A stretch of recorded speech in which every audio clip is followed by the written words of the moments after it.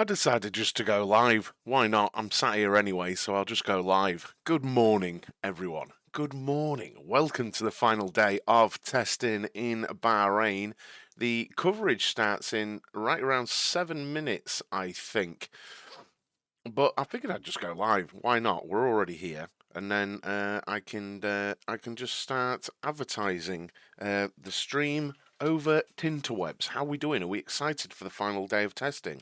Do we think that Mercedes are going to fix some things? Do we think Red Bull are going to continue looking dominant?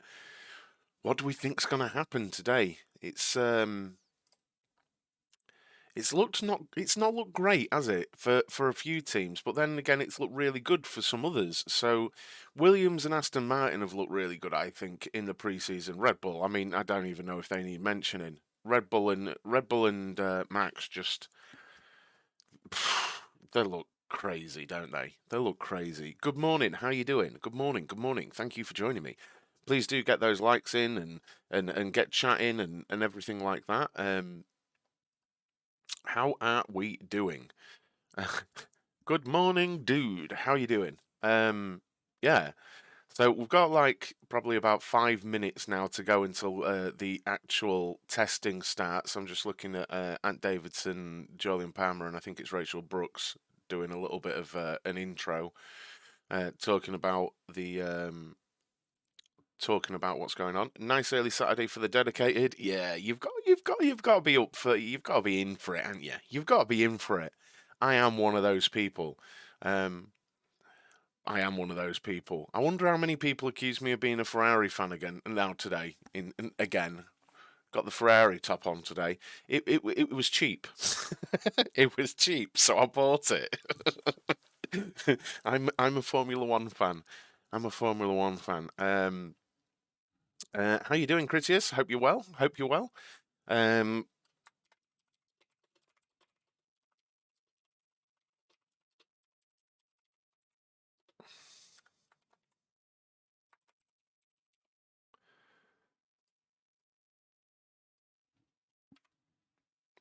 so what are we expecting? Are we expecting a surprise today? How you doing, Alvin? Do we think that anyone is going to go for an actually quick run today? Do we do? Is that a possibility? Um, oh, that's my own stream. I'm asking myself if that's a possibility. Um, don't know. I'm not sure. First 130. I think we might see a 130. I think you're right. I think we might see a 130 about the running today.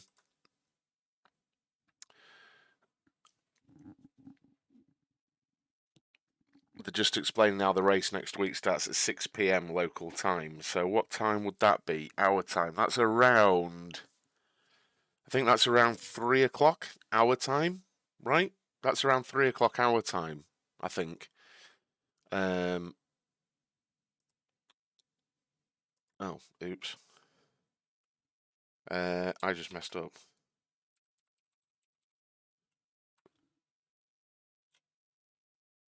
Who did Ant Davidson say he thinks is hiding something there? I was typing. Um,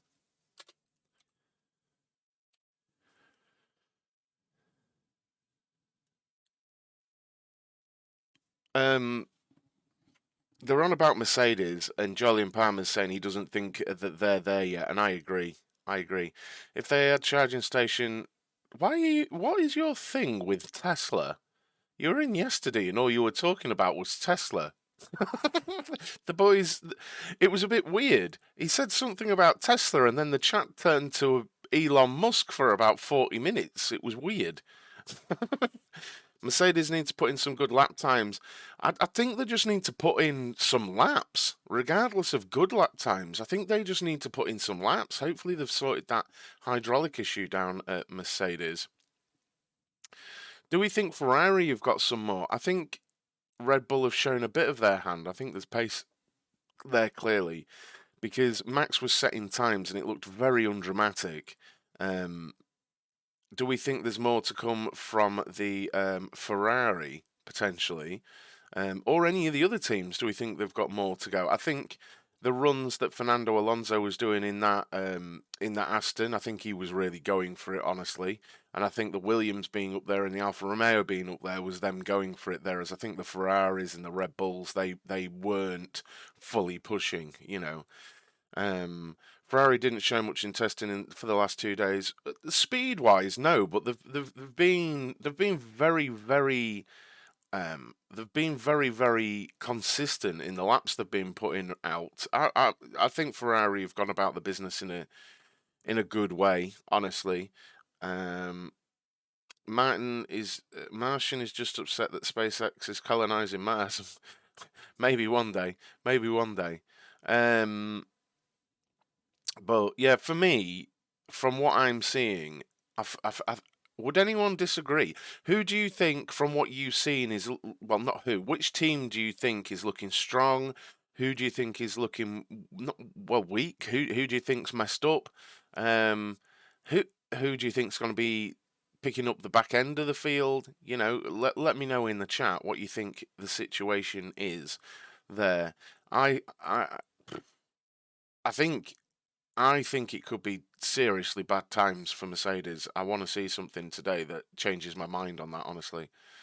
Ted Kravitz with absolutely loads of sunscreen on. That's almost hilarious.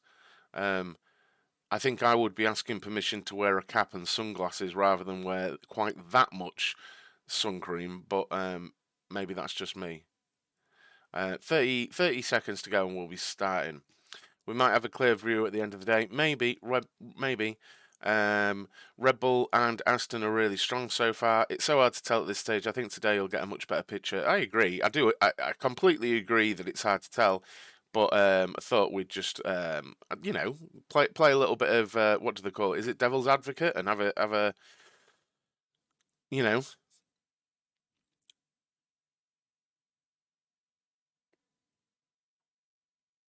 But yeah, so two Mercedes runners as well. This is a thing as well. Yeah, we do, Glad, we do. We do. So we're seeing Aston Martin and is it Alfa Romeo and a McLaren straight out on track. Um, what was I going to say? I've forgotten what I was going to say. Oh, poo. What was I going to say? I've forgotten. Ferrari fans. Red Bull definitely looking strong. Merc missing something and can't stop thinking McLaren will be trailing. Yeah, we're seeing the Red Bull out on track here with aero rakes fitted. So let me just refresh the live timing here. Hopefully we'll get something going for you guys. There we go. There's the live timing for you guys. Click here to enable. There we go. Air temperature is 25 degrees, so it's relatively cool for there. Fernando is going to drive the afternoon session from what I understand. Yes, that is affirmative. Let me just get the stream advertised.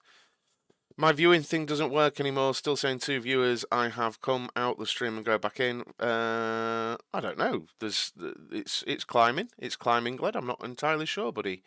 I'm not entirely sure. Um.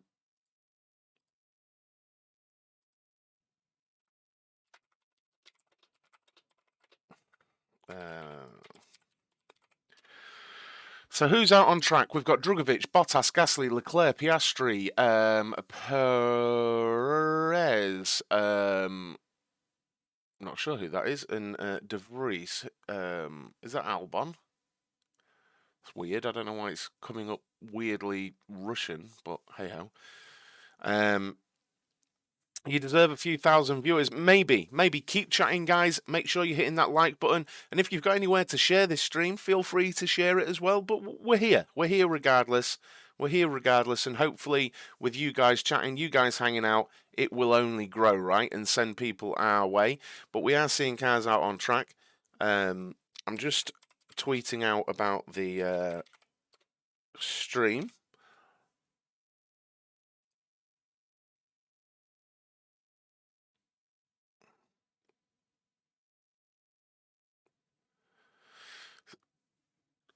So I think Will Buxton is saying while the Ferrari is reliable and it's fast, the tyre deg is terrible. Like they have got a massive, massive problem with tyre deg apparently at Ferrari. So that is a noteworthy thing. Now, that's Will Buxton saying it. I don't know if it's true.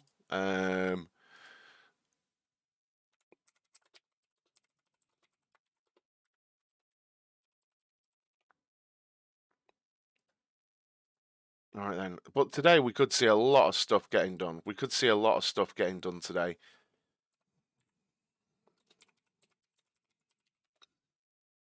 George is out.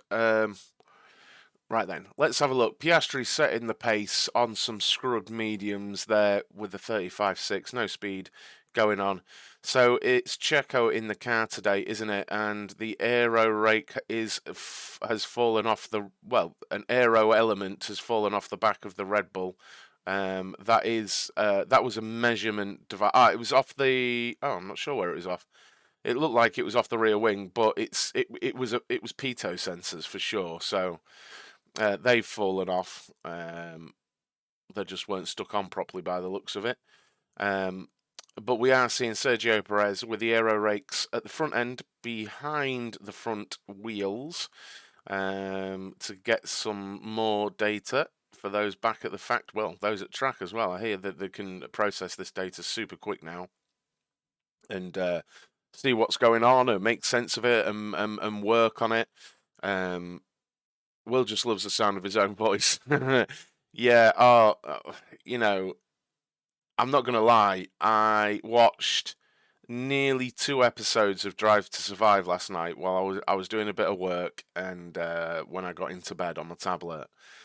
And when he started explaining you want to be first in qualifying because that means you are first and the rest of the drivers are behind you, I just wanted to vomit. I honestly wanted to vomit. You want to qualify first because that means you're ahead of everyone who is behind you. Cheers, Buxton, you weapon. Honestly. Update on Merc. What update?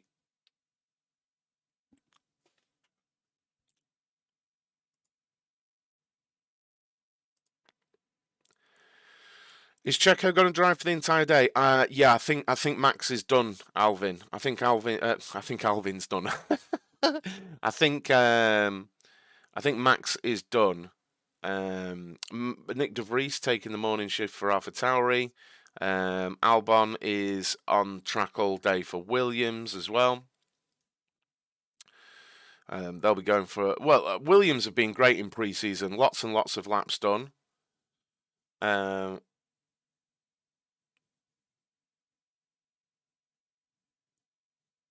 What do you use for your live timing, etc.? Formula One, mate. There's a few different websites working at the minute. A few different websites working at the minute. It's still early on a Saturday, isn't it? Really, it's 7 o'clock. There's only hardened fans sat here, especially in a watch along with me.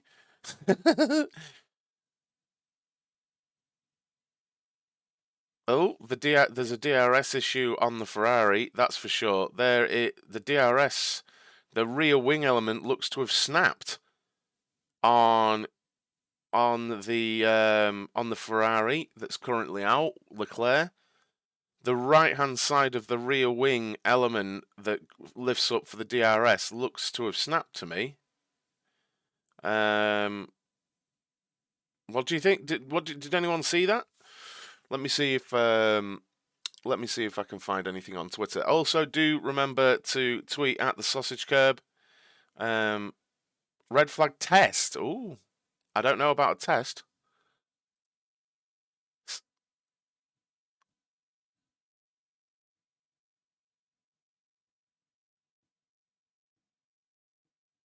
It's for Red Bull sensor array that they've stopped the session. Yeah, this is the thing that we spotted 5 minutes ago. Really, I'm surprised it's taken them this long to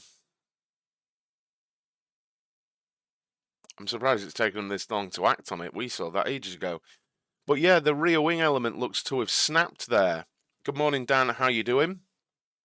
The rear wing element looks to have snapped on the Ferrari for me, but we'll see.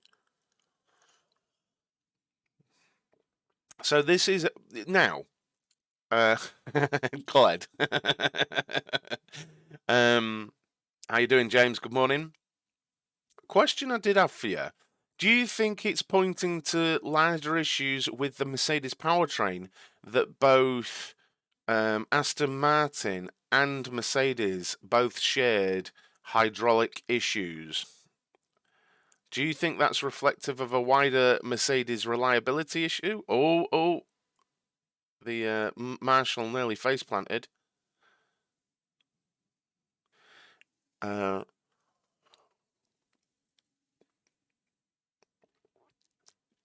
Definitely something cooking. Yeah. In an interview, George said that from the data they gathered, they found something interesting, but what it is still unknown. Are you talking about their general handling side, or are you talking about the reliability, or what you're referring to there, Si? 1 week from now will be quali. It will. First race is going to be eye-opening towards all. I worry, and I don't say this because of bias. I worry we'll see Red Bull clear off into the distance. That'll be great for Red Bull fans, but I just want to I want to see close racing. I don't care who wins really. I just want to see close racing. You know. How you doing, Bracy? Hope you're well. I just want to see close racing. That's all I care about. Whomever is like, if it's the Red Bulls at the front, but they're battling with Ferraris or Aston Martin, okay, whatever. I just want to see racing, you know. Oh, just hearing George Russell.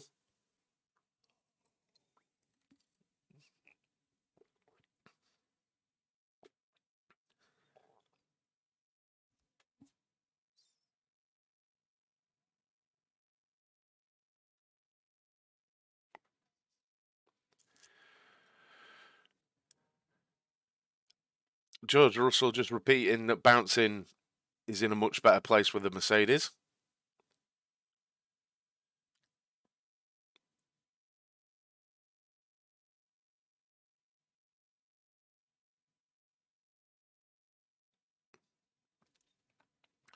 He's saying the car feels nicer, but lap times matter.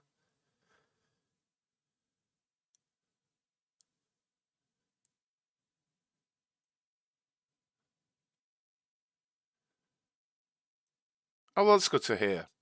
So George is referring to lap time. He says they think they've found something in the data which might unlock some lap time for Mercedes. So there you go, Mercedes fans.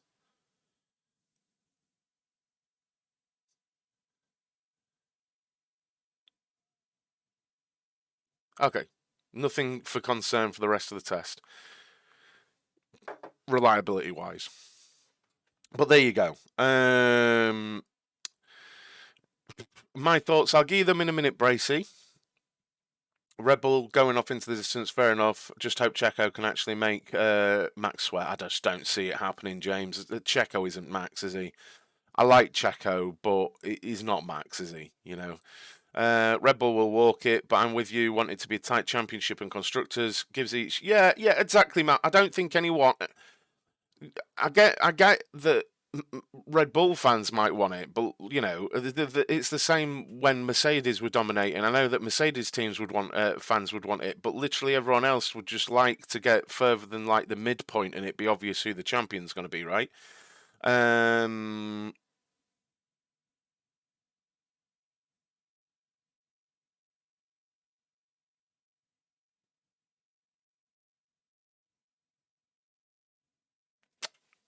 So here we go. They're going. So it's going to be a very boring season if Red Bull sails off into the distance. It could be glad. So my thoughts so far. I mean, look, times don't matter in testing, obviously. But you can only look at what's in front of you. Red Bull and Max are looking like Red Bull and Max. It's looking a very tidy car, a very easy car to drive. He looks very undramatic when he's setting his comparatively fast times. And so far, the Red Bull has been faultless reliability-wise from what I've seen. Yeah, there's that. Ferrari, they're looking fast and reliable, but we've had word this morning that their tyre degradation is horrendous. Mercedes yesterday was a nightmare of a day. The car looked horrific. It looked terrible. The worst car on the grid for handling, it looked like, and I'm not being dramatic. It actually did. We saw Lewis Hamilton going sideways loads. Like it looked so bad yesterday. Alfa Romeo quietly going about the business. Hard to tell. Getting some good laps down. Bottas and Zhou. The odd quick lap has been shown by them, but they're doing all right.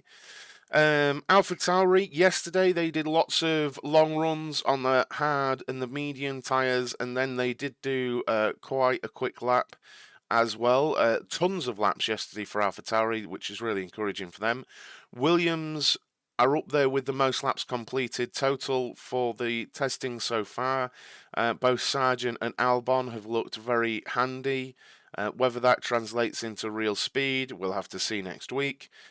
Alpine, for me, they've done nowhere near enough laps. I think they must be right down with McLaren in the number of laps they've done. I just don't think they've done many. Excuse me, sorry. Yeah, Alpine for me haven't done enough laps comparatively. I personally would have liked to have seen Alpine do more laps. I think they've got a turn of pace about them, but I think that we did read that they had a bit of an issue on the rear axle. They were having trouble getting the rear wheels off, and nothing was fouling, so they've turned their attention to the rear axle. We did read that yesterday afternoon, and that was a new issue, and that didn't occur on Thursday, but it occurred yesterday. McLaren, largely disappointing. They've had brake issues, not the most laps completed, and it's just generally looked a bit with McLaren so far in testing. Aston Martin, especially at the hands of Alonso, have looked bright. The car has looked quick. When he's done his comparatively fast laps, the car looked very calm when he did it. I think there's a good race car there. I think they've made a step. Haas are just doing Haas. It's looking solid. I mean, he's currently sat in first is Hulkenberg, but they've just quietly gone about the work, not setting that timing boards alight or anything. But I think they've done a meaningful amount of laps. I think I've spoken about every team there. But that's my opinion on everything so far. If you guys agree or disagree, do let me know. Rich, this is something I ask myself. Every person in Formula One works so hard, right, from the engineers to drivers, but yet why people can't understand and just respect every driver? Well, it's just people, innit? I would love to see Max and Checo fight like Lewis and Nico back in the day. No, Checo's not good enough. I rate Checo. I like Checo, but he's not that level. He's not that level. I think he could do it for some races, but he's not that driver, Checo, for me. Do I think Checo has a chance of being champ in any other team? Honestly, I don't, and I sound really harsh saying that, but I don't think Checo has ever done anything consistently that makes me think he is that kind of driver, and he's been around a long time now. You know, you know what I mean? Like, I'd love to know if people disagree with me, but Checo strikes me as like a Bottas kind of guy. On his day, Checo's quick and can equal anyone on his day, but those days aren't as often as they are for a Max or a Lewis or maybe even a Leclerc and stuff like that, you know, and that's kind of how I see that situation there with Checo. Got a feeling Alonso will be P1 today, maybe. There's a positive reason why laps are low. Well, that's a good thing to know, Spring. That's a good thing to know. I just read yesterday that they just had a rear axle issue, going on there. Um, um, I think he's an amazing driver with massive experience, but there are a few drivers on the grid that are just that cut above. It doesn't mean others are bad. Yeah, yeah. No, exactly. Like me saying that about Checo doesn't mean he isn't elite, but then the margins are fine. The margins are fine. Checo drove like an absolute animal in the 2020 Racing Point. True.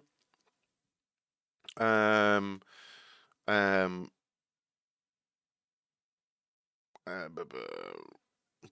but there we go. That was my sort of morning rundown. I should, if I've got time after the afternoon, after the afternoon stream later, after the final session today, should I try and do maybe a 5 or 10 minute rundown of my thoughts of the teams? Should I try and do that? Just my final thoughts. I tend to agree on Checo part. There are some drivers in the grid I rate highly and respect, but I don't ever see being champ. Checo, Sainz, Danny Rick, Gasly. Yeah.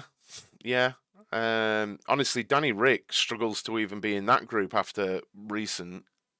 Like, I've got no issue with him, but Formula One is a form business, isn't it? And he has none. So, I hope he regains it one day, Danny Rick. I do.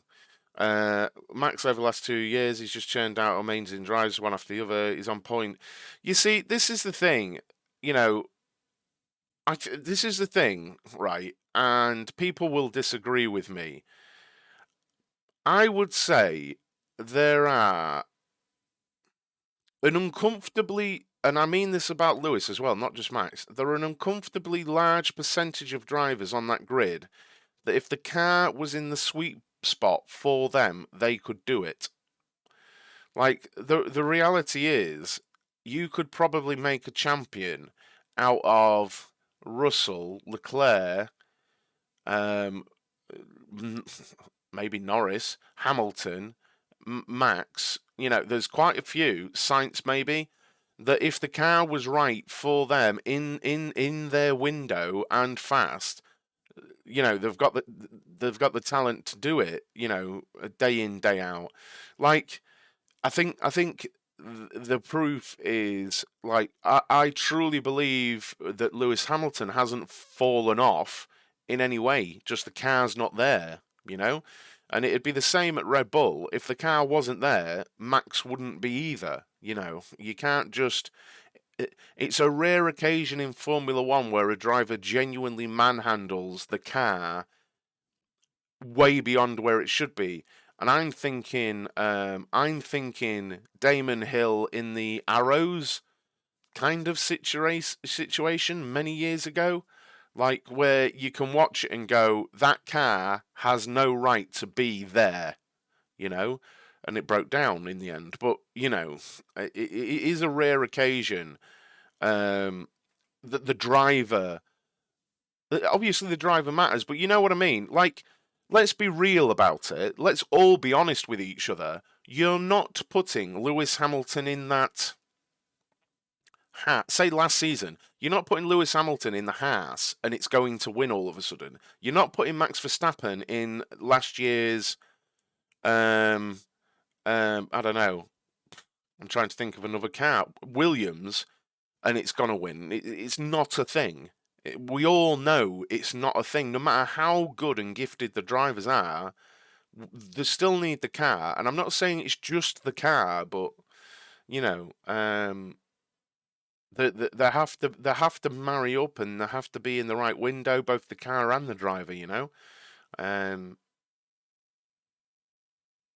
But I think people like to make out that the gaps between the drivers are like just gigantic, and they're not. It's ultra fine margins. Diaz should never have left Red Bull. Bad decision that. Maybe it was a bad decision. Maybe it was. Please do smash that like button, guys. Every single like on the stream really, really helps. Please, If you're on mobile, I think you have to close the chat and then you can hit the like button, and it just shows YouTube that people are wanting to watch this content and enjoy this content. And thank you so much for hanging out with me today. It really means the world. Thank you. And I'll be here I'm going to be here till 11:15 with you, and then I'll be back at 12:15 for the afternoon session. The phenomenal drivers are the ones that bring every lost drop out of the car, even if it's essentially a ladder with square wheels. Prost, Lauda, Senna, Mansell had all that had back in the day, or had that pigs of cars, but had to wrangle it. Yeah, but my point still stands. My point still stands. You could have put even if those drivers were modern and now, none of those drivers would have won in a Williams, for example. What you do get is, I think everyone would agree. Everyone would agree. For example, I think the modern equivalent is, and I think you'd all agree, George Russell in the Williams, and maybe Alex Albon now, of what we've seen before this season. We know George Russell was getting everything that could be gotten out of that Williams. I think people would agree with that, and you could see that. I think, and I think that's the modern equivalent, isn't it? You see that kind of driver in that kind of car, and people who know, like, it's not an accident George Russell is in the team he's in now, because when you know, you look at it and you can see it, 34 subs for 1k. I'll have to refresh the page, my friend, because I'm not exactly sure. Let me have a look.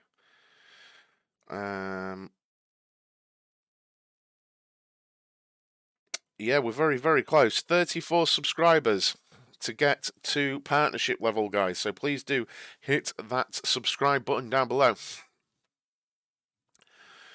DR didn't want to be number 2 driver, so he left Red Bull, and he's great at Renault, but McLaren didn't seem to be able to get the hang of the car. Yeah, it's all just bad choices, isn't it? Came across wrong. Today's cars need to be perfect marriage of setup talent and engineer support. Yeah, they do. They just do.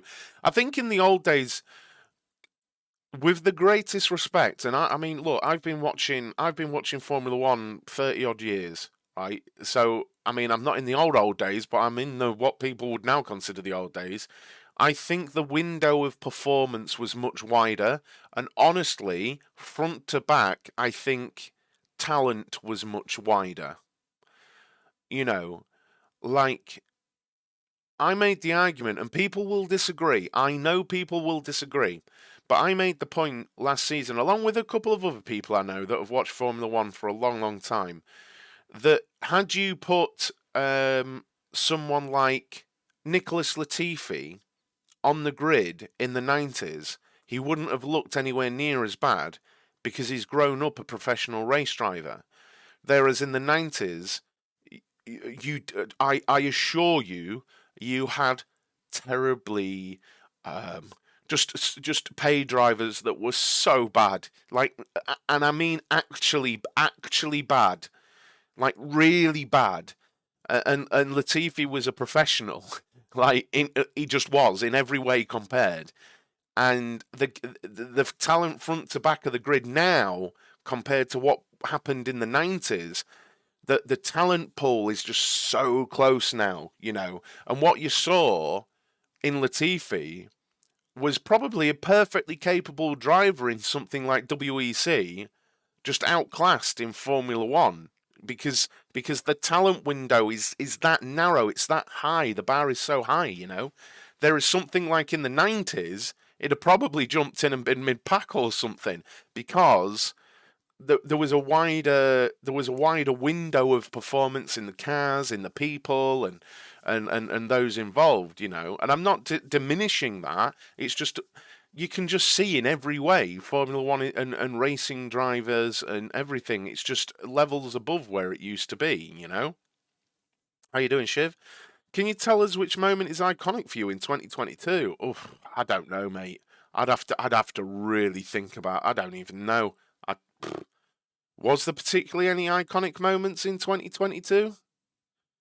I mean, for me, a couple of moments that come to mind really are Leclerc messing up in France and Imola. Through goes Hamilton. That's probably it actually as well. Through goes Hamilton. That was a moment as a Formula One fan. The dynamics of that moment was fantastic. Yeah, probably that. Like I know Max won and everything, but I can't think of anything. K-Mag pole was nice, but I wasn't that bothered. Um,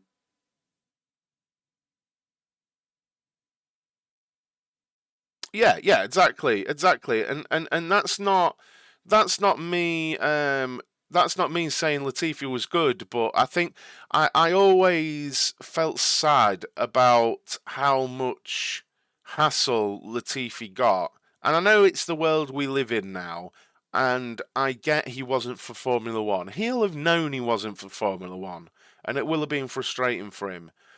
But the reality was, you know, I feel like he would go into something else. Like he could totally be like a stint driver at Le Mans for a GT or the what is it, hypercar. He could totally go and do that kind of stuff. I think, you know, um, like the F1 grid is littered with champions. It's littered with champions.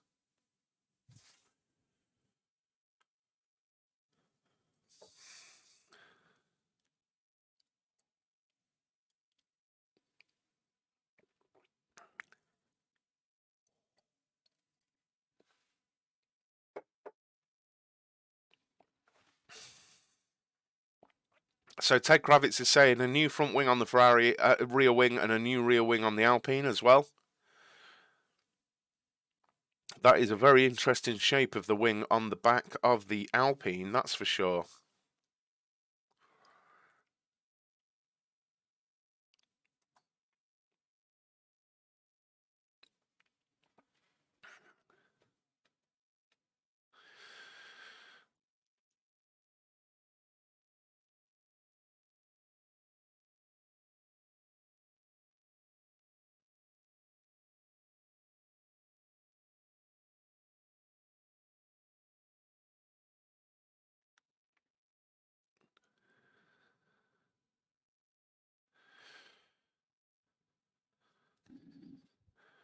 So wings are coming for everyone.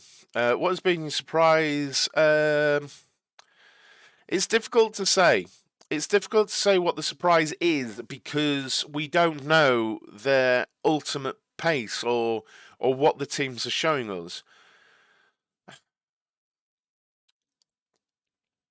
I called that Williams would take a step. I called that they would take a step. Um, but I suppose you could still say it would be a surprise if they did, and they've looked like they have taken a step, Williams. Um, I, I, I did call it, but we'll see. We'll see.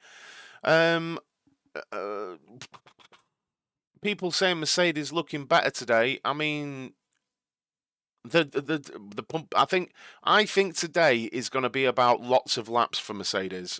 Honestly, not long to go until 1K. No, not long at all. We've got 33 subscribers to get. 33 subscribers to get.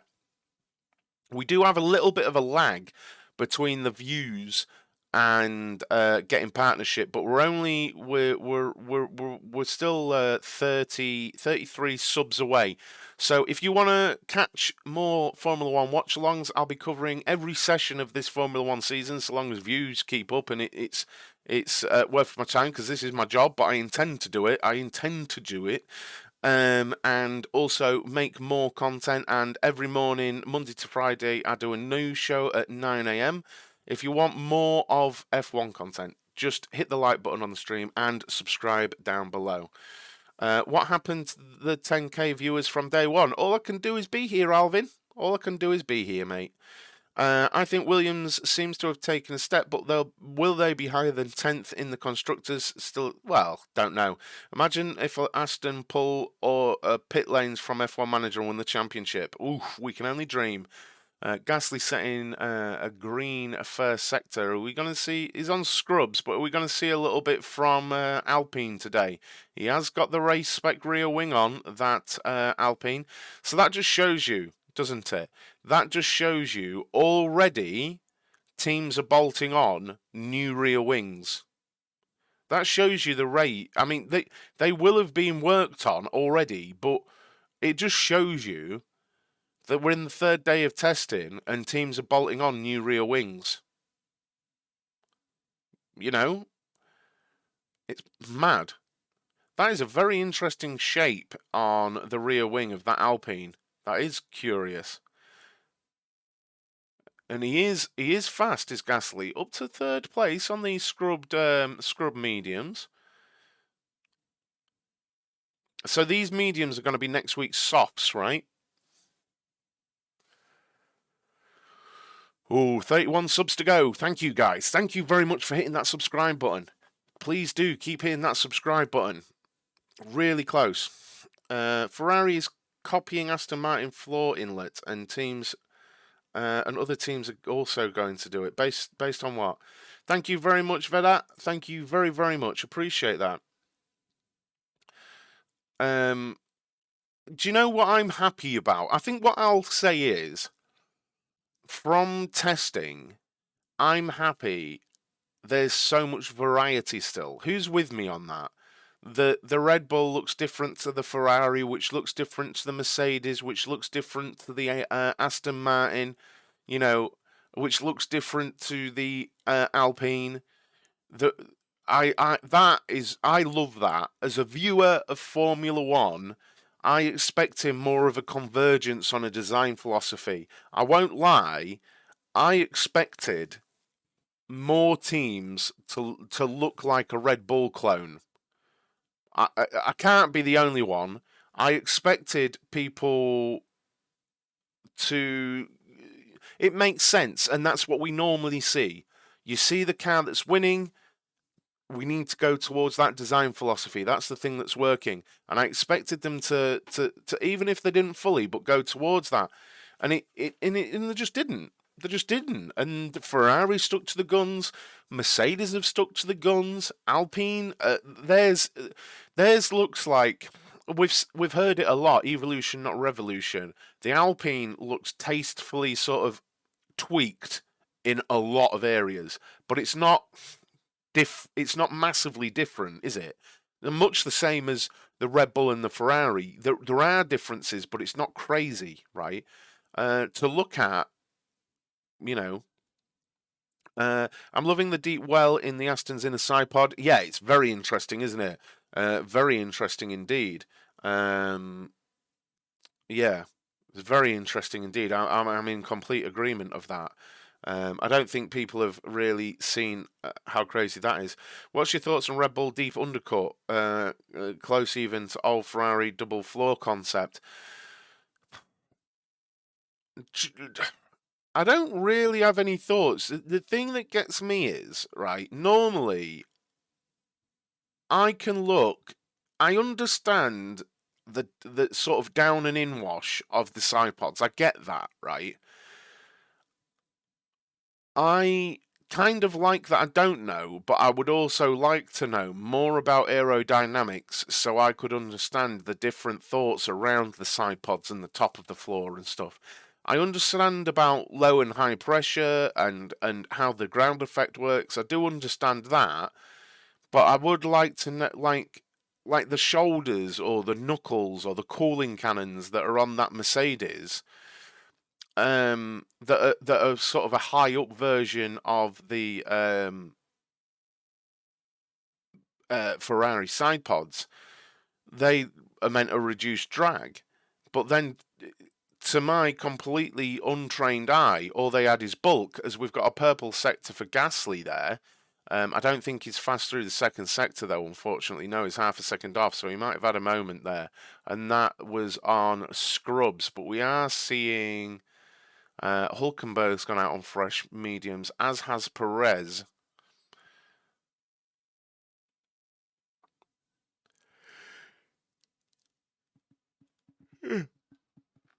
Ugh. Ugh. It's still early. I'm expecting it to get busier as people wake up around the UK and things like that in Europe. It's the weekend.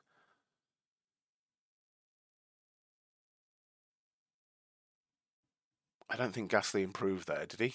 Oh, he did. He improved. Uh, I think I think it's honestly fair to say that the Aston side pod is the Aston side pod. It's so different. Um, um,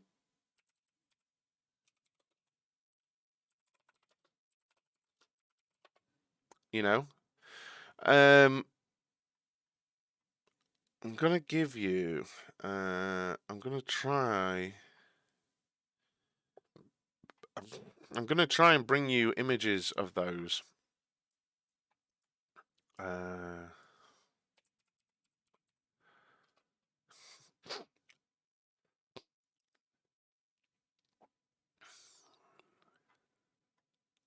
and I'm just trying to find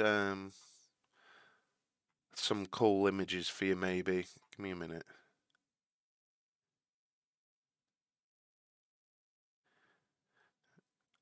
Just having a look to see if I can find anything worthwhile for you.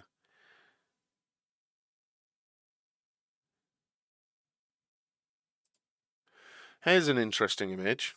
Generally, I'm just doing a bit of a deep dive for images, looking on my favorite Twitter accounts. You can see there vortex generators on the floor edge of the Mercedes. That is on the side of the Mercedes, isn't it? I think this is about two-thirds halfway down the floor on the right hand side. And you can see how detailed the vortex generators are out of the side of their floor. And this is a perfect example of what all of the teams have been saying, that we don't get to see so much of the modern aerodynamic stuff because it's under the car, right? We don't get to see it. Everyone's going on and on about side pods, but the reality is there's a lot going on under the car, you know? Um, let's see if we can find anything else that might be useful to look at.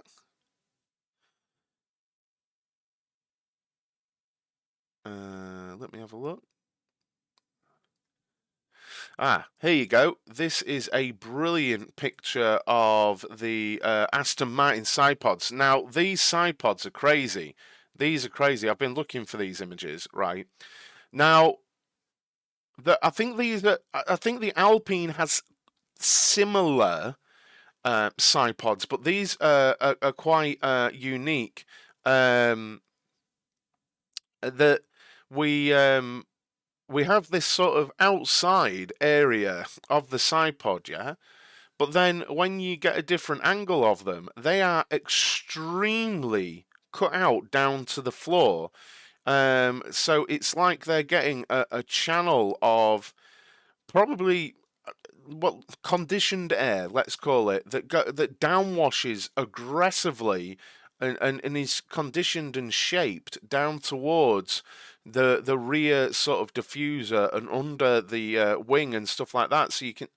Oh, big spin for Piastri. Big spin for Piastri. Down out of 9 towards 10. Piastri had a massive spin there. I think he was on a push lap as well. Yeah, he was purple first sector. He was pushing and he's lost it. No issues there, but those tyres will be like 50 pence pieces now. Those tyres will be like 50 pence pieces. I think that is basically the first spin in 3 days. So we're getting a replay now.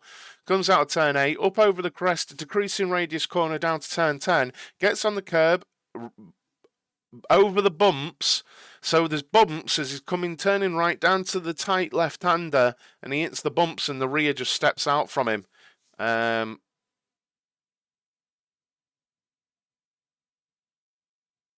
Yeah, so the bumps got him there, got Piastri there. But yeah, these are super aggressive side pods. He's absolutely fine, by the way. He didn't go into the barrier. Absolutely fine. Drove off. Um, and I spotted these just before testing. And I think that aggressively, they're unique to the grid. I think. Um, I don't think any other team is quite that aggressive on the side pod, honestly. But I'll keep looking if you guys want to see these. This is good, I think, showing these images. What else have we got here? We've got actually a picture here of the Alpine side pod, which I can show you. And I am right, they're not as aggressively downwashed, but they do have sort of a gully. And I noticed this last season, but you can see this.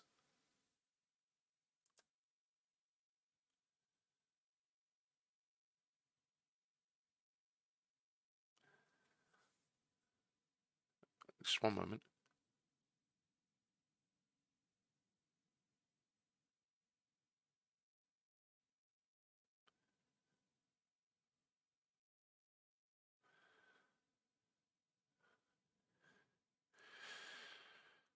Mercedes working on the front end of George Russell's car currently because they're really having issues with the front end.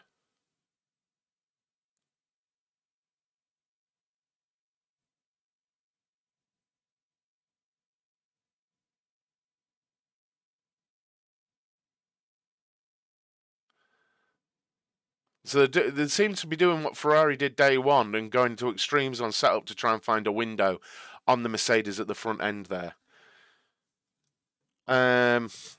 So yeah, these are the Alpine side pods, obviously, and they're not quite as aggressive, but you can still see they've got this sort of shoulder on the side pods and the gully. So yeah, it I still think the Aston Martins are somewhat unique on the grid.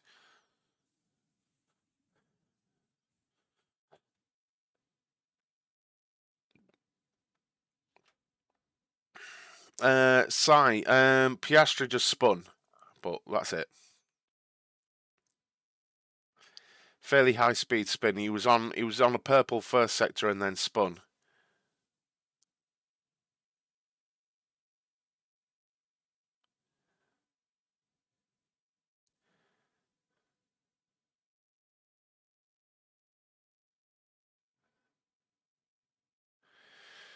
Ted Kravitz playing devil's advocate. Are we in a place where do we think Mercedes are going to get beaten by another Mercedes powered team?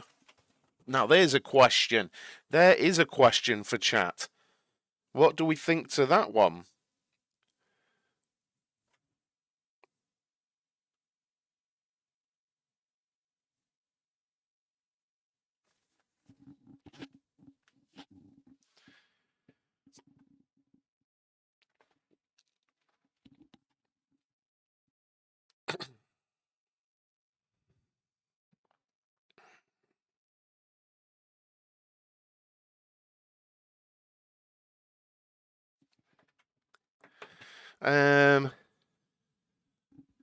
Bold question, but Aston could.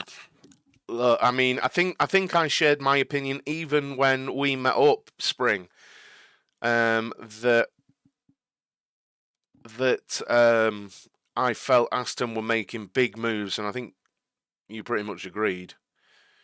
Um, Whenever some team principal leaves the team, the car development get hampered. That's what happened to McLaren because Andreas left. I don't believe that in the slightest. I don't believe that's the problem at McLaren at all. Anywhere, no, I don't agree. Honestly, um, yeah, no, I'm not in agreement with that and McLaren. Honestly, I think McLaren have their own issues, frankly. because currently it would look like Williams would be proving you exactly wrong, wouldn't it? Because Williams look to have taken a massive step and they've changed their team principle. No? If Mercedes concept, suspension-wise, is not working for them, and they have to keep troubleshooting into early season, and if the signs of Aston looking tiny at the minute handling-wise, I could see it, yeah? And look, I don't think many, even if you're not an Alonso fan, I feel like most people would agree that he is tenacious. And if he's got a sniff of performance and result, he's gonna drive the wheels off a car to try and get it, you know.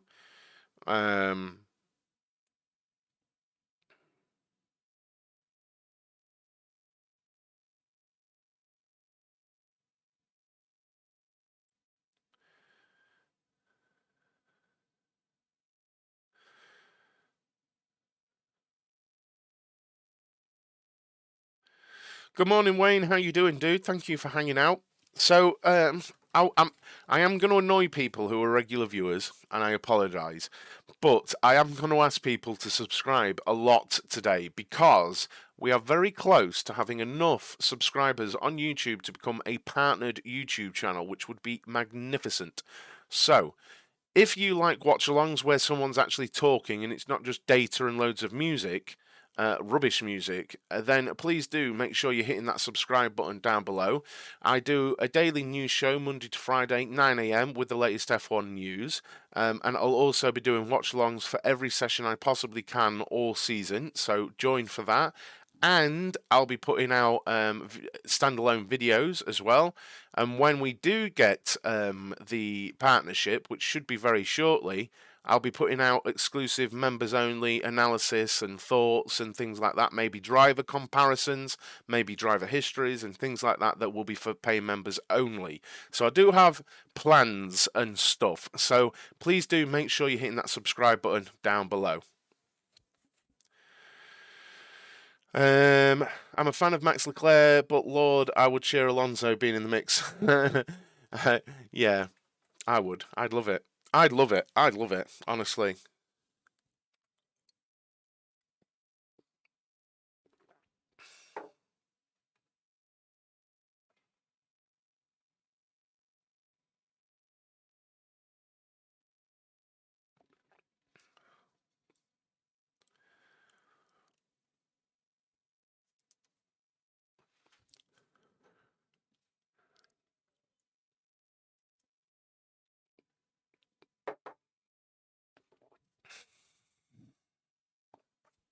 Saw a bus trip yesterday to Spa, transport, hotel ticket, all 3 days, 800 quid.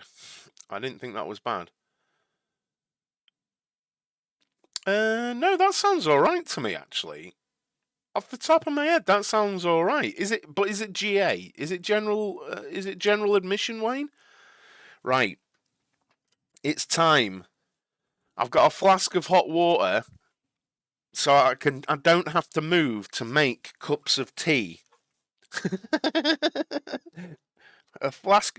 I wasn't sure because I've never done this, but I do have a flask. I wasn't sure whether you could make tea and put it in the flask ready. You know what I mean? Or if you should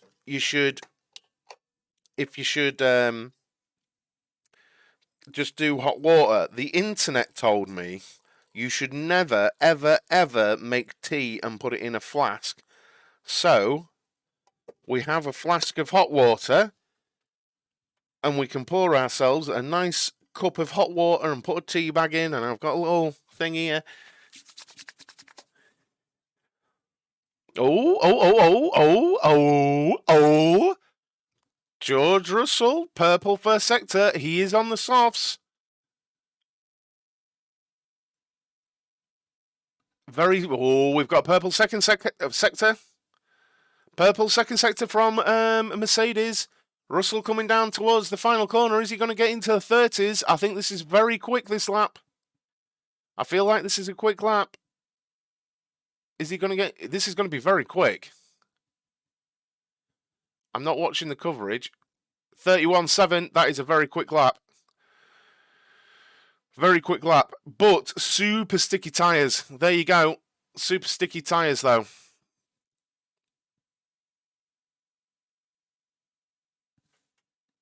It's got to be done. Good lap. To be fair, that's the first time. No, I don't think so, Alvin. I don't think so. But that's the first time we've seen it from. That's the first time we've seen that from Mercedes. I don't believe we've seen anywhere near them pushing. Honestly, I think that's the closest we've got to that, but I still don't think that was it. I wasn't watching the footage. That's the problem. I honestly think, yeah, I honestly think we're about 3 seconds away from where pole time will be next week.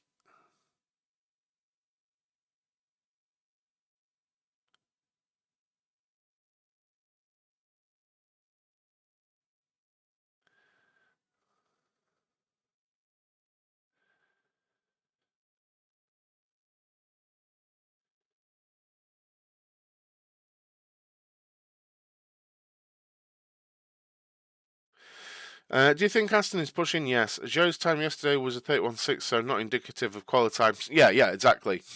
I don't think that is. I don't think that is a. Like a super fast time. I think that might have been. How can I say this? I don't. It was C4. It was on the C4 tire, but I feel like it was a quali simulation, but not a full quali push. Does that make sense? I think they were simulating a quali run, but like with the engine turned down and stuff. They have to at some point. They do have to at some point simulate the procedure for a quali run and things like that. So I feel that's what we just saw. Where they went through the motions of a quali run, because I think Hamilton's in the car this afternoon, right? Which would mean I don't think they're acting suspiciously. I think is Hamilton in the car this afternoon? I think he is, which would mean this is Russell's last session. So that much the same as Zhou yesterday, they have to run through these things at some point, and I think that's what they were doing there. I don't think like has been said, I don't think that was like a quali pace run. I just think it was right. Let's bolt on some softer tires. We'll go for the 3-lap run. Cheers, thank you for that. Thank you for that. Yeah, I thought that was the case. I don't think there's anything suspicious going on. Right then, let's hope that this little bag can contain a wet tea bag, because you've got to leave your tea bag to brew for a minute or two. There we go. We love a cup of tea at pit lanes at TSKF1 HQ. A little bit of milk on the situation. There we go. Oh, God, this is a life. This is the life. 4 minutes to 8 in the morning. Sat watching F1 testing. Joined by 60 wonderful people having a lovely cup of tea. Not having to move.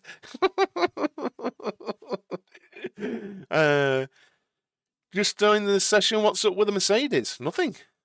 I wonder if they just thought, let's see what it can do. Maybe. But they put flow vis on it. Maybe they just needed a high vis run for data glide, a high speed run for data. Please do make sure you're hitting that like button. Spring, no problem. I've got Yorkshire tea.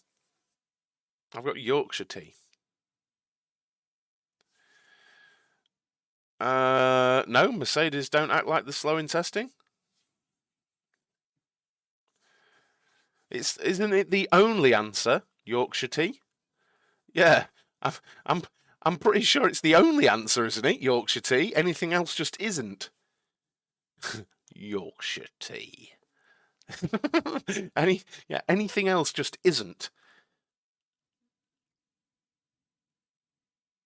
I tell you what, I am I still am an avid coffee drinker, right? But fairly recently, those of you who follow my other content will know I've been ill, and a couple of times, like really quite badly, with like whatever going on. And I started drinking tea just because it was going down easier, like a sweet tea. And now I just can't stop drinking tea at all. Is Merc really slow? I am shocked. Why are people joining saying about Mercedes being shocked? Look who's first at the minute. What's going on? I'm confused. I'm really shocked. Did you read somewhere that Alonso would have done tests with high fuel level? Nope, because no one can know that. No one can know that, Christian. Well, unless you work for Aston Martin, no one can know fuel levels. You can guess the fuel levels, but no one knows. Nobody knows. Yeah, I think it's an age thing, maybe. Wayne, let's have a go at this. Mercedes is back, are they? Rich people thought Merc are slow because you said Merc are not sandbagging. They're not sandbagging. They're not sandbagging. I'm really confused. What are people on about? Merc aren't sandbagging. Nobody's sandbagging. Are we gonna? Oh God. Are we gonna get into this again? Nobody's sandbagging. Sandbagging doesn't exist. Just for those at the back, sandbagging doesn't exist.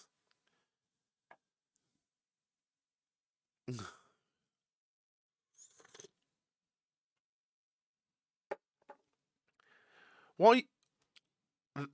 What? What do you mean? Or are they? I don't know what to tell you. Mercedes are currently first. Mercedes are currently first in the session. I don't know what you want me to say. I don't know what you want me to say about them being slow. They're first in this session. There is not a -1 that shows Mercedes are faster. They're first in the session. There is no other position to be faster in Formula One. I don't know what to say. Oh, Alvin, look again. Look, I know I'm annoying people. I know I'm annoying people with it, right?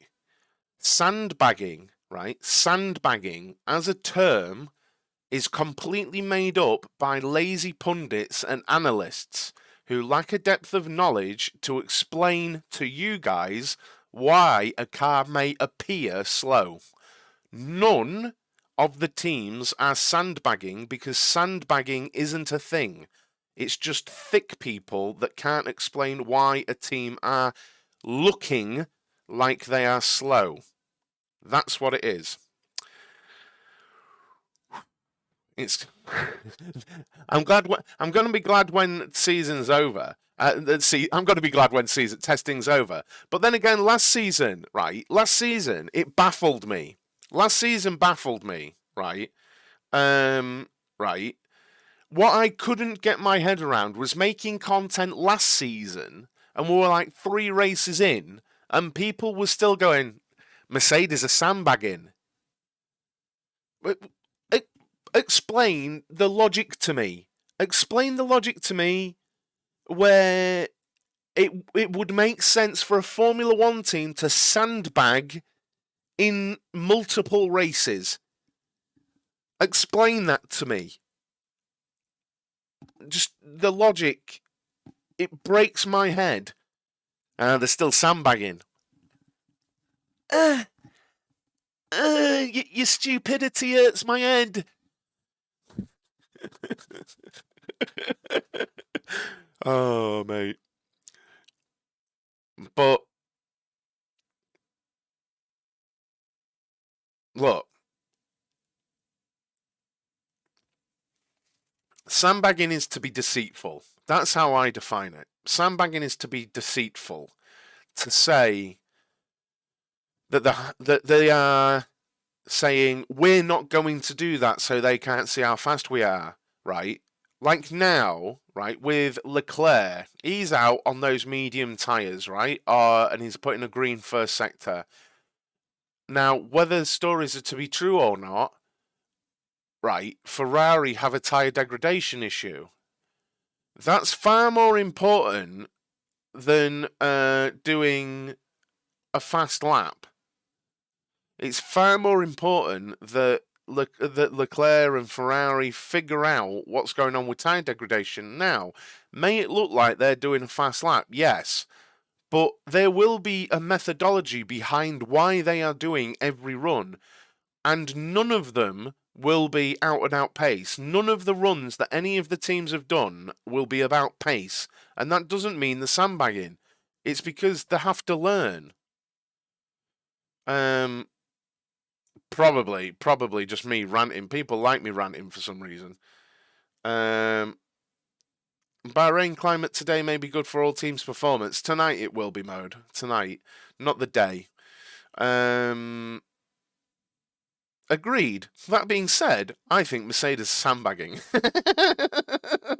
Shiv. You shiv. We are seeing Russell go out on some new softs. Do we know if these are C4 or C5 tyres? So expect another quick lap for Russell incoming. He might be doing another quali simulation.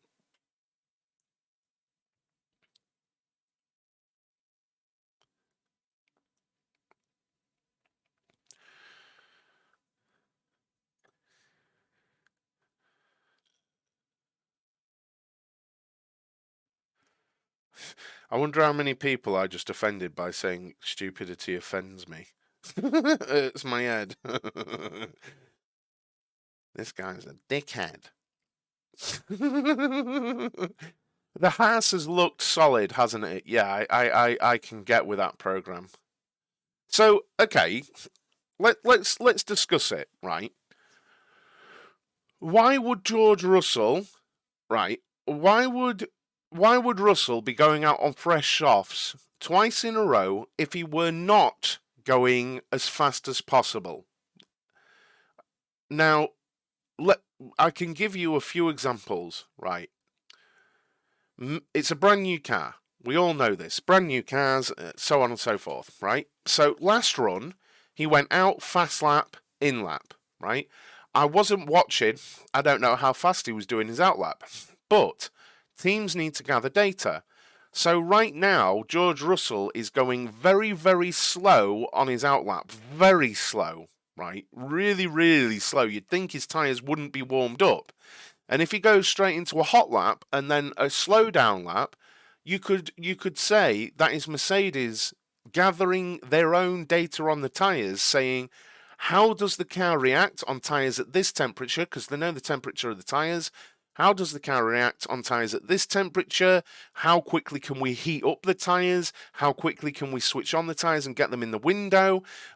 Is this optimal for us to start a lap at this temperature? Where do we need to be? And this data can be transferred and used all around the world at different tracks, right? Because they can go, we know this is the window of operation for our car where we need to be at the hot lap. Now, in the first run that he did, he may have gone out and done a faster out lap. I know it might still be confusing. Well, he's on soft tyres doing a quick lap bridge. He might have higher fuel on. He might have a lower engine mode on. He might have lower ERS deployment. All sorts of things may be happening, and it may be all about tyre data, or it could be a low fuel run, but with the engine turned down, and getting loads of data. There are just so many different variables which they could be looking at as he goes purple in two sectors there. But there are many reasons, and that doesn't mean sandbagging. That just means scientific approach to data, which is actually what they need to do, right? So, as we see Russell coming around the final corner, is he low 31? A mid 31. 31.5 there for George Russell. Russ, that's the C5. Okay, so his last run was the C4. His last run was the C4. Now, I would hazard a guess that the tyres had overheated by the final corner. I would guess the tyres had overheated by the final corner because Albon was saying yesterday that when you get in towards the end of the lap, the soft tyres are just giving up, like they overheat. So I think the different measurements, Gled. So I think the top speed you see on TV, Gled, is at the end of the straight, and I think the one that I've got data for over there is on the start-finish straight, I think. I'm not sure, Shiv. I will get you that information. I think Joe did a 31.6, didn't they? But just again, just to put it out there, Kevin Magnussen was fastest in the second day last year, and I think Mick Schumacher was second fastest on this day last year. Just to throw it out there, because I know there's loads of Mick Schumacher haters in the world, he was second in testing last season. That shows you how much times don't matter in testing, right? It's probably a bit of a glory run. We're only 28 subscribers away from 1,000, guys. If you're new here, welcome. My name's Rich. This is TSK F1. I'm covering all of the testing today, like I've covered the testing for the last 2 days. And I also do a 9 a.m. UK time news show every other day, Monday to Friday, when there's no practices and stuff happening. So if you want every day a live news show, please do hit that subscribe down below. And I'll also be doing YouTube shorts and standalone YouTube videos and all of that good stuff. So please do make sure you're hitting that subscribe down below, because we're just 28 subscribers away from 1,000, which is mad. Alonso is driving this afternoon, yes. The Ferrari looked a little bit oversteery there as he goes into the pits, but he was at the end of a 5-lap run. That's fair. Thank you, Mansour, if you're talking about this in general. Thank you very much, Nabraj. Thank you. Gasly with 2 green sectors there, and 2 green sectors. Personal best time there for Gasly. I'm liking seeing this from Alpine. I do want to see more mileage under the belt today, just personally. If that was C5 and that was the quali run, no, Gled. The C5 won't be used here, and because it's softer doesn't necessarily mean it's faster. The C5 gives up before the end of this lap. It's too hot.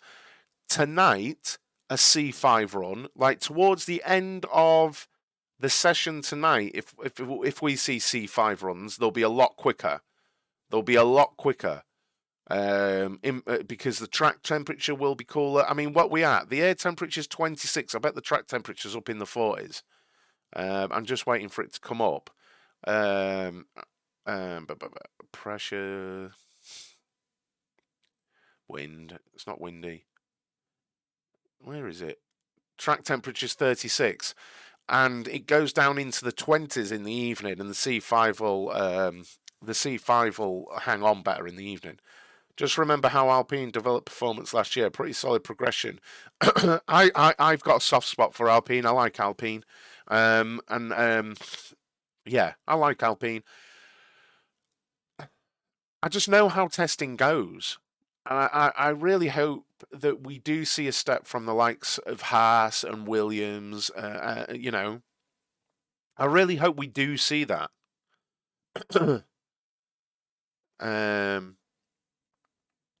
Because it'd be great for the sport, if the status quo is a bit broken. Like if one of the teams or 2 of the teams have really looked at it and gone,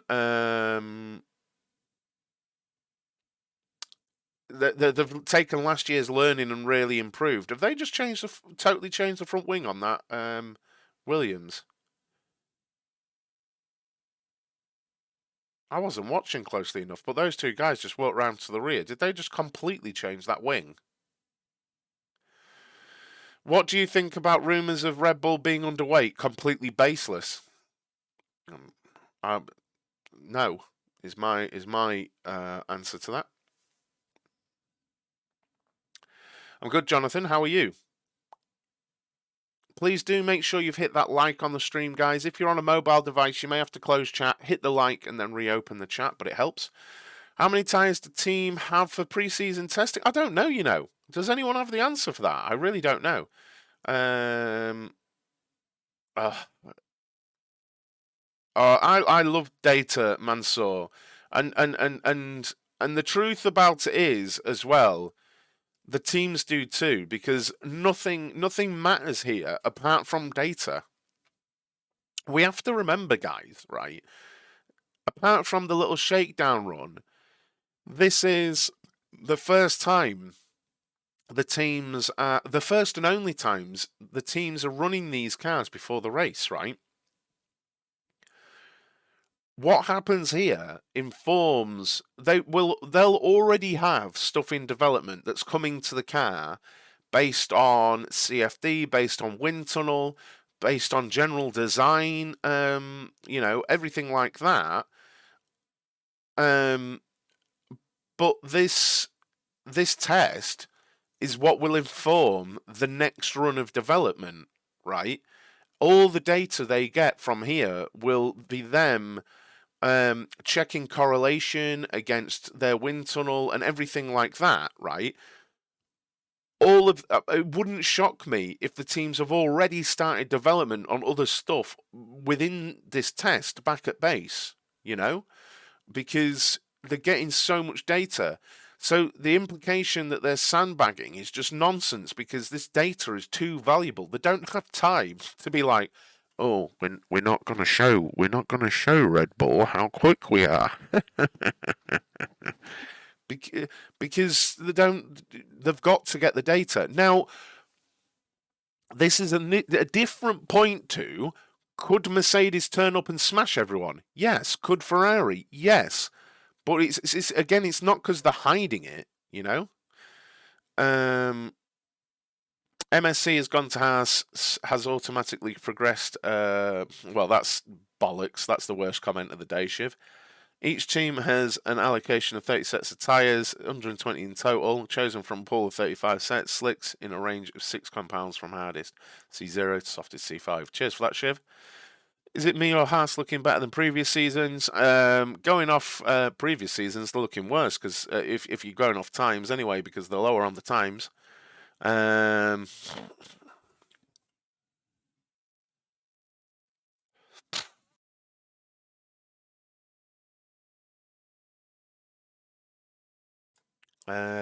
Every second on every inch of track data matters because they need to get the best out of every bit. Yeah.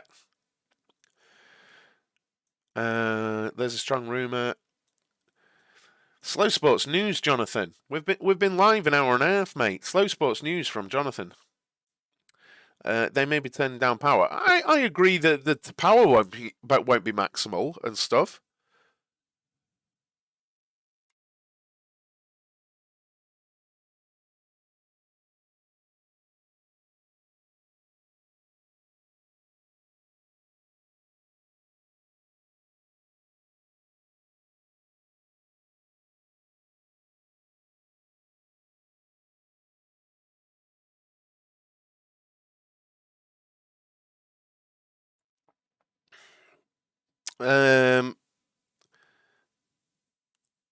None of the teams have pushed yet, Jonathan.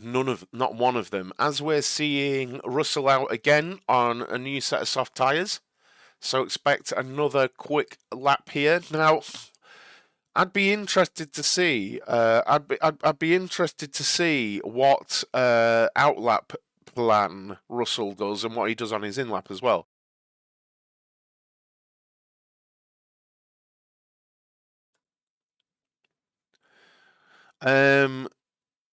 They fixed what they had done towards the rear of the car, and also they had issues at the front of the car, which they've looked at. But to say they look better is a little bit is a little bit, I'm not sure, because they are running soft tyres and they are doing qualifying simulations at the minute. So it's hard to say they look better.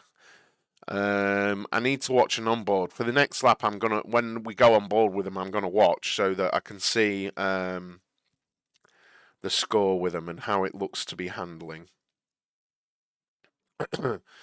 I haven't actually watched one because I keep looking at the timing, Mansour.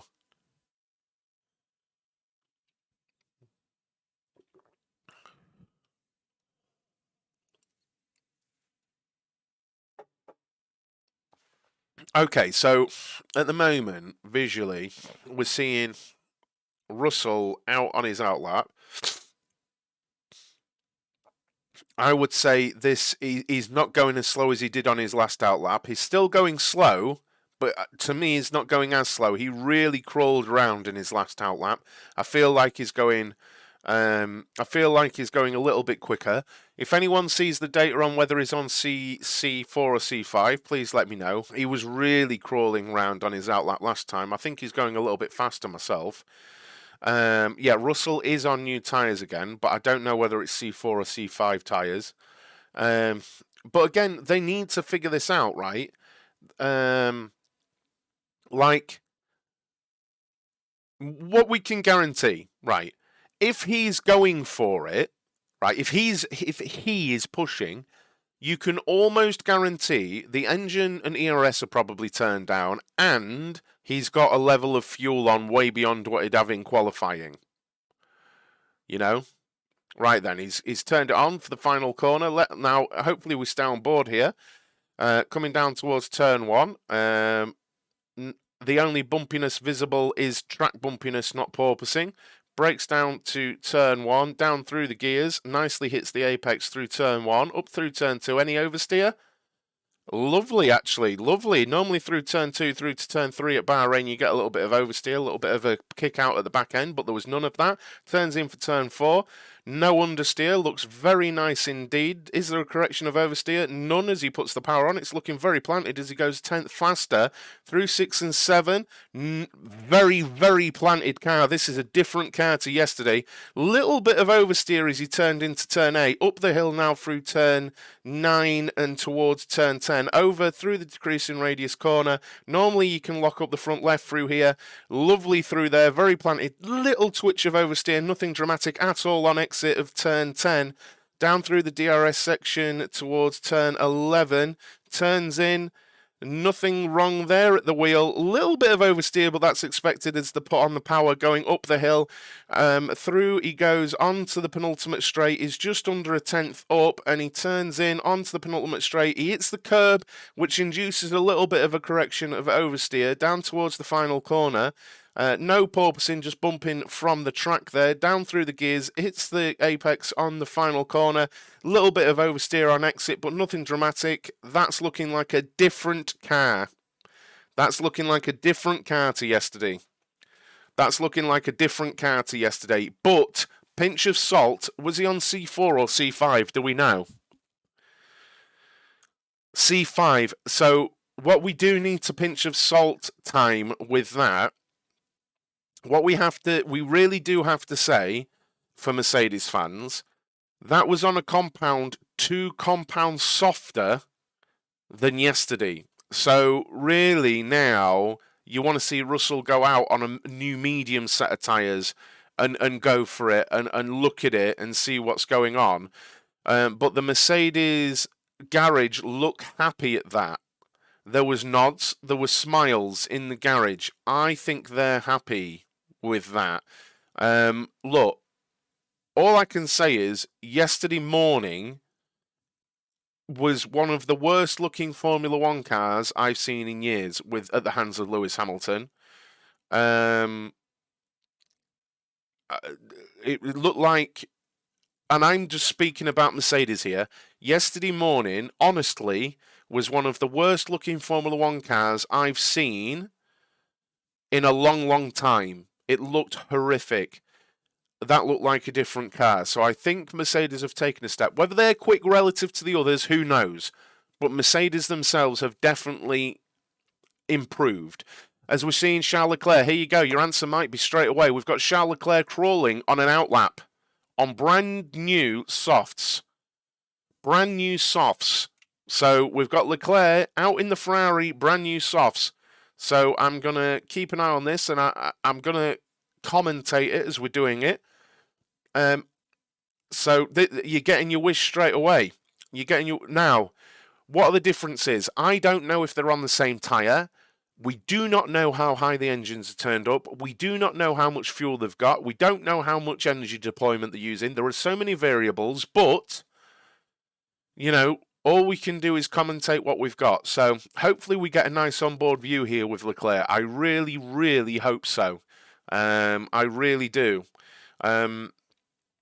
As Leclerc comes down to the final corner, ready to go, he just goes a little bit fast down the penultimate. Here we go. Yeah, it's C4 or C5, isn't it? But don't know which is on.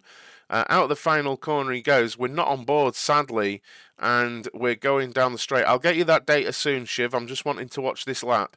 And he's coming down towards the first corner. Any lockups there? Nice and tidy. Can't see how close he was to the apex, unfortunately. But we will get a split time shortly. He's green in the first sector, but I'm keeping an eye on the actual car because I want to see just how it seems to behave and the attitude of it coming through these corners. We know Leclerc is very quick over a single lap. We do know that. It did seem to me that the through 6 and 7 there was a little bit of a bobble of oversteer. To me, as he goes, where is he? He's coming up towards the end of sector 2. How does he do to turn 9 and 10? Nice and tidy, lovely through there. Purple second sector there for Charles Leclerc. Through down the back straight with his DRS wide open. Again, Mercedes and Ferrari fans, don't take this too seriously because we don't know whether they've got what they've got going on with their fuel loads. Is 3/10 up in the second sector, and we see Leclerc go fastest by just under 3/10 of a second there. And everything looked very undramatic and in place there for Leclerc. Now, is that ultimate pace? No. From either of them? No. But that's what we've got. That's what we've got. There you go, Mercedes and Ferrari fans. For what it's worth, we've just seen a Ferrari on new softs, and we've just seen a Mercedes on new softs. There you go. There you go. 4 kilometers an hour was the difference on my speed trap. I don't think that's the end of the world. I think the deficit was much higher last season, wasn't it? So Leclerc was on C4, okay? So Leclerc was on C4. Thank you, Shane. I think we'll see 130s tonight. I said that, yeah. I think we'll see 130s tonight. But there we go.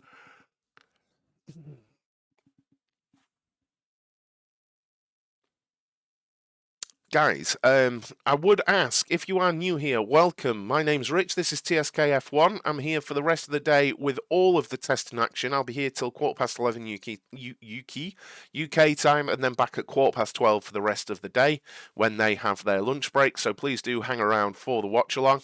Hit that subscribe button down below if you want a daily news show, which I put out every single Monday to Friday, 9 AM UK time. And also watch-alongs for every F1 race and practice session we've got coming up this season, or as many as I can possibly do, I will be live for. If you want that, there you go. Why you Safari Top? Why you in for EE Top? Why you wiring Ferrari Top? You versus. You don't put Fernando. Sorry, Kai? Kai? Just calm down a moment, mate. Take your time. And only one car looks really, really draggy. That's the McLaren again. Yeah, probably. Go ahead.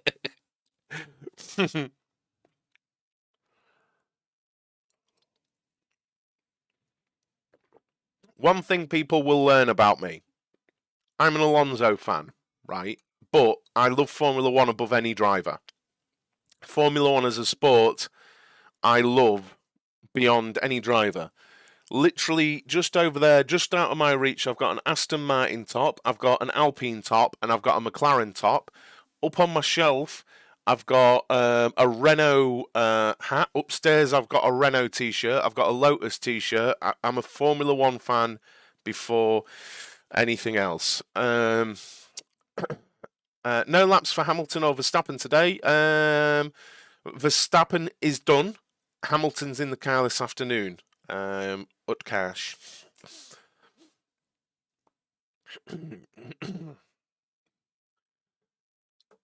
Kai's boring me.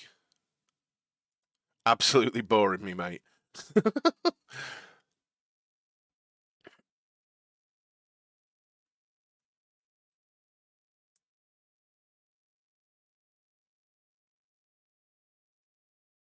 How would I know when Perez is coming out? I nearly made a joke then. I'm not gonna do it. I'm not gonna do it. I'm not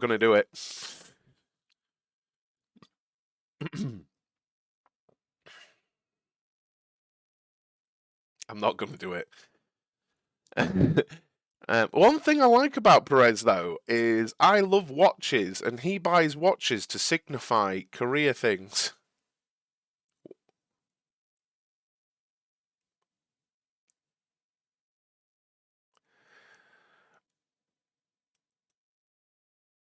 I don't know what you're on. I literally don't know what you're on about, Shiv.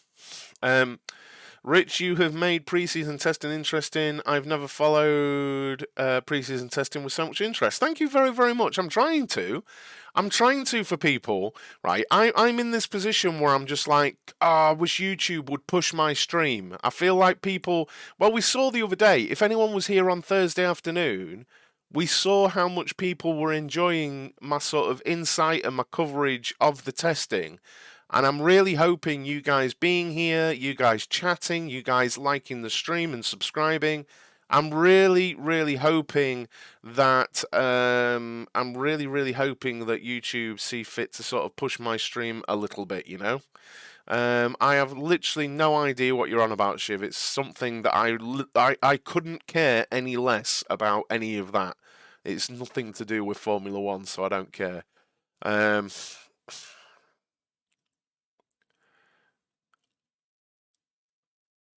don't know why anyone watching a sport would care anything about any of that. It's nothing to do with it. True or not, who cares? It's nothing to do with us.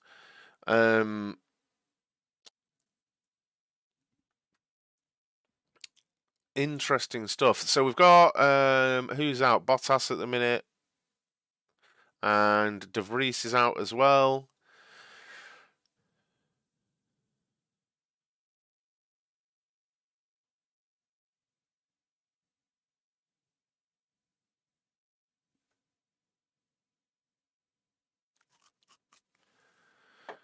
No, just this morning, Marvin. Just this morning, mate.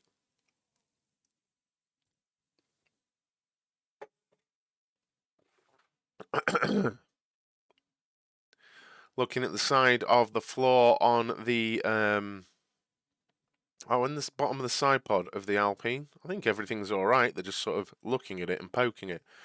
Can't wait to see who hits Coscat this year.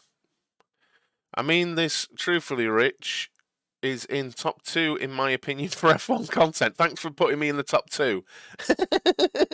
Cheers.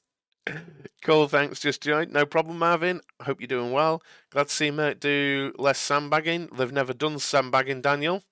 Last season, Mert pit stops were consistently slower than Red Bull. They couldn't work on it. Oh, I don't know. I've never looked at that data. That's an interesting insight. I've never ever looked at pit stop times. But I think Red Bull are like the fastest, though, aren't they? So.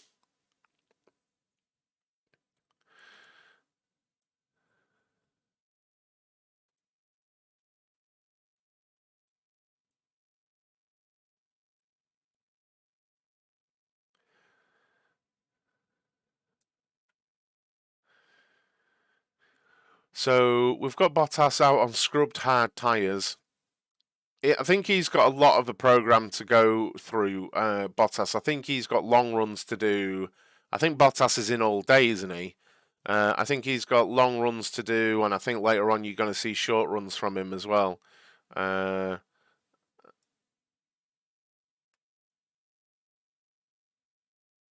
out of 10 were Red Bull. Yeah.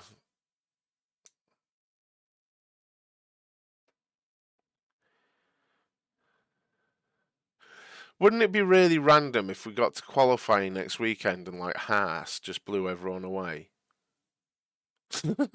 Everyone would just be like, "What?" I'd just be sat here silent, confused, and questioning everything about my life and reality, wondering if down was up and up was down and right was left and left was right. You know, just what is this? Is this real life? Haas are just 1-2 miles ahead, and there hasn't been anything odd going on.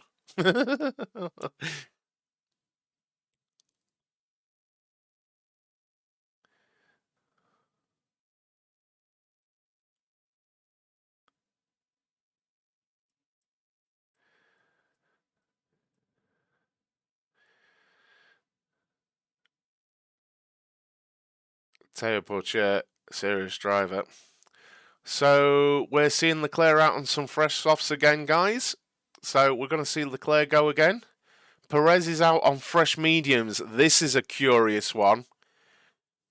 So we've got Leclerc on fresh softs and Perez on fresh mediums. Both of them crawling round. Oh, mate, if oh, is this Red Bull gonna do? Is this Red Bull gonna do a Red Bull thing? Is Perez about to go faster than Leclerc while on harder tyres?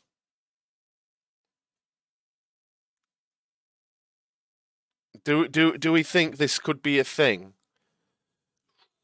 Do we think this could be a thing? They're working on the front end of that McLaren.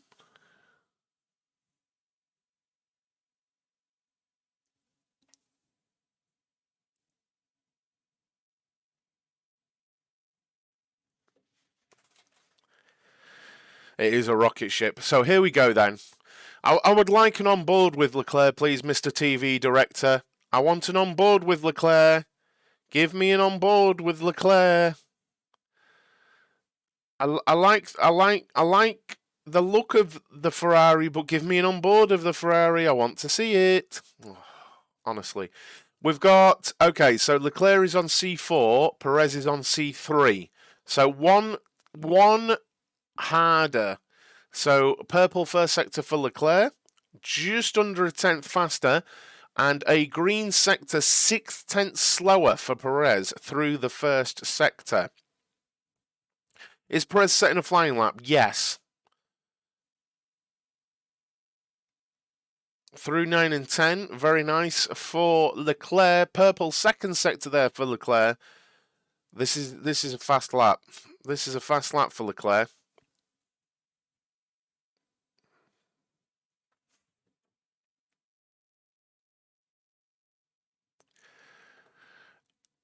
Leclerc over the line. Goes 2 tenths faster. A 31.0. Yeah, we're into the 30s later. Easy. We're into the 30s later. Easy.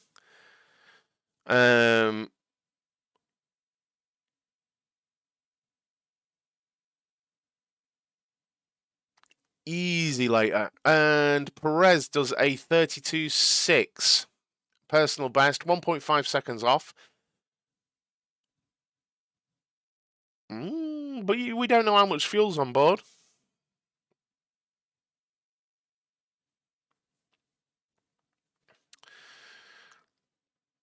Interesting. Interesting.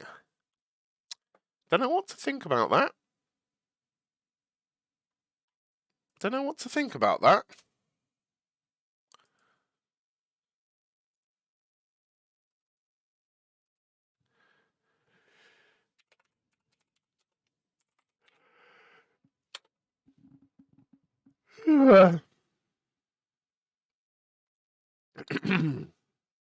um,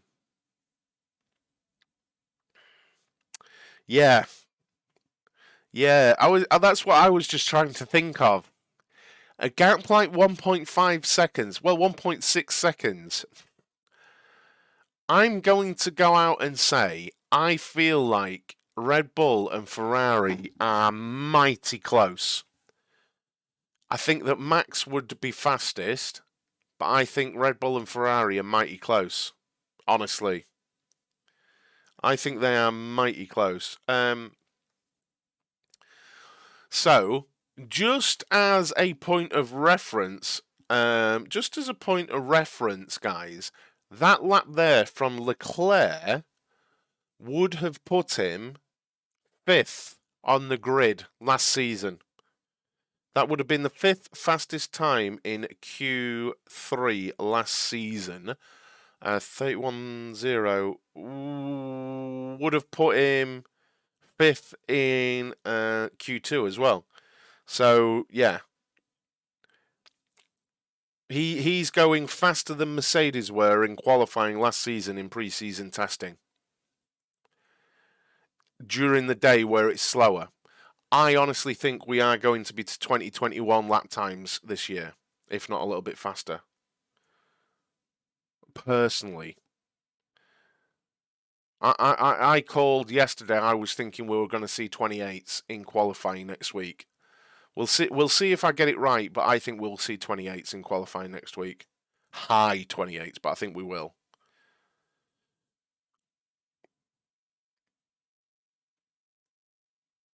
It'll be close. Maybe low 29s. I don't know. I think they've all got a couple of seconds in them, though. Honestly.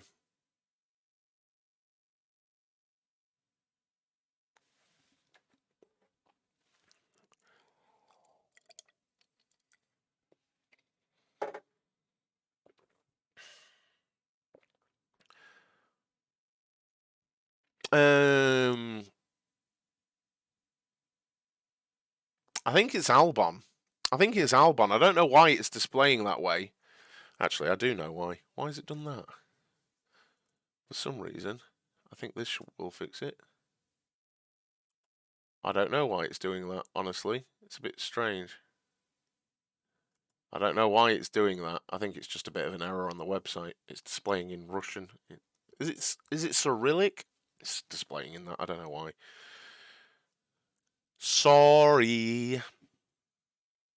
Well, I suppose it's a good thing for any viewers from that use that language.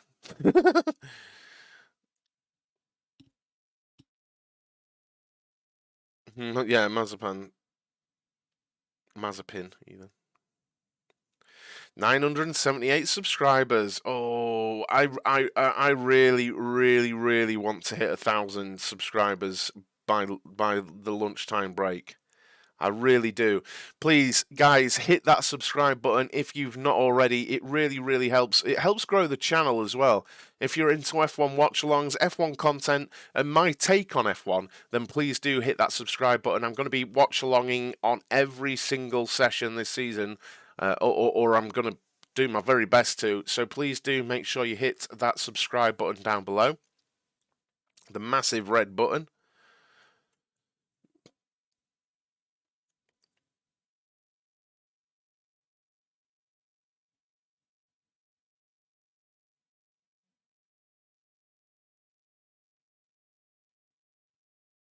Interesting that the surface of the circuit comes from England. Very interesting. Can you get a license to broadcast? No, I'm not a billionaire.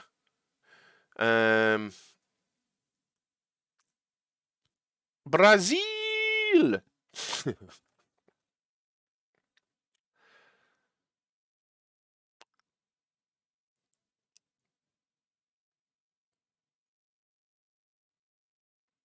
Do it.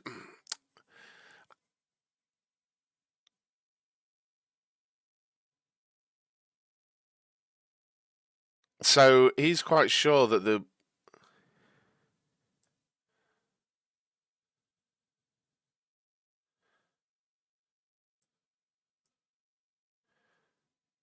So Sam Collins is saying the only car porpoising is the Alfa Romeo. Growing fan base for sport here. I'll put in a word for you because really enjoyed. Ah, thank you very much. That's very nice of you. Very nice of you. Hello to anyone watching in India. Love Brazil myself. Yeah. Do you think Merc and Ferrari are close? No. I hit DRS button for TSKF1. Sam Collins knows nothing. I beg to differ. Personally, I beg to differ.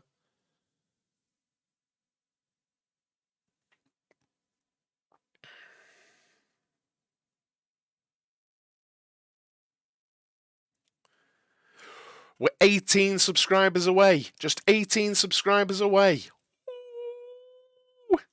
I wish I could do something extravagant on stream when we hit 1,000, but...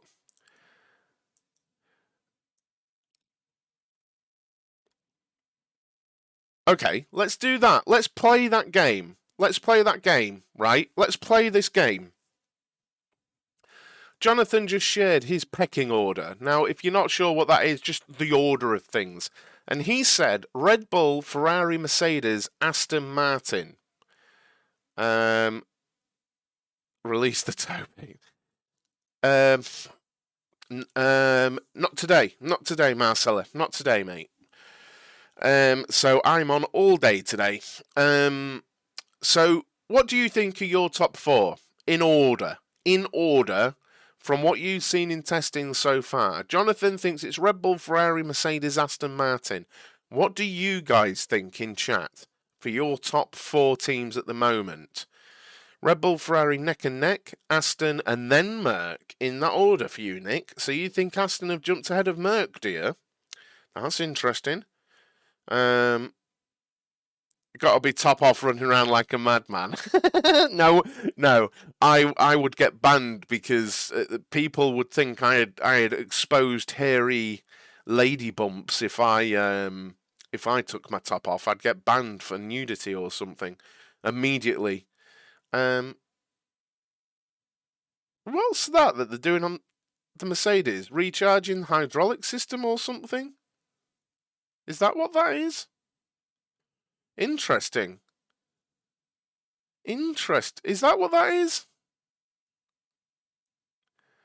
Topping up the hydraulic system, or? Well, it was a Petronas kit. Were they taking a sample of fuel from the bottom somewhere? I don't even know. It was a Petronas box with a Petronas guy.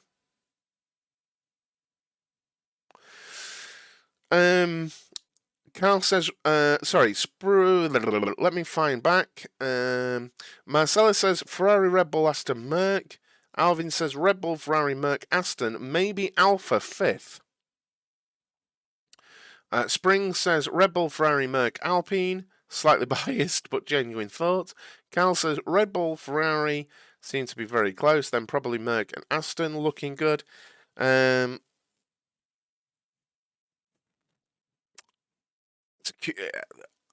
Yeah, I mean, look, I'm slightly biased too. I feel like there's something going on with Alpine.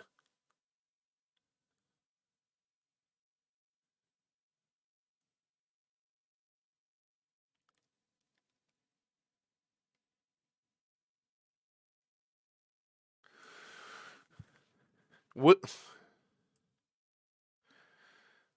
do I think? Right now, I think it's going to be right now after. I mean, I've watched all but an hour of this, haven't I?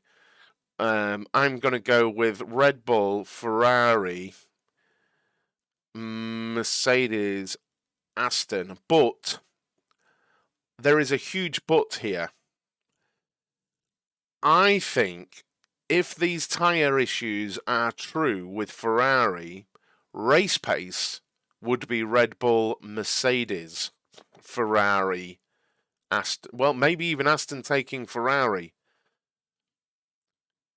Because tyres matter a lot. You can do whatever you want with your car, but if the tyres aren't right, they are the only thing from the car to the racing surface. And if the car's not kind to the tyres, It doesn't matter how good the car is on every other aspect. So we don't know if that's true. We don't know if that's true. It was just a rumour, and it was only Buxton, which I hate to use as a source, but it was Will Buxton who said it this morning about Ferrari being happy with everything apart from the cars basically destroying the tyres, which honestly would tally with last season. And one thing Mercedes had going for them last season was really good race pace. They wouldn't qualify very well, but you could bank on them being very strong during the race. Obviously, Red Bull had both. But last season as well, even last season, Ferrari weren't great on the tyres. They just weren't. I wonder if they're running a heavier car. I don't know the weight, but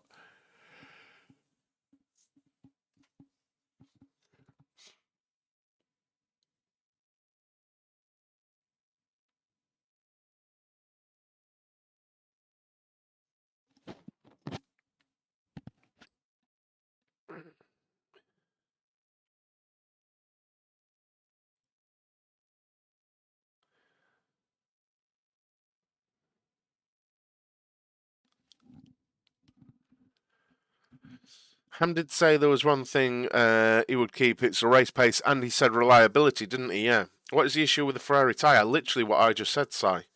Aston seems to be kinder in the tyres. Yeah, they do seem to be consistent on the tyres.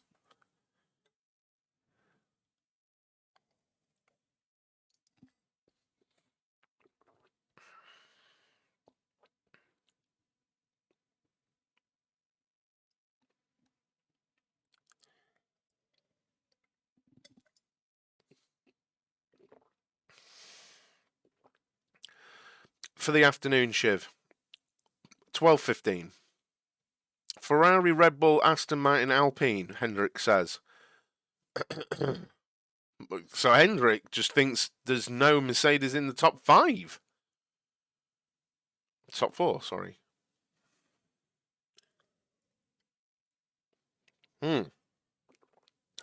Time to make another cup of tea, because I just downed that.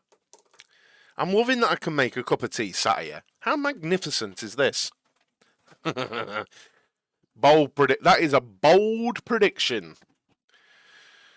It's a bold prediction. Look, had the apparent issues from yesterday continued into today for Mercedes, I'd have probably agreed. Because at the end of testing yesterday, I feared for Mercedes fans. I thought you were going to have a really bad year. A really bad year. But I'm not quite on that boat as bad as I was yesterday. No, I'm not doing a sneak shot.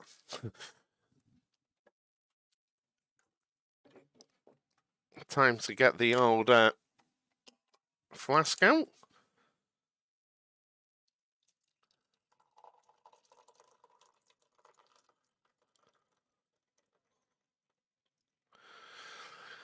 Flask's brilliant.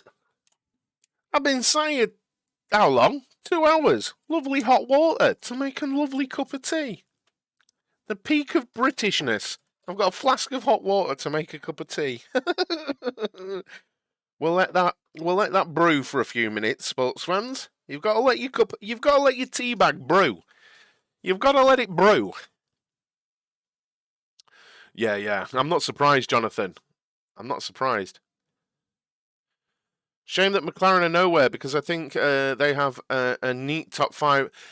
Their driver lineup is incredible. It's the easily the most exciting young driver pairing on the grid that McLaren have. But the reality is, McLaren just don't deliver, and haven't delivered in a long time. Have they? They've fluked. Let's be real. They fluked into some results and looked into some results. Not in the same way you'd see, I don't know, a Ferrari or a Red Bull or a Mercedes winning. along with AlphaTauri, they've fluked into a few things, but the McLaren, they haven't, like, you can go back to even the Honda days, right? GP2 engine, GP2 engine. The reality was the chassis was nowhere near, because as soon as those engines were dropped, what happened with McLaren? Nothing. Like nothing. And you can say what you want about engines. Doesn't AlphaTauri have the same engine in as Red Bull, right? They're both Honda powered. So it shows you the difference, what aerodynamics and stuff can make, Bro, is Ferrari CEO Indian? I don't think so. Leclerc is out on I think he's on new soft tyres doing a lap, but he messed up out of turn 2. Why do you think Norris is sticking with McLaren? Any other team would easily scoop him up. Despite being in a shitbox last year, he beat both Alpine drivers and was excellent in qualifying. Because McLaren are McLaren, Shiv. Simple as that.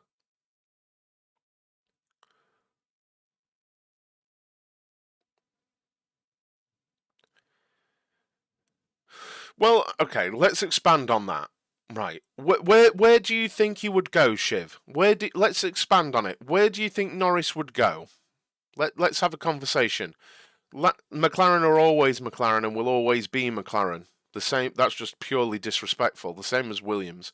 Where would you put Norris? Where would you see Norris going? Let's have a back and forth about this.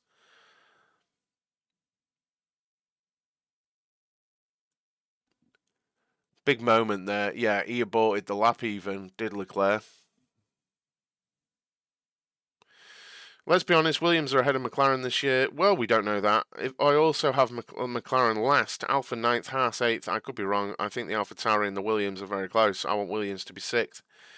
We don't know that. We can't tell that. We don't know that. George Russell is out on scrub mediums. Mercedes when Hamilton retires. Norris to Merck after Lewis, maybe. Right. Okay. I was fully expecting those answers. Okay. I knew. Oof, God no, Shiv. Look, I'm sorry. If I was Norris, look. Okay. Let's. We can address both of those, right? Mercedes when Hamilton retires. Mercedes have already got the number 1 drivers.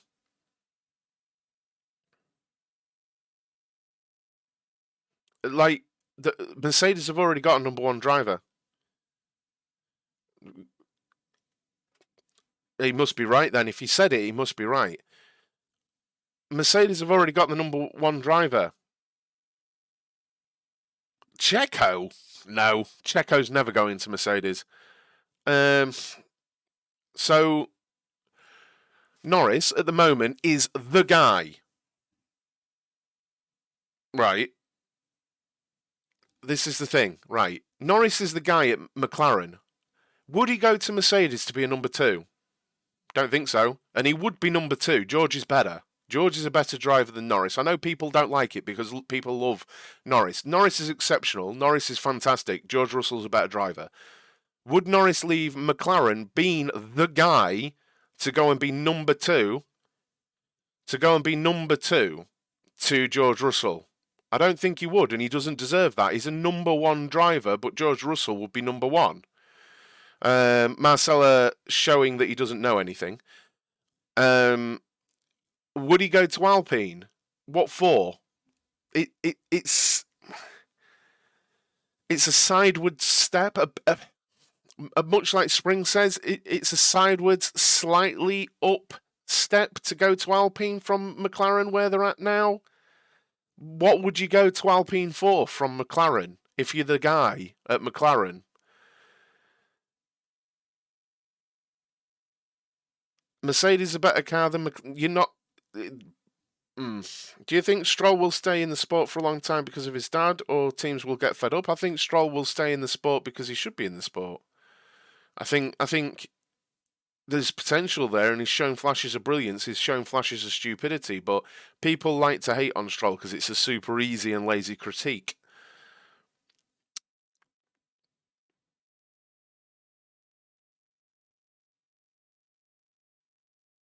I know a lot of people disagree with me, and I really don't mind it. I think it's a downward step with all McLaren's history and heritage, and that means a lot. It does mean a lot. You can't forget as well, you know, if Aston keeps improving, Norris might look to Alonso's seat. Well, that could be a thing. That could be a thing. Look, my whole thing with Norris is it makes no sense to me for Norris to go to Mercedes because look, they might frame it differently, but he wouldn't be number two. I mean, he wouldn't want to be number two. He wouldn't go to Red Bull because Max exists. Why would you go to Red Bull? You're never going to be the guy, ever. Unless you already know you're a number two driver, you're never going to Red Bull. If you've got any ambition, you're not going to Red Bull. You're just not, are you? You know? Um, you know, okay, I hear what you're saying, but if I wanted a top car, I'd take a number two role. Number two drivers have won the title, correct?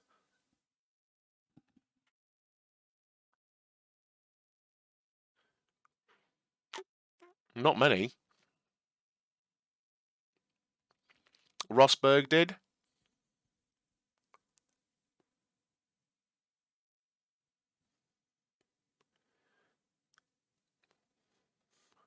Is there any more? I'm going to look at this. Are there any more? Drivers you'd consider complete second drivers. Rosberg did, and you'd consider him a second driver, probably. F1 World Champions. Barrichello didn't win anything, no. Prost versus Senna, you can't really pick a number two. That's the point, isn't it? That, like, we're talking obvious. Look, Norris would be second to Russell. He is. It's not even a conversation. Yeah, Senna, Prost were first drivers. You've got Max, Lewis, Vettel. Button was number one driver. Who was Raikkonen's teammate at Ferrari? I can't remember. Was it Massa? 2007. Who was his teammate in 2007? Who was Raikkonen's teammate in 07? Massa, yeah. Alonso number one driver, Schumacher number one driver, Hakkinen number one driver, Villeneuve number one driver, Hild number one driver, Schumacher, Prost, Senna, they're both number one drivers. Mansell number one driver, Lauda number one driver. Yeah, you're going back a very, very, very long way. Hamilton versus Alonso.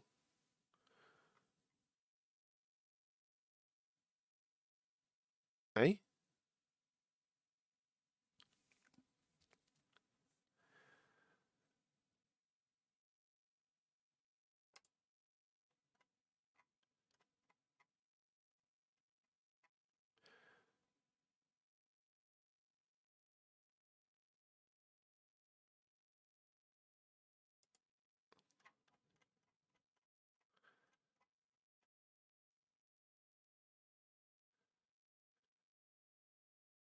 Hamilton versus Alonso. That wasn't a title winning season, was it? Was it?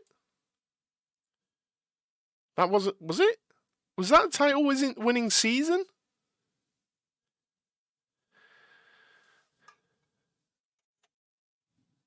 Okay, but okay, I was being generous with the Rosberg. I liked Rosberg. I've got a Rosberg cap over there. I was being generous with that. No, I would never ever say Raikkonen was number two to Massa. Personally, I'd never ever say. Would anyone say that Raikkonen was number two to Massa?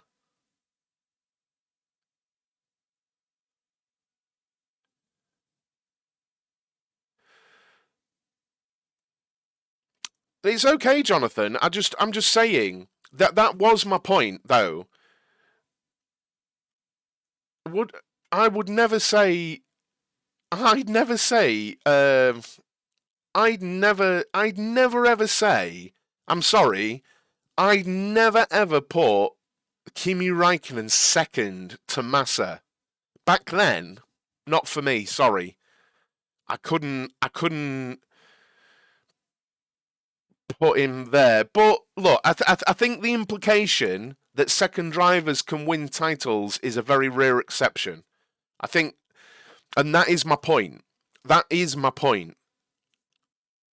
I don't think, and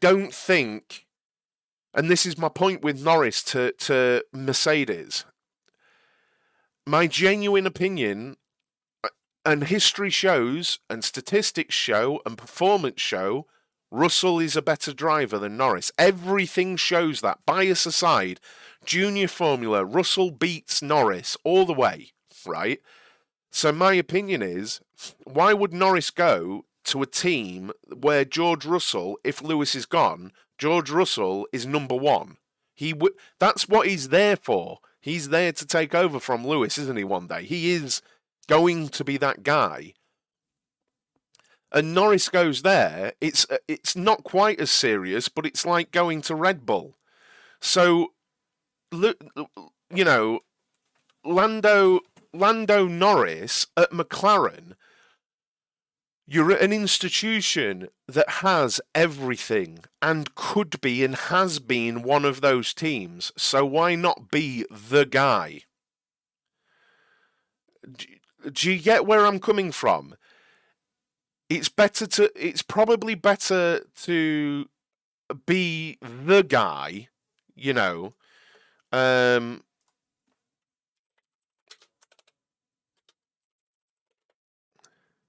You know, in my opinion, it's better to be the guy than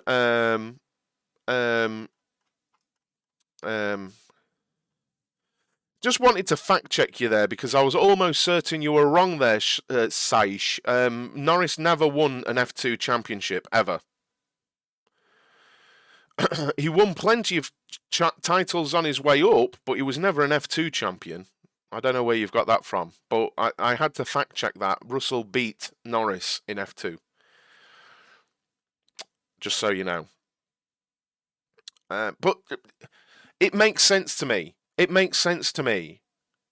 I think like what people have said. If a team like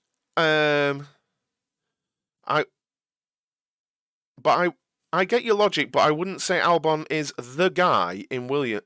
Wait, I wouldn't say Albon is more respected than Perez. I don't know what relevance that has. Sorry. I don't know what that has. That's what I could see Norris do. I could see the move I'd see Norris making. And by the way, thank you, Jake, if you're still here. Thank you, Jake Manzini. Thank you for that comment. For your comments above. I did see them. I'm just chatting a lot here. What I would see Norris doing is a Lewis Hamilton to Mercedes move when people said it was insane. I could see him doing a Fernando Alonso move to McLaren when everyone said that was insane, and it ended up being insane. That kind of move, like to an Audi, where they come in and they go, look, Lando, you're the guy for us. We want you to be number one. We want you to be our long-term driver. Here's a 5-year big money contract. Be our number one. You've got Mick Schumacher or Théo Pourchaire as your second driver, but you are the man and you will be the man for Audi. That's what I could see happening with Lando Norris to that kind of project, you know, or Aston Martin. Maybe they keep improving. It's time for Fernando Alonso to retire in 2-3 years, whenever he decides he's done. And them coming in and saying, look, we want you, Lando. We want you to be the guy. To me, Red Bull makes no sense and Mercedes makes no sense. I see Mercedes going for more of a Mick Schumacher type of driver that they know they can have there. And it doesn't have to be Mick Schumacher, but a Checo. Let's say a Checo type driver, and I don't mean Checo, but that type of driver. George Russell, the guy, but then they've got that second driver they think will have points. You know what I mean? Like they have had since Rosberg, where they can go, George is our focal point, our number one, and our second driver on his day can be lightning fast, but his days are top fives and getting those points. But we've got our leader, and I don't see Norris. I just don't see where he fits. If George Russell didn't exist, yes. All day, yes, Norris to Mercedes. Other than that, I'm not with it. Ferrari, they've got Leclerc. I just don't see where it opens. That's why with where would you put him realistically when you actually look at it? Do you think Vettel will return? No, I don't think. I think Vettel's no longer a driver. His personal moral standpoints and life ethics mean more to him than racing, and that's what he's left for. He's never coming back to racing. You might see him being a consultant to a team, maybe, but I don't think. I really don't think day to day you'd see him at a track because it defeats the object of him stopping driving, and I think he genuinely means what he said about like traveling and things. I don't see him returning to racing. I don't. Not on a he's at every track thing. He might do and pop up at like European rounds where he can travel and things like that, but I just don't see him flying around the world. I just don't see that being a thing. Honestly. Do you have a Discord? I do, but I have one for this. I'm actually like a full-time. I should explain, I suppose. I'm a full-time content creator, and my day job is a channel called Pit Lanes, where I do sim racing content. I can't really show you.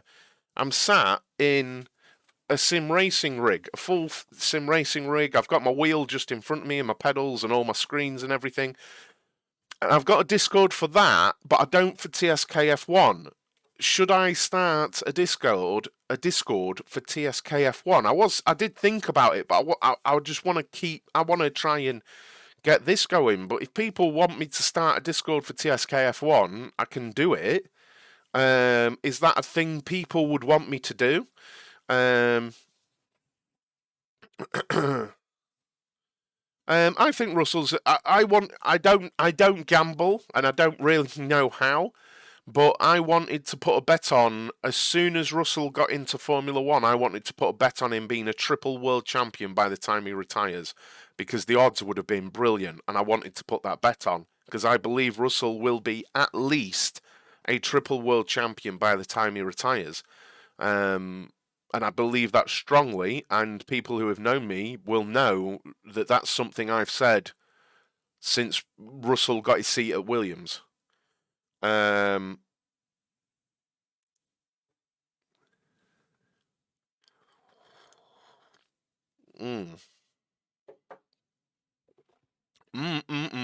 Love a cup of tea.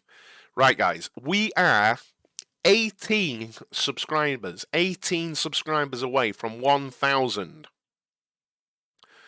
Down below here is a subscribe button.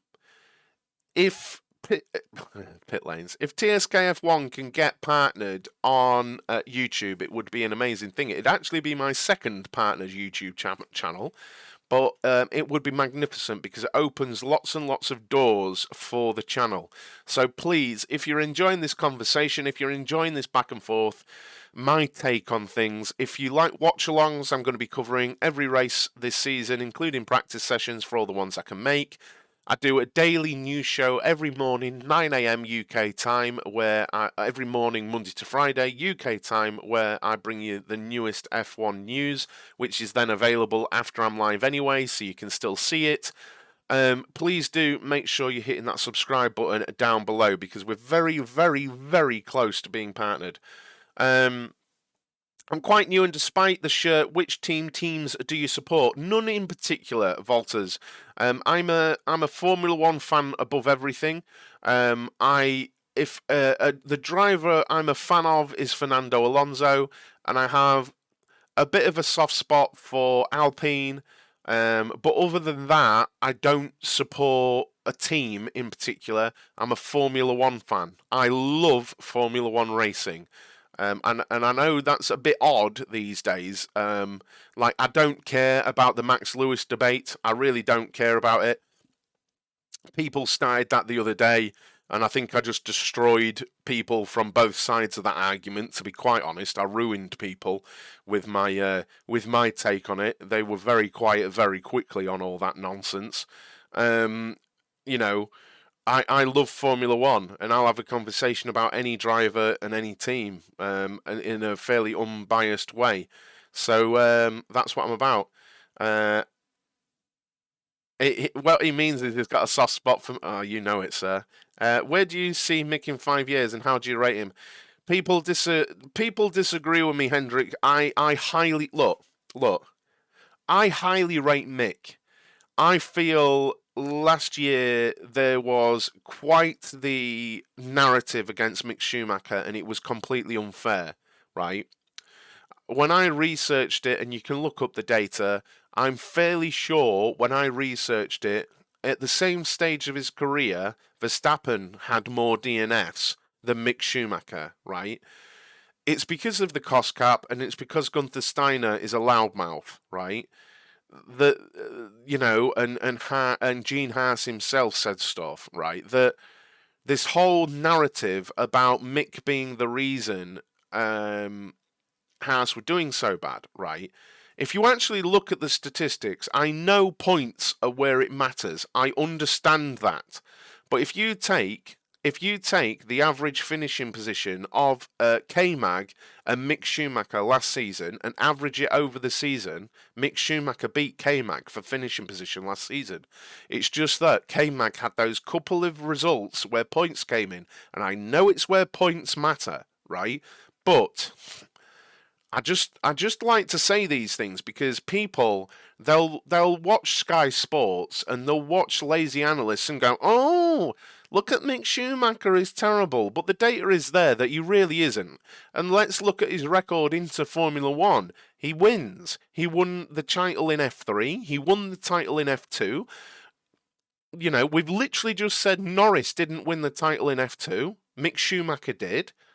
Like, he's a really, really good driver. Now, my opinion is that Haas wasn't the right place for him at all.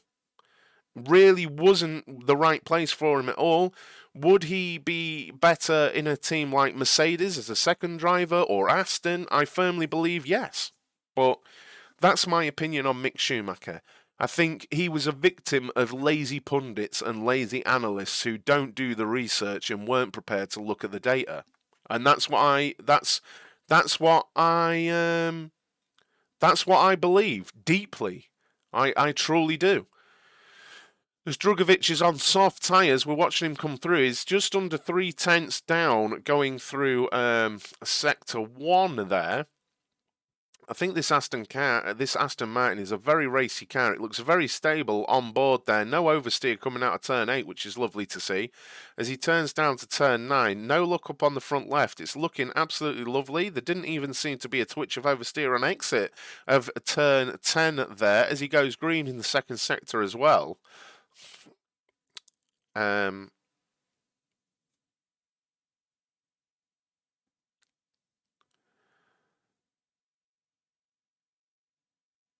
He's 8/10 down in the second sector, and he goes third, a second down on the softs.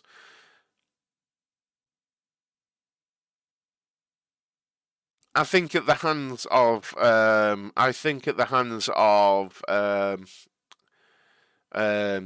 Alonso later, you might see a time out of that. A glory run. I think you might see a glory run out of that later on, out of Alonso, honestly. You know what? I said the Mercedes at the beginning of the season, but I'm warming to just the aesthetics of that Aston. I think it's a fantastic looking F1 car. I really think it's a fantastic looking Formula One car. That was the C5 tyre that Drugovich was on, so the softest tyre available.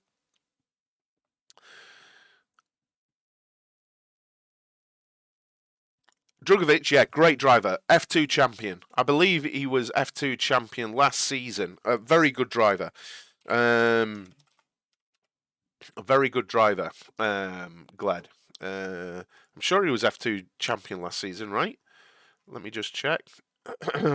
Yeah, F2 champion last season.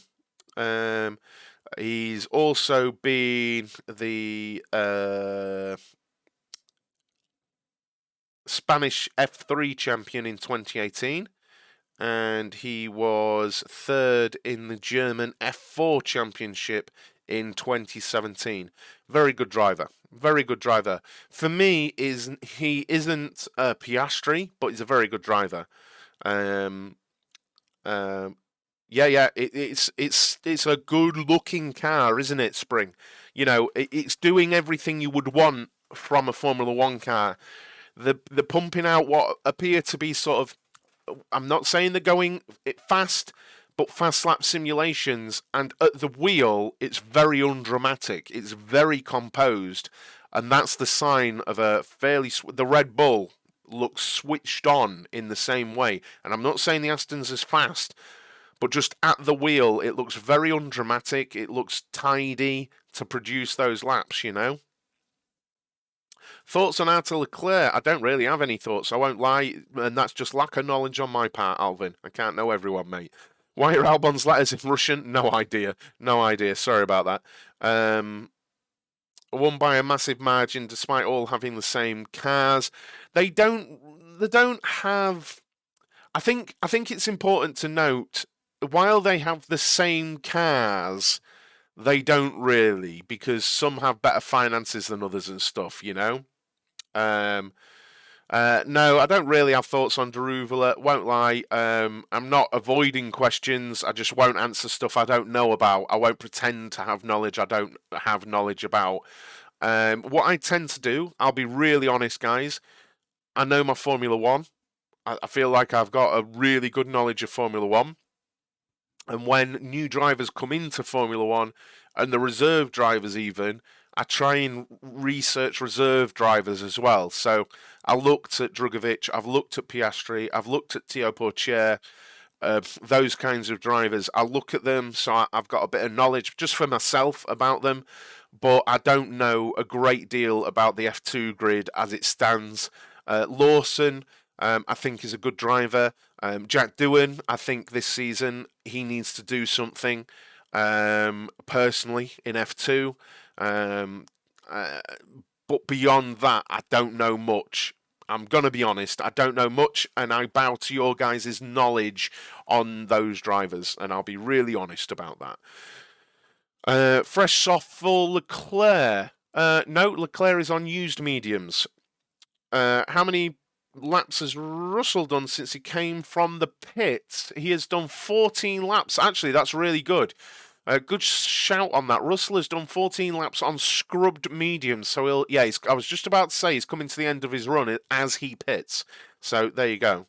Can Oliver Bierman join F1 in the near future? Don't know. I know the name. I don't know anything about him. I won't lie. Like I say, I'm not going to pretend I have knowledge that I simply don't.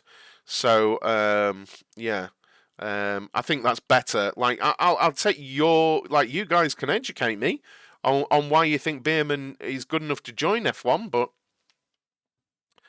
the two that I think aren't there yet are doing, as you said, Lawson, both good drivers. Yeah, I think I want to see something. I want to see something from Jack Doohan. I'd like him to be good, just because of his dad as well. I think it's a cool story, you know, who his dad is. Same with Mick Schumacher, who his dad is. I'm not one of these people who says that someone is there because of the dad's name. I like people to do their own thing, like, you know.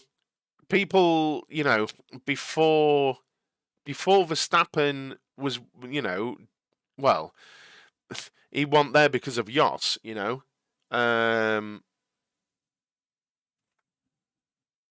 People just throwing names in there.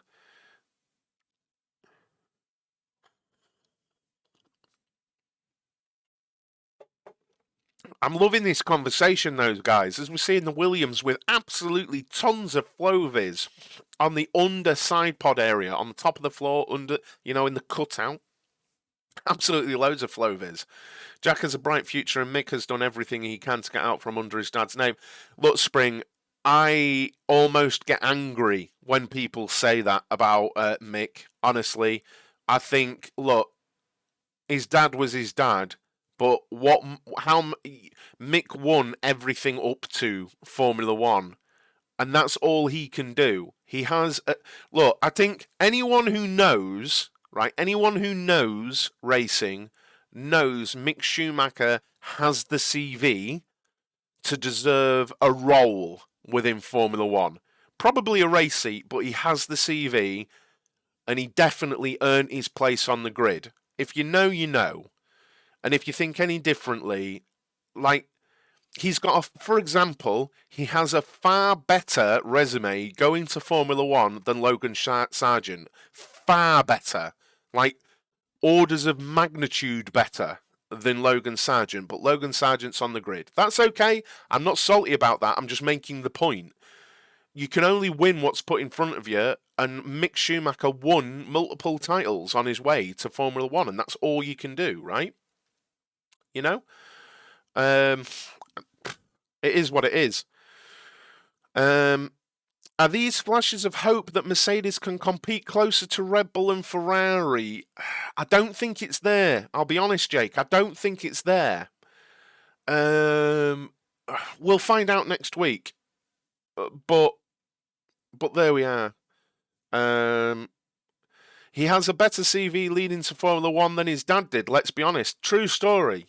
And I'll say that. And Michael Schumacher's my god. But I just didn't like last season. I just didn't like last season when all I could see. I hate Sky Sports. When all I could see was Sky Sports peddling that whole narrative about Mick Schumacher. It was just unfair on the lad. It's like, right, for a football comparison, right, it's like Lionel Messi's son, like, being a football player, winning some awards, but then playing for Grimsby Town and expecting him to put in Messi Barcelona performances. It's not a thing, and it was just unfair. It was just unfair, and it's not right on the lad. It's not right on the lad, and it was literally the weight of his surname, and it's just, again, lazy punditry, and it's part of the reason this channel exists. I'm fed up of lazy punditry, lazy analysis. Actually look at the data and have a good worldview of Formula One. Don't be naive and biased to push controversy, because I'm fed up of that in modern Formula One. Stop pushing Max versus Lewis. Stop pushing this nonsense like, Checo cheated on his wife. Who gives a shit? Who cares? It's Formula One. I care about Formula One. Honestly. It annoys me. It annoys me, and that's part of the reason this channel exists, because I'm not like that. I'm not like that. I don't care. I want to see cars going fast and the best drivers in the world battling. That's what I care about. Sorry, I've just proper gone off on one. I just proper went off on one about that, but it really annoys me. So, any news from this morning's running? Piastri had a spin earlier on when he was going for a fast time, he's not. I don't think he's been back out and tried. Leclerc and Russell and Drugovich have done qualifying simulations, shall we say? They weren't going for it. Is Russell's out on fresh mediums now, and he might be going for a quick lap. The Mercedes is looking much better than yesterday. It looks like a different car to yesterday, to be quite frank. Yesterday, it looked like the worst F1 car I've seen in many years, but today it looks a much better platform. The Ferrari is looking great. They're meant to be very happy with everything apart from the fact they are destroying tyres. So I think it's fast, it's reliable, but ruining tyres. What else? I think that's about it, really. Red Bull just pootling about with Perez. Not a special sector there for Russell. 2 seconds off. I don't think he's trying. Maybe he's getting some baseline stuff between used mediums and new mediums. Did Checo cheat on his missus? I don't know, Glad. Also, you need to see how the sport has evolved. It started by bus drivers driving the cars, teams now. I, I don't even know. I've been reading McLaren struggling with wheel brow strength. Yeah, that was the other day. Yeah, that was the other day. See you later, Spring. Cheers, dude. Yeah, they had a lot of play. I can't remember which day it was. God, I feel like I've been sat here for a week. But yeah, you're right, Harry. They were having wheel brow issues, and they had the wheels off, and they were literally like prodding it. The mechanics were prodding, and there was loads of play on the left-hand side. I don't really know why or what's been going on with it. But the news out of McLaren was they were having brake issues, which you might remember last year they had. They were having brake issues yesterday. That news came out. Also, a bit of news on the hydraulic issue. That's not thought to be a problem going forward for the Mercedes runners. It's literally a testing lesson learnt thing. They know what caused the hydraulic issue. It's fixed and it shouldn't be an issue anymore. So a shakedown testing reliability issue, because I was saying maybe they would be worried about an ongoing reliability issue, considering that the Mercedes running Aston Martin also had a hydraulic issue, but it doesn't seem to be like an ongoing thing. Ooh. I don't know. I don't have anything to do with Sky F1, to be honest. I don't have anything to do with Sky F1, as I've just been ranting about.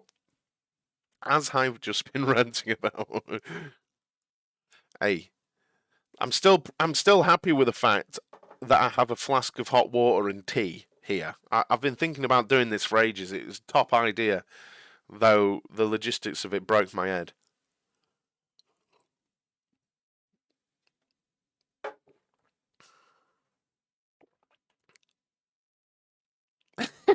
Glenn, see, right? There's me ranting about how much I don't care, and Gled's off Googling it. Like, he did what with his wife? God, I tell you what, these Drive to Survive viewers, they're making it into the Kardashians.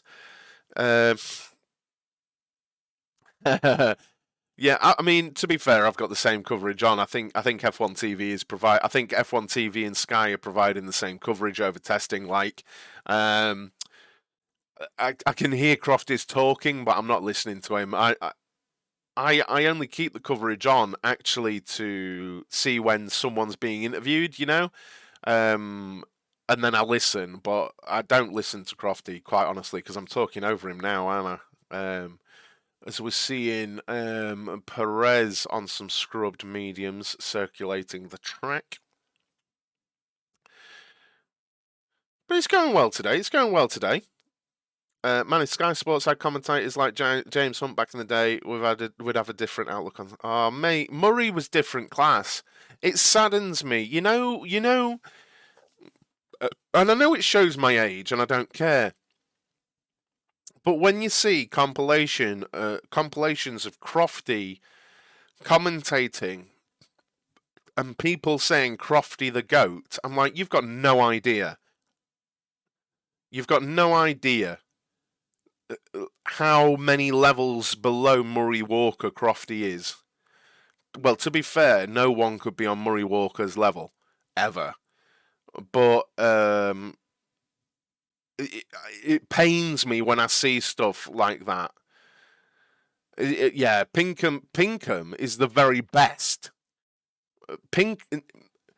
Miss Pinkham is the best, and I will have no other thing said about Pinkham.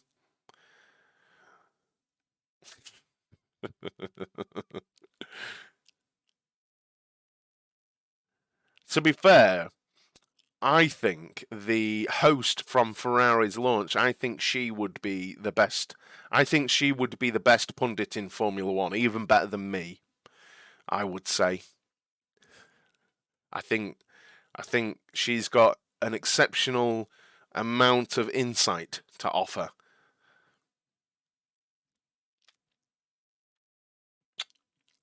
So, we've got Drugovich out on some new on. I don't know what he's running at the minute. It's got a question mark on.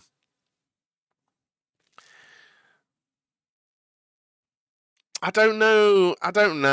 Palmer, I can take him or leave him. Honestly, sometimes he is rather a captain obvious. You know, his insight is an insight sometimes. I mean, obviously, we all agree Will Buxton doesn't deserve to be anywhere near any kind of F1 coverage. We all know that you must qualify first, because then everyone is starting behind you. Come on, dude. What are you even talking about? What are you even talking about?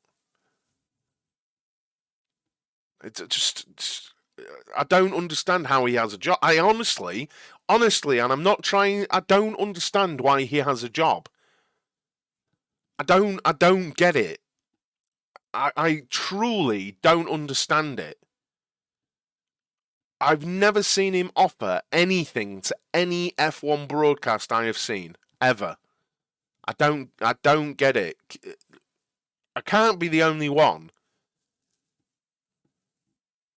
I cannot be the only one, and I'm not even being funny or trying to have a joke. I was pissed off they got rid of Johnny Herbert and Paul di Resta. I didn't rate Paul di Resta at all. To be fair, I put Paul di Resta in the same rank as Will Buxton. I never understood what di Resta brought to anything, ever, other than a bit of a mopey take on stuff. He always seemed arsey about everything to everyone. I didn't understand it. Oh my lord! Oh, you can't do Michael J. Fox like that. My God, that wasn't needed. My God. My God. I'm not sure he was. I think he was fairly useless.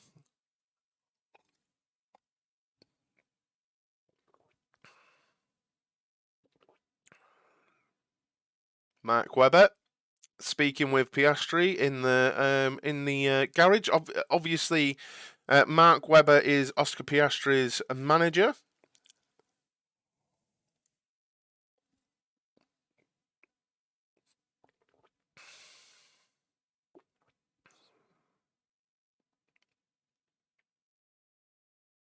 I think Piastri is a very special driver. I think he is. Truly think he is. Oh, we are so close. James Allen, yeah.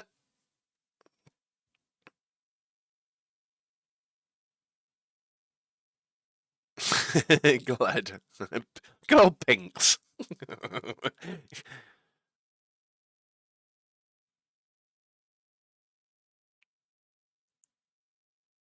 James Allen, yeah. But the same problem that people had with James Allen, they have with Ted Kravitz. He spits too many facts. James Allen was a very factual, like how I would be. He was a very factual commentator. And people don't like that. They're like morons. People in general like morons. That's the truth. Because morons are easy viewing, and they're not difficult, you know. And they don't challenge you to think in a different way about anything. They just stick to the popular narrative and stuff like that. Ted Kravitz and James Allen, they'll give you facts, and people don't like facts because sometimes facts aren't what you want. You just want people to be like, oh yeah, no. Checo cheated on his wife.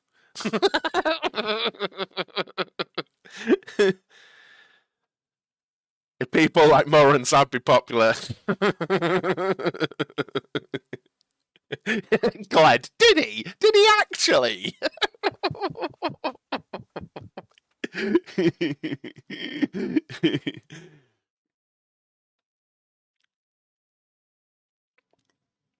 Oh, I'm saying some things that I probably shouldn't do live because people will be like, I don't like this guy. I don't like this guy. My guy just said that Schumacher was better than Senna. Yes, I did. Deal with it. Red Bull was upset. Well, yeah, Red Bull just need to get a grip of themselves, don't they? Bloody hell. With that was so stupid. People's memories are so short, honestly. People's memories are so short, right? It's literally like 2 or 3 seasons ago, people thought Sky had dropped Ted Kravitz, and there was a massive petition to keep Ted Kravitz because they thought Sky had dropped him, right? And then he has a slip and says Lewis is an 8-time world champion, and all of a sudden everyone wants him sacked. Get a grip. Put your big boy pants on and get a grip. Bloody hell. Honestly. Why do I have a Ferrari t-shirt on today? Because I own a Ferrari t-shirt. What t-shirt are you wearing today, Marcella? I just joined. Is the Merc doing well? Yeah, the Merc's looking better than yesterday, that's for sure, and they're pumping out the laps. They needed to pump out the laps. I've just realised Drugovich P3 is Aston on pace for real. Not on pace, I wouldn't say, no. Somehow the babies are winning. I never called anyone babies. I just said. That's why Max wouldn't move over to Checo in Brazil. He wasn't happy about him cheating on his wife. Say what you want about Max. He has. Well, I don't know anything about that, and I don't care about any of that. I don't care about any of that. Honestly, if that's why he wouldn't pull over, like it's got nothing to do. What's that got to do with it? Like, oh, that was literally satire. Oh, you can't tell on the internet. You can't tell.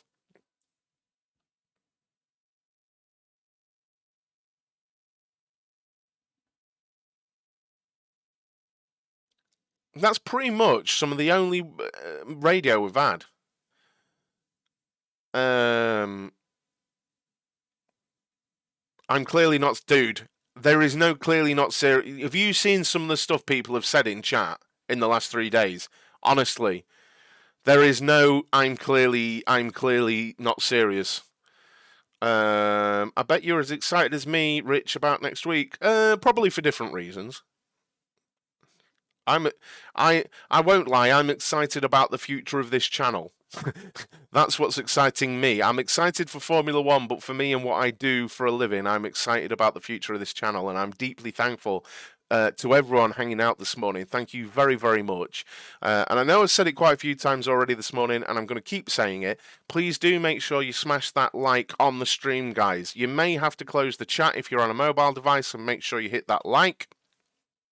And also, please do make sure you hit that subscribe button down below. I'm going to be covering every session this season, all practices, all qualifying, all races, with these watch-alongs, so I'd love for you guys to keep me company through those, and I'll also be making videos and YouTube shorts as well. So again, I'd love you guys to hit that subscribe button and hang out with me.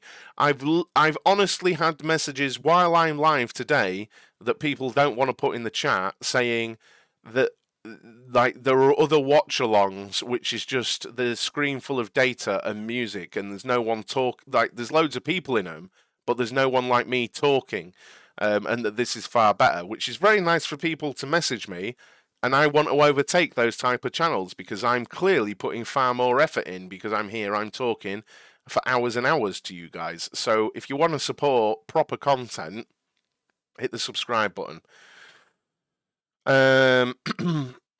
Don't do that, Shiv. Don't do that, Shiv. Don't do that, Shiv. Which compound did Russell do his best lap on? C5.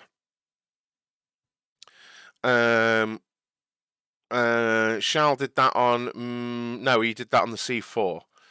It's literally on the, yeah, you won't know that.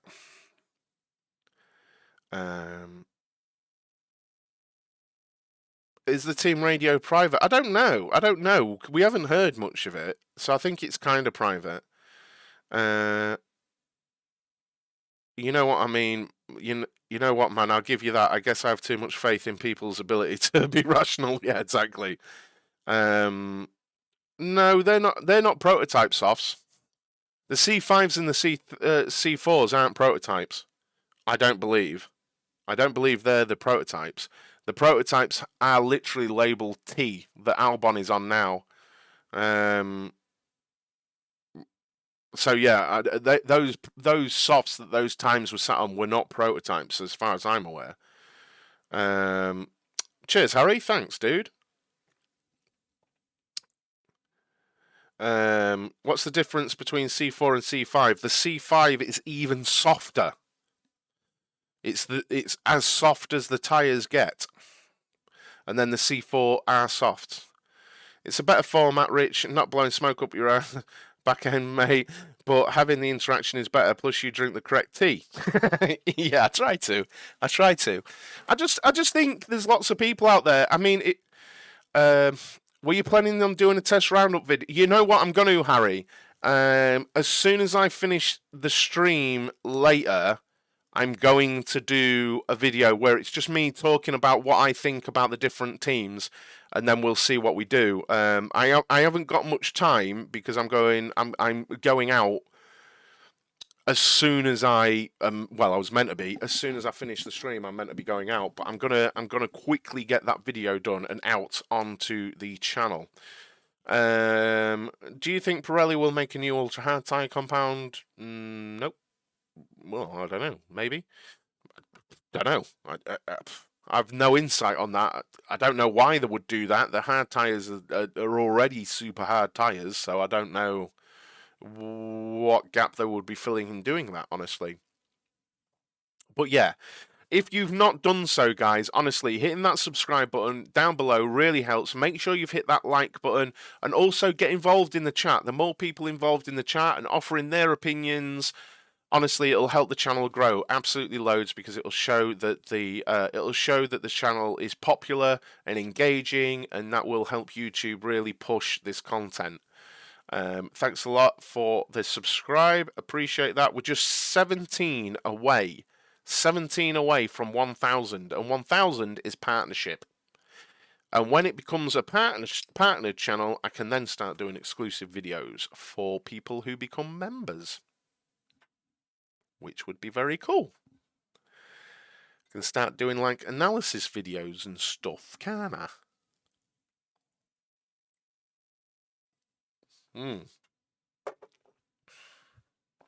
Love a cup of tea. I heard Merck is struggling with tyre warming up. I haven't heard that, but I'm not saying it's not true. What I have seen, Neon, is that they were struggling with the front end, and it was less to do with tyre warming and more to do with general feel. They weren't getting much from the front end, but they've done a lot of work on that this morning, which is good to see for Mercedes fans. Drinking all this tea is going to make you pee. Probably, dude. I'm going to need to loo soon. Well, I kind of do a bit now. But you've got to stay hydrated. The main thing is, actually, Gled, the toughest part of this, honestly, and I know this is going to sound such a first world problem, at the end of one of these days, I finish and I've got a sore throat. So I've got to make sure I'm staying hydrated because, honestly, well, what is it? It's basically 8 hours of talking as relentlessly as I can. And honestly, it sounds really easy, but by the end of it, you've got a sore throat. And by the end of 3 days of it straight, which I'll have done, like, honest, I'll have a proper sore throat by the end of the day. And I'll go and see the missus and not say a word. I'll just be like, don't speak to me. Put Ozark on telly. What's the competitiveness of each team, in my opinion? It's difficult to say. It's really difficult to say. I think we've got the normal order of things. Next week, we're going to have to see if tyre deg really is an issue for Ferrari, because that could be a big problem for them. We're told that Alpine have a lot more to come with, but we'll have to see on that. It's very difficult to see. Very difficult to see. 15 more to 1,000 subs. Yeah, please hit that subscribe button, guys. I'd love to get the 15 subscribers within the next hour and a half left of this session. I'm just told reliably Alpine aren't doing anything with pace right now, and that they have more to come. So, and that's from a very good source. Aston Martin looks really good. I hope Drugovich gets the drive.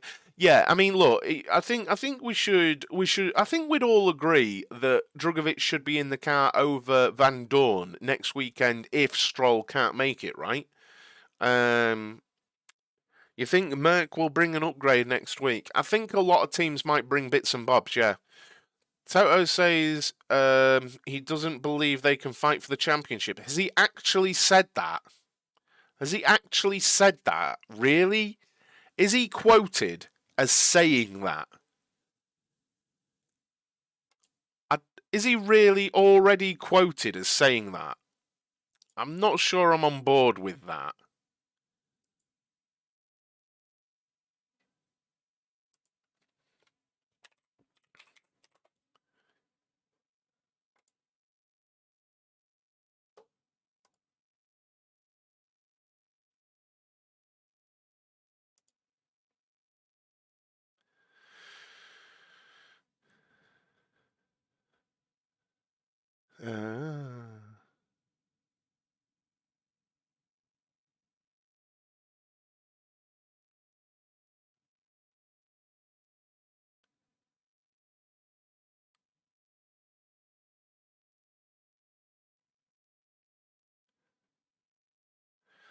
Da, da, da, da.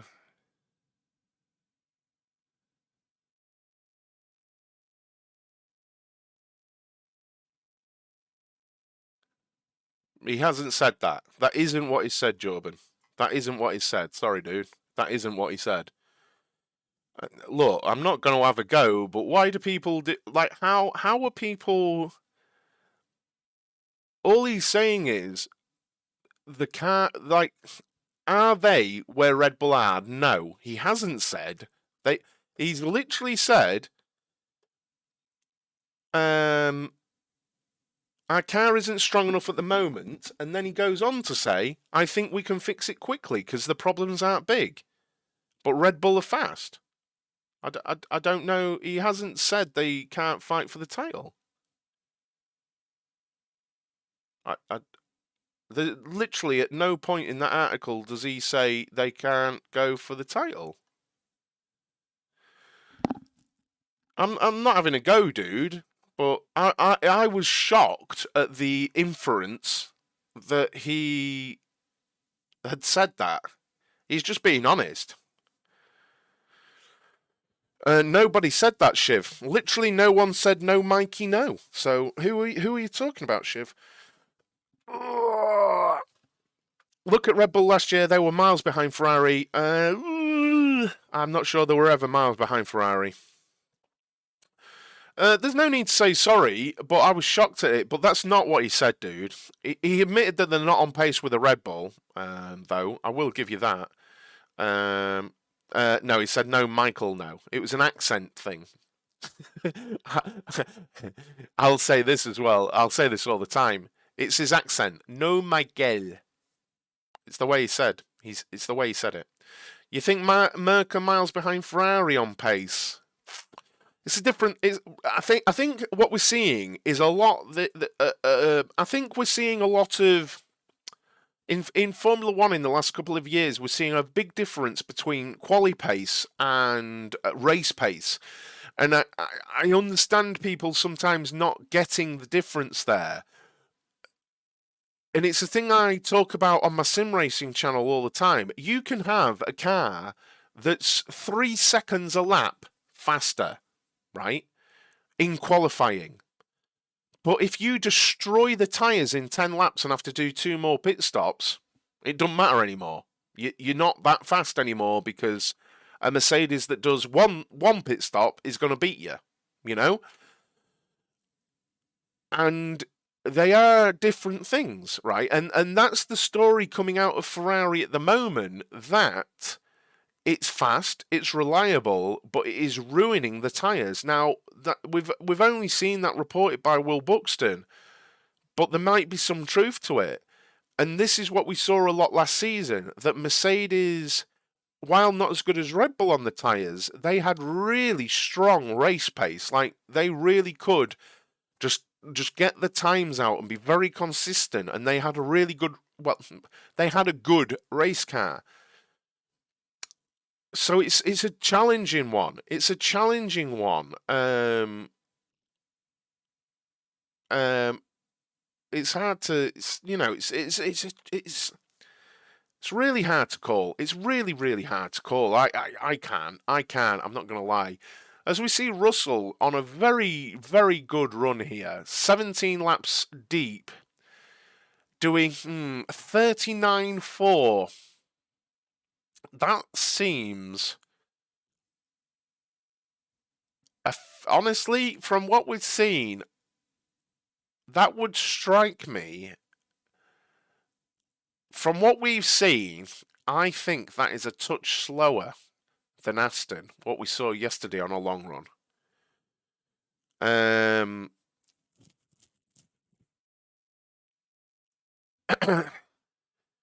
I think we saw, but it's fuel loads, right? I feel quite sure we saw Alonso faster than that on his long run on the mediums. But also, these tyres should be nearly done. Aston pace was 38, so I thought it was harder, but I think the track is a touch hotter today, so he's going to be slower. It's really difficult to compare, very difficult to compare. But you know what? This is again, you don't know. Did the Aston just have enough fuel for that run? Are Mercedes running a full fuel load? It's so hard to know. Is the Mercedes turned down more in the Mercedes, or was it turned up more in the Aston Martin? But this is a long medium run. We've mainly seen around 18 laps on the medium tyre when they've done a long run. For comparison, let's compare actually. We've got De Vries doing a long medium run at the minute, doing 39 twos at the bottom there, 14 laps in, and you're seeing 39 sixes, 18 laps in for Russell. Is there anyone else? You're seeing 37 nines from Bottas, but he's on 6 lap newer tyres. Maybe we can... Red flag? What's happened? Red flag?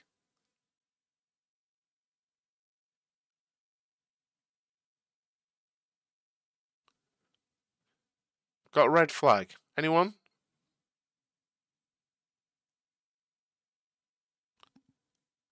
Bottas stopped. Session stopped. I'm not seeing anything on my coverage. Bottas, yeah. I'm seeing that now on my screen, yeah. Bottas has stopped.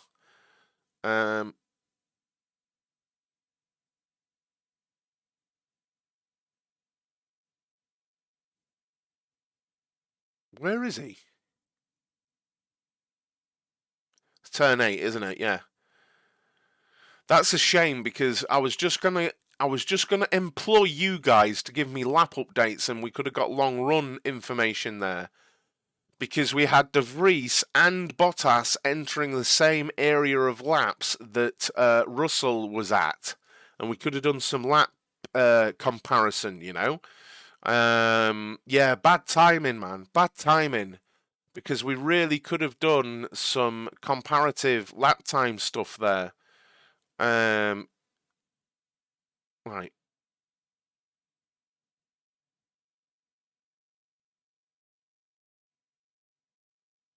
Ooh! Oh, gearbox.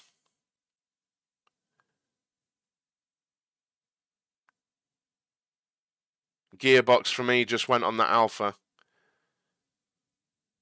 Gearbox for me, it just went rattle, rattle, clank, clank, bang, didn't it? Gearbox for me on that Alpha.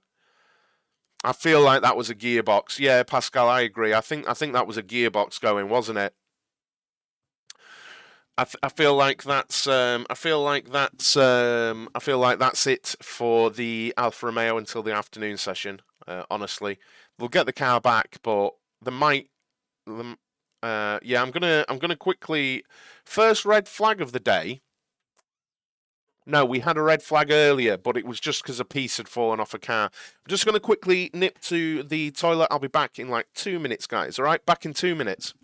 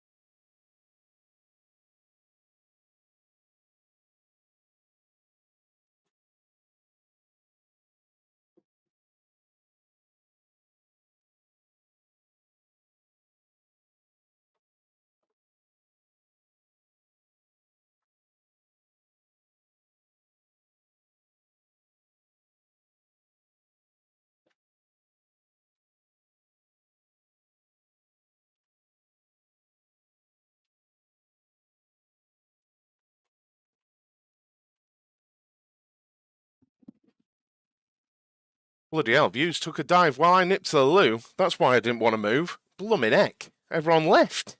Everyone left. Box, box. I'm back. How are people going to leave this stream when the other stream has nobody on it and there's hundreds of viewers? What's that about? What's that about?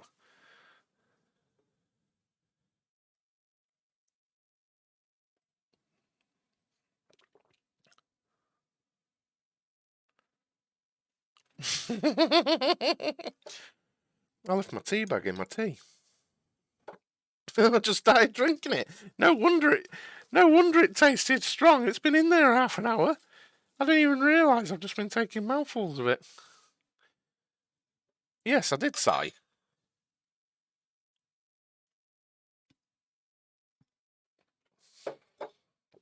Thought I'd just show some of the bits and bobs that I've got. F1 stuff. Seeing as it's a red flag. That's just in this room. I've got other stuff in another room, like, but got this the other day. There was a sale on one of the F1 stores, so I got this the other day, it was on sale, so I got that.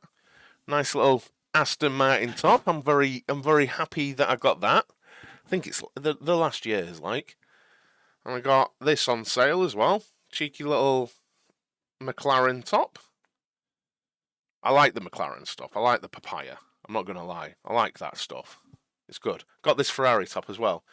I don't have any Mercedes merch. Sorry.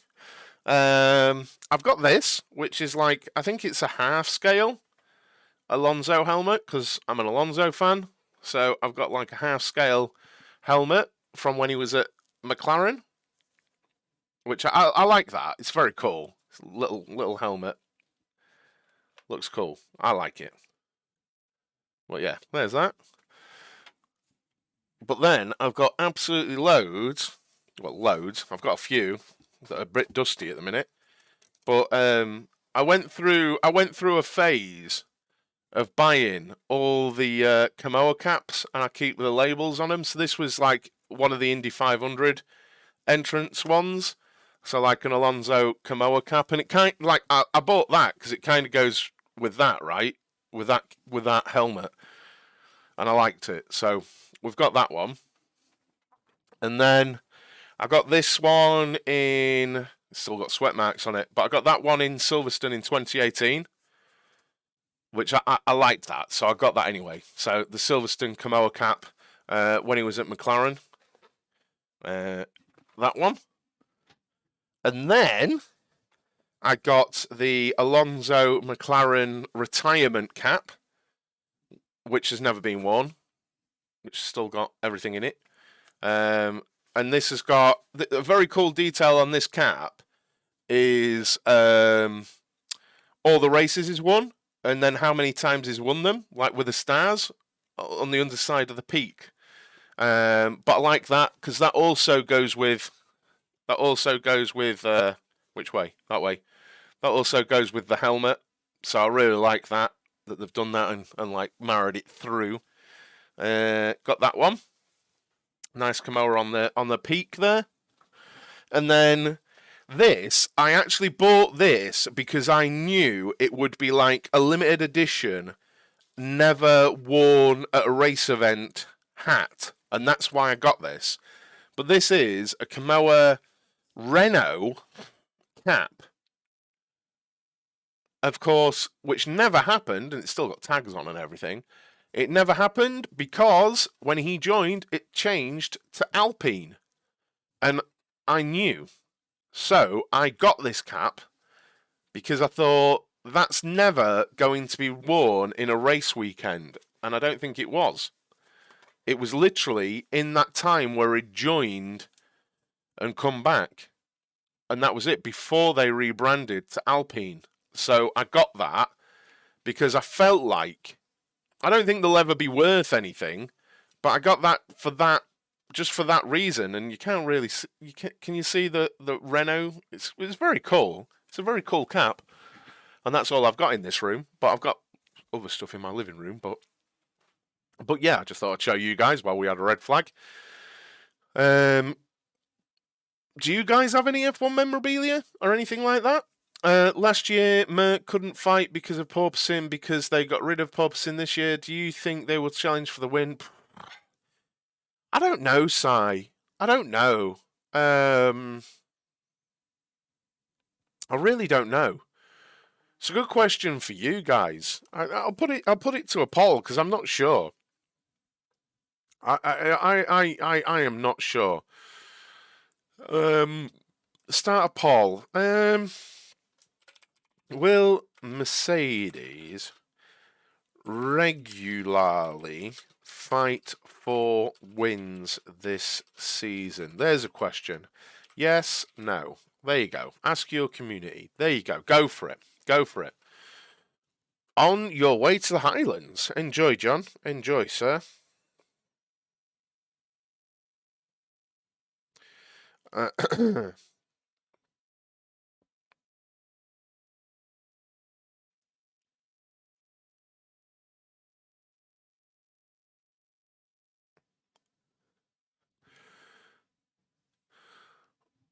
It's going to be a close vote, I think, that. I think it's going to be a close vote. Oh, someone unsubscribed, damn it. Someone unsubscribed when I went to the toilet. Can you believe it that someone unsubscribed when I went to the loo? Can't believe it. People unsubscribed. I went to the loo. Man's got to go to the loo sometimes.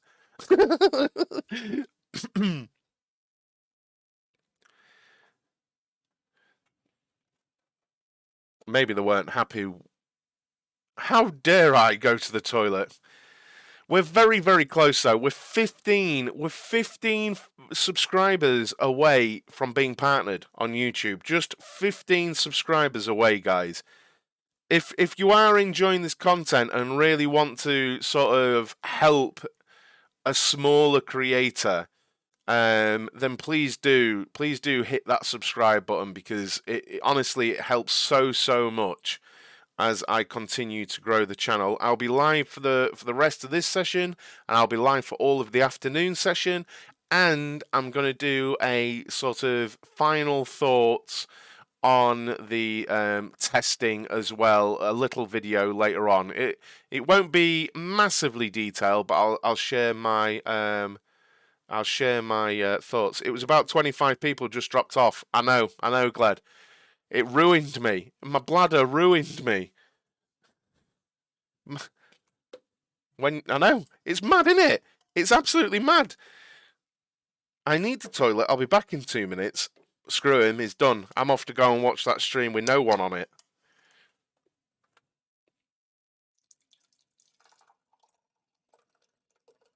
Oh no. I seem to get 2.5 cups of tea out of my flask.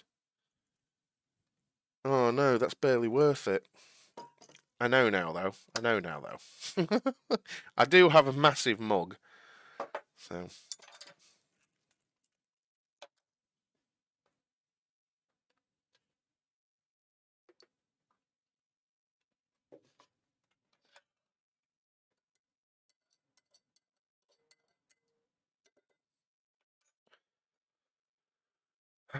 Can't believe new season starts next week. Yes, sir.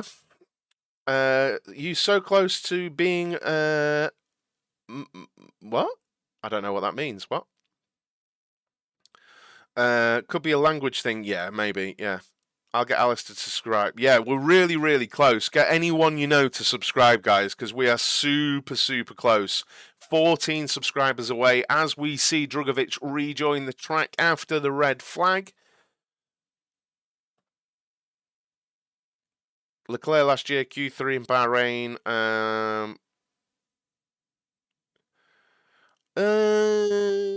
I don't think they're gonna. What's the lap record at Bahrain? What is the lap record at Bahrain? I don't even know. Isn't it something crazy like Pedro de la Rosa still holds the lap record in Bahrain? Something like that.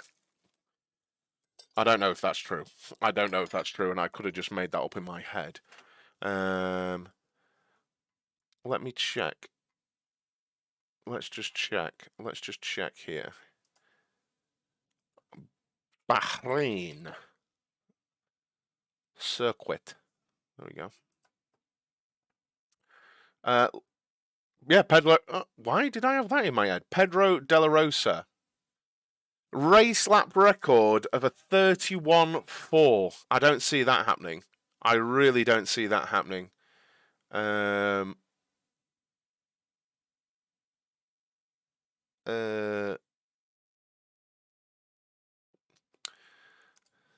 Let's have a look here. Yeah, no. Let's have a look.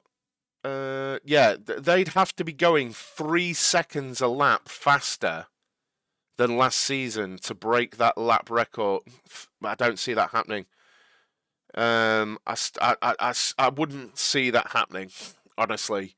3 seconds. I see them going fast.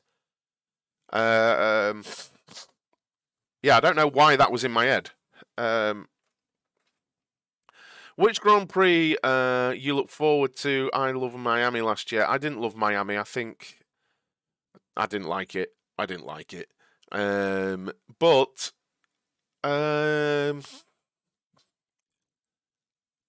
isn't a race I look forward to. Honestly, like a particular race, I'm like, oh, I can't wait. At all, actually, I can't think of a race that I think that about. I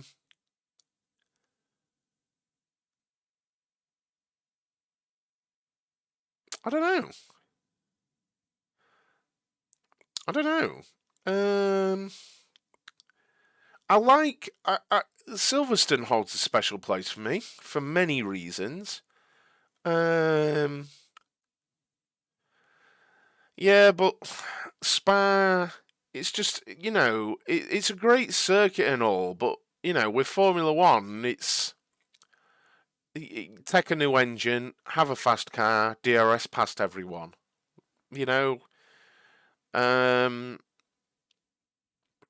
Races to watch. I used to like Sepang a lot. Because you could get extremes of weather there, but also it was so hot it was a real test for the drivers.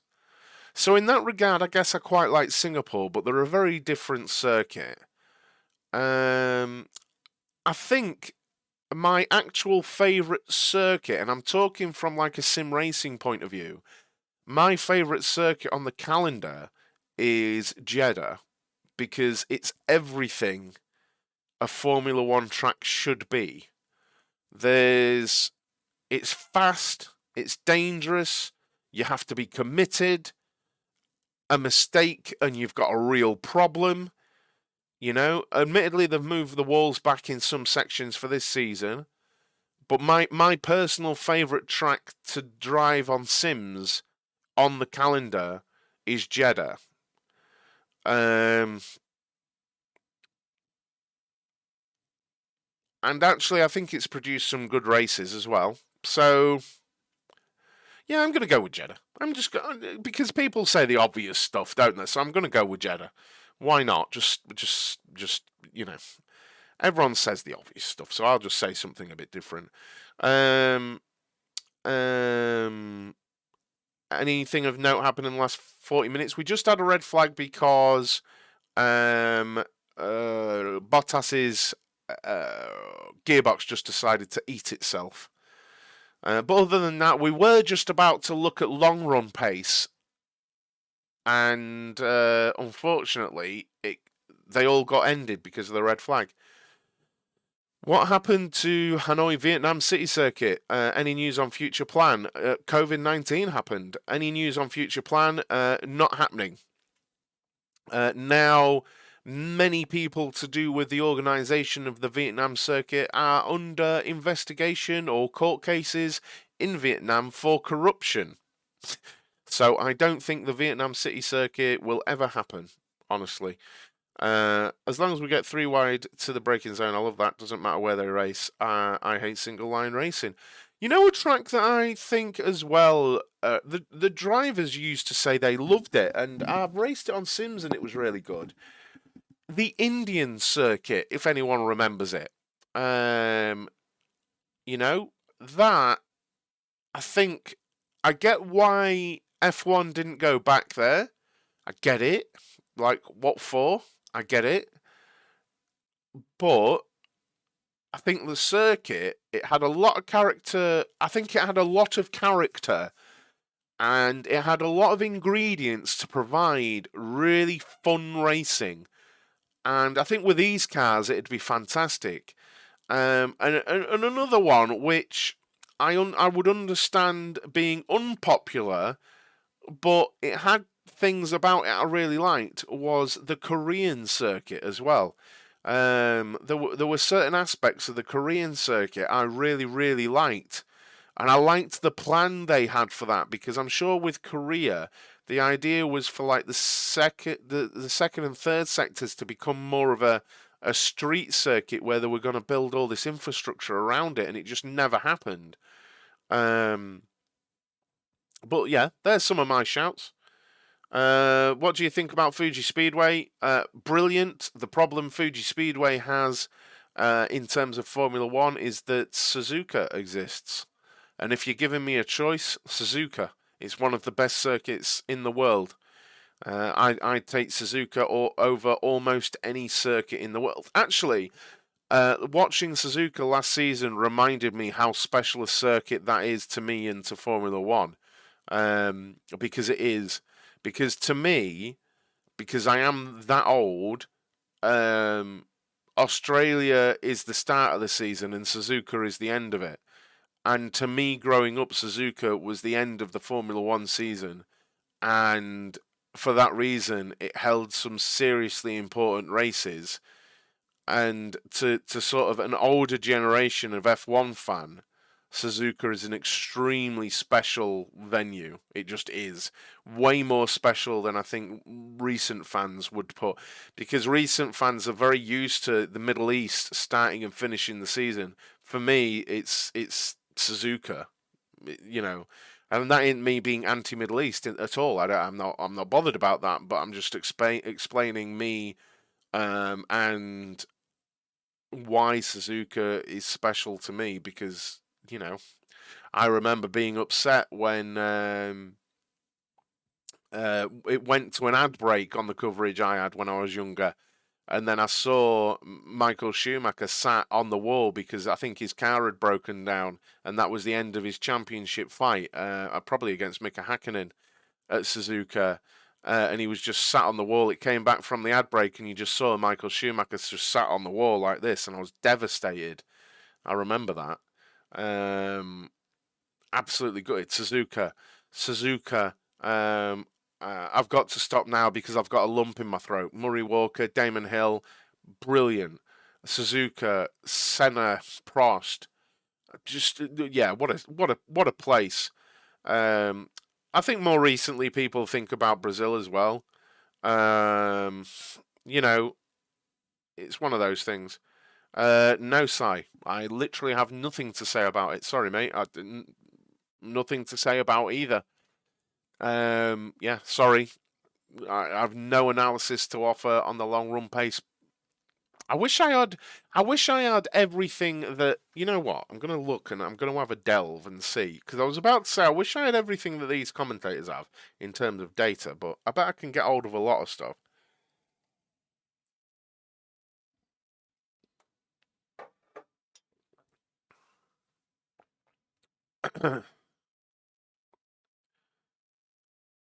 Well, they're showing Ant Davidson driving in 2008.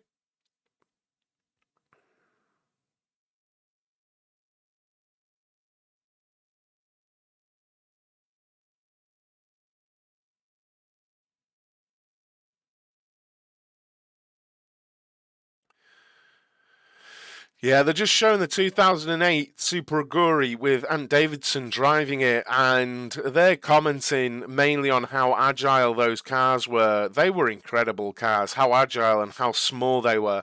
I don't think people realise that these current generation of Formula One cars, by Formula One standards, are gigantic. They are huge, like really huge. When I visited Alpine last year, they had Alonso's, I think it was his title winning Renault sat there, and also the mock-up, the FIA mock-up of the 2022 car sat there, and the size difference in the wheelbase, the width, the length, the general size, it's insane, the difference. Honestly, I think people would go, oh yeah, but seeing it, crazy. Crazy. It's all sorts of stuff, Glad. You're saying it looks faster. I think part of it is the sound, but I honestly think it's the size and agility of the car. It's so much smaller and so much more on the edge that it just gives that impression of race car, you know. And I'm not saying these cars aren't fast and aren't that way. They're just very different, you know. They're just very different. Yeah, sounded so good too. Do you think Yuki Tsunoda can keep his seat? I think it's entirely up to Yuki Tsunoda and how he does this season. I know that's a bit of a cop-out thing to say, but it's again, I know it's a very simple thing for me to say, but I find it's true, you know. Let me.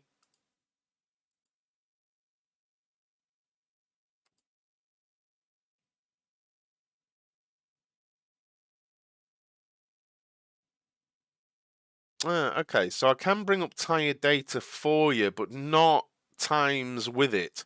This is frustrating. This is very frustrating.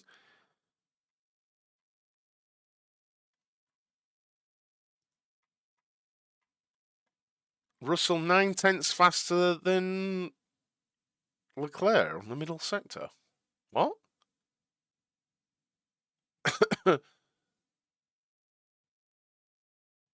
Okay, so let's talk tires right now, shall we?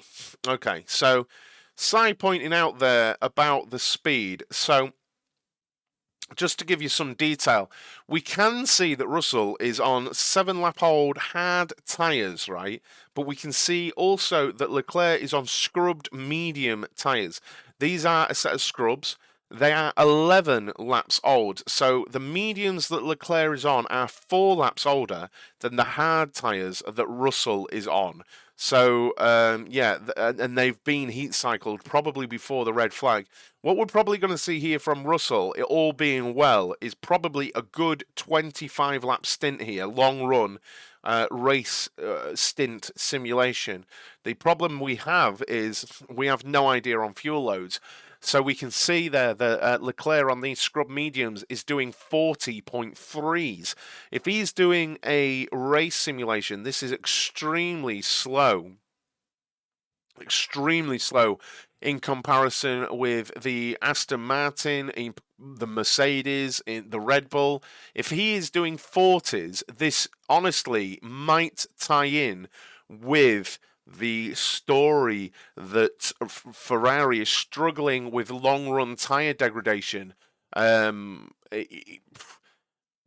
again, he could be on really heavy fuel. We don't know. This is where the uncertainty of testing comes into it. But all we can look at is the data that we've got in front of us, right? Why red flag? Asked Alfa Romeo Valtteri Bottas stopped with a gearbox. It sounded like the gearbox went, Edgar.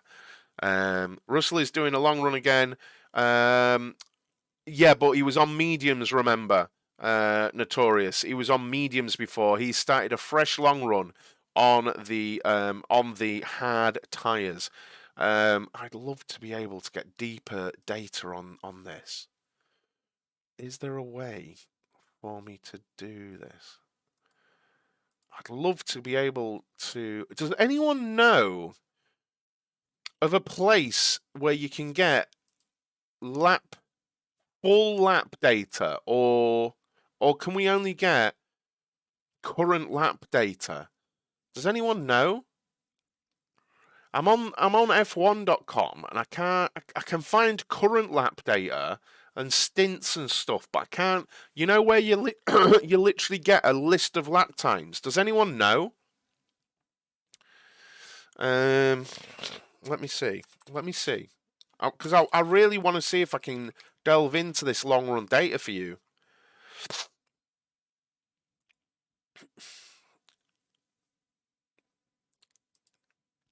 Mm-hmm.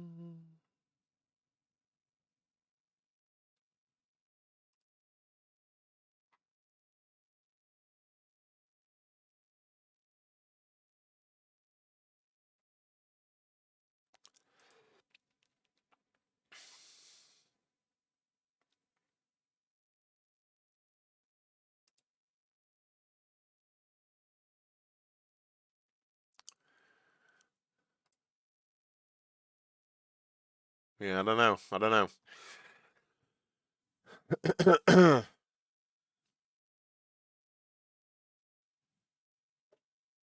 How long we got left? Less than an hour now. We're at 50 minutes left. And now all we're seeing is the garage of Valtteri Bottas with all the mechanics stood around blocking the entrance.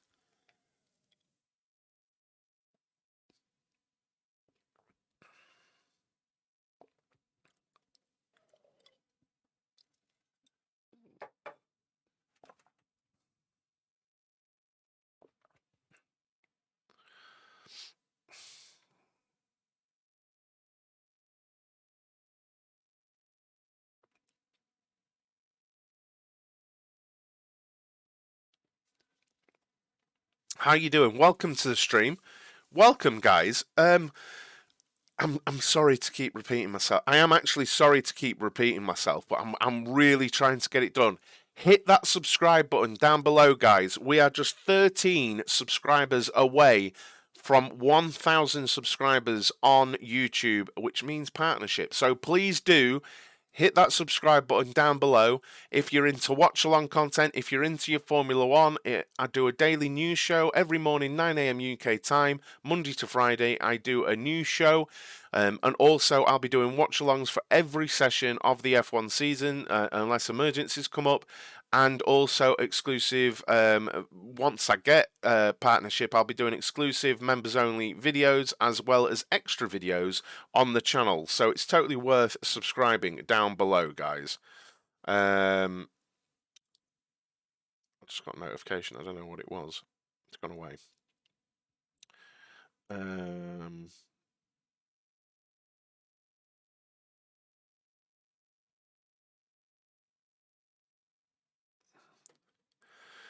No Verstappen today. Yeah, no Verstappen today. He is done for the test. Confirmed. A firm on that, Jordan. A firm on that. Yeah, no Verstappen driving today.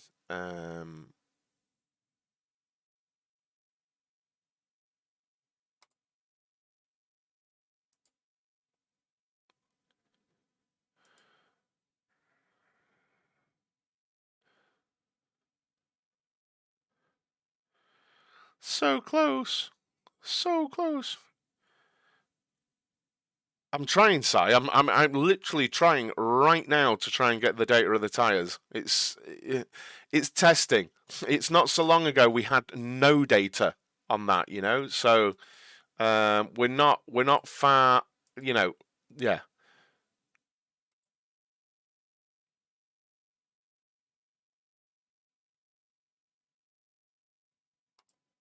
yeah. If I can't get it, I can't get it. Why is Ferrari so slow? Hey, what?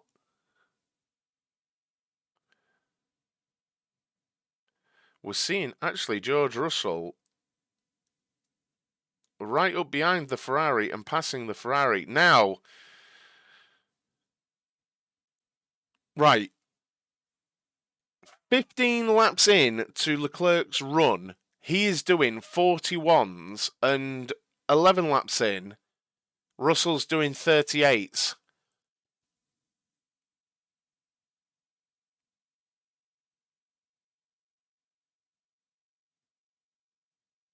Is it is it true about the Ferrari? Do we think they've got tyre degradation issues? No, Ferrari's not bouncing. The Ferrari's fine. It's very, very bumpy. The track is extremely bumpy. The only car that's visibly been bouncing was the Alfa Romeo of Valtteri Bottas today. Honestly, like bouncing because of porpoising. But the track is extremely bumpy. It actually is. It needs resurfacing. Um, you know, I'm thinking more and more that there might be some weight to this struggling with tyre degradation thing for Ferrari. Because Leclerc's backed off now, sadly.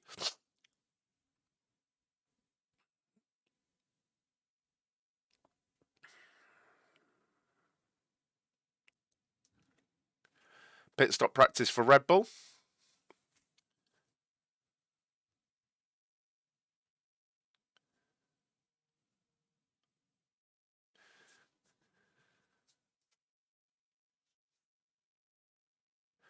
Think they were trying to get temperatures off the wheel rim there. Someone was really not happy because it looked like basically the mechanic removed the wheel and didn't turn it round so they could check the temperature of it. I think they were trying to get some internal wheel rim temperatures there, looking at what they were doing. Um, in comparison with Red Bull, yes, Gled. Compared to Red Bull, Ferrari chewed through their tyres.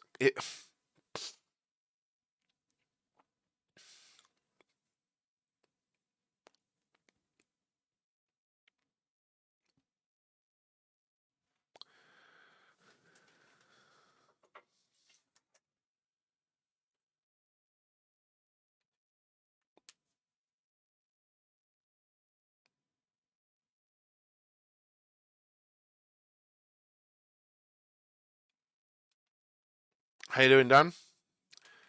Leclerc used DRS. When? What do you mean?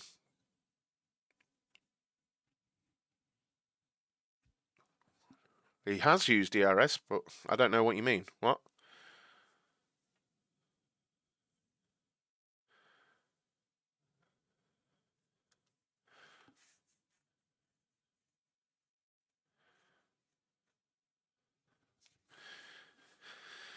The Mercedes is looking a lot better today than it did.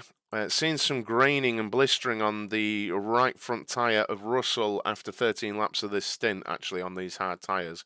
Track temperature is 43 degrees though, so it's really hot, the track temperature right now. So, um, you know,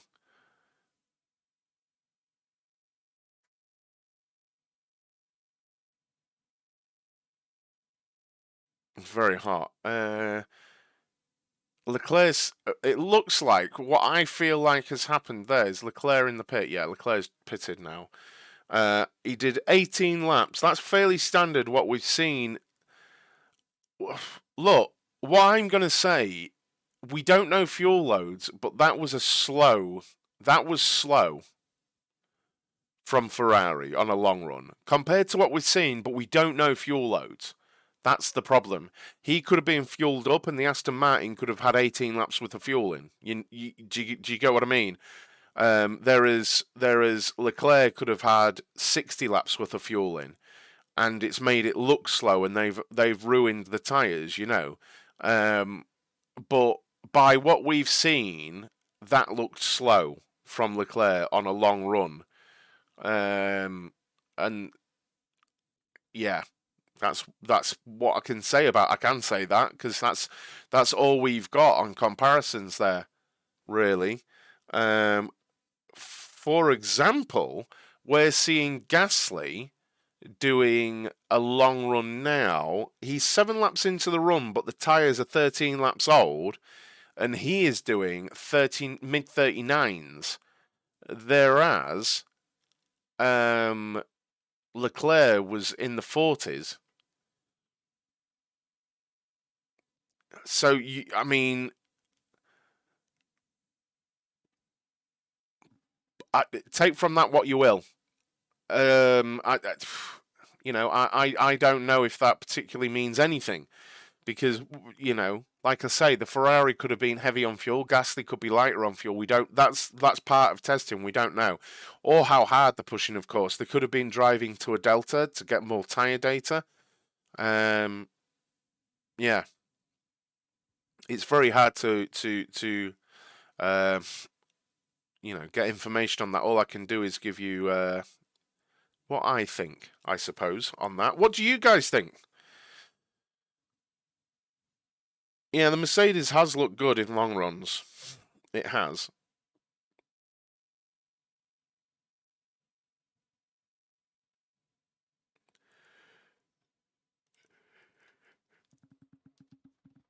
Ugh. Oh, yawny, yawny. Guys, we are 12. We are 12 subscribers away from 1,000. Maybe I need to get a button so I can just bring up subscribe on the screen. Please hit that subscribe down below, guys. We're so close to 1,000 subscribers, and it would be magnificent to hit that. So please do subscribe to the channel. What's De Vries doing? De Vries is 1 lap into a run. These are 4 lap old tyres. Yeah, don't. Yeah, I need to not go to the toilet, right?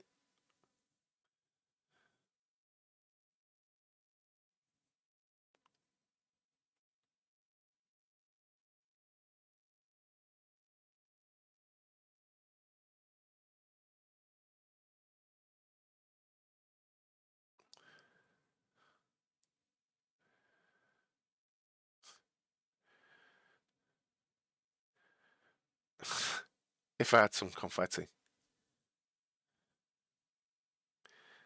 How many next week? Next week, Stefan. We the first practice is 11:30 UK time next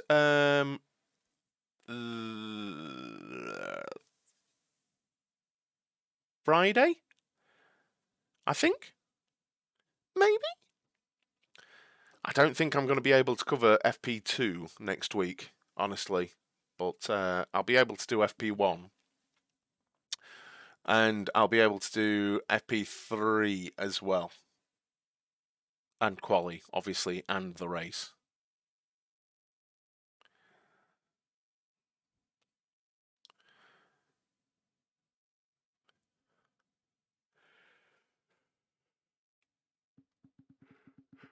Yeah. As we see the Alpine come in, what has Gasly just done there? A 9-lap stint, 15 laps total on the medium tyre. I think that was good. I think that was good for them. I think that was good for Alpine. Is that going to be the last we see of Alpine in the morning? I think maybe we might see some qualifying simulations for the last 30 minutes. I don't know. As we see Drugovich on track, 2 laps in on a set of fresh mediums. Is this going to be a long run? Drugovich has done a 16-lap run on mediums, a 15-lap run on hards, and is back out on fresh mediums. And he isn't going for pace because he's a couple of seconds off. I think this is a race run. He's seconds down, so I think this is a race simulation. We might see him go for the next, well, you'd guess at least 15 to 18 laps. What do you have learned from test days? It's really hard. I mean, it's hard to know what you've learned before anything is put into practice. Like next week, stuff we saw now will be more clear. Does that make sense? It'll be clearer next week.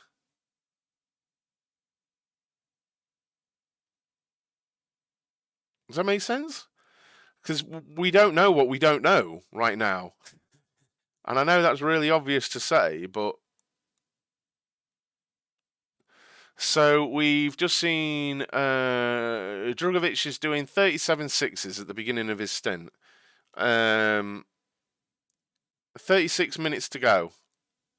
Russell's out of the car in the Mercedes. Mercedes is out of the car. Putting another pod of dry ice into the cooling fans in the side pod.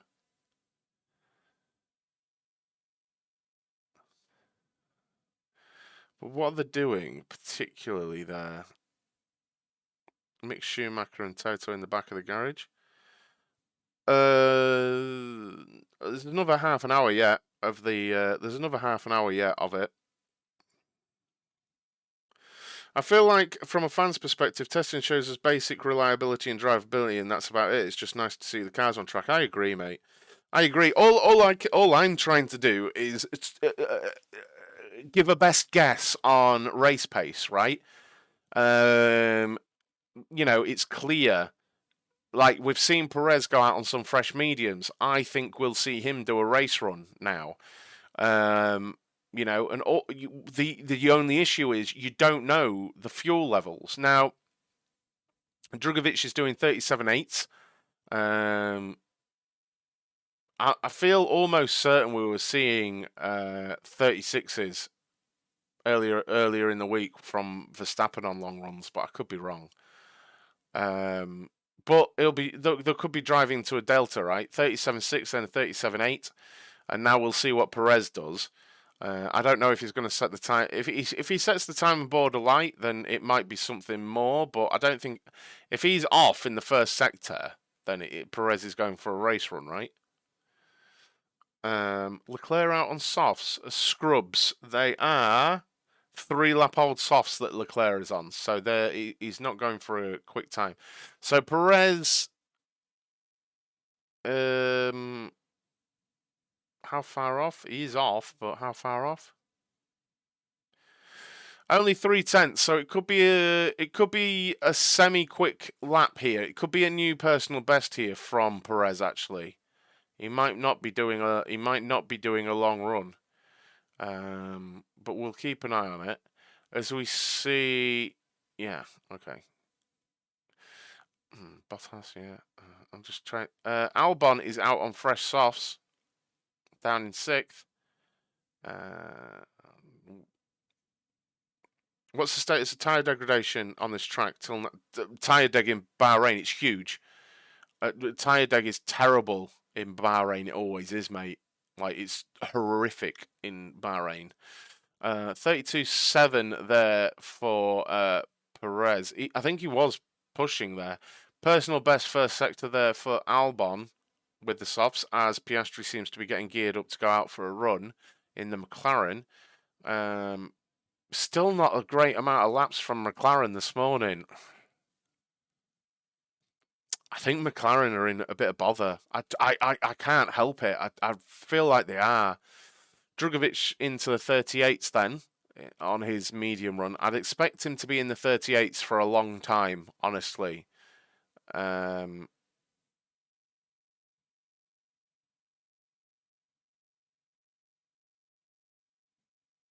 Personal best second sector there for Albon.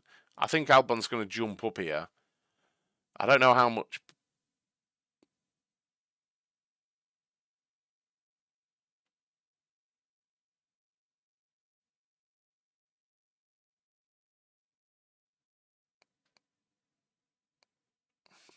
So it's still the wheel brow stuff. There we go. Albon with a personal best lap at 33.0.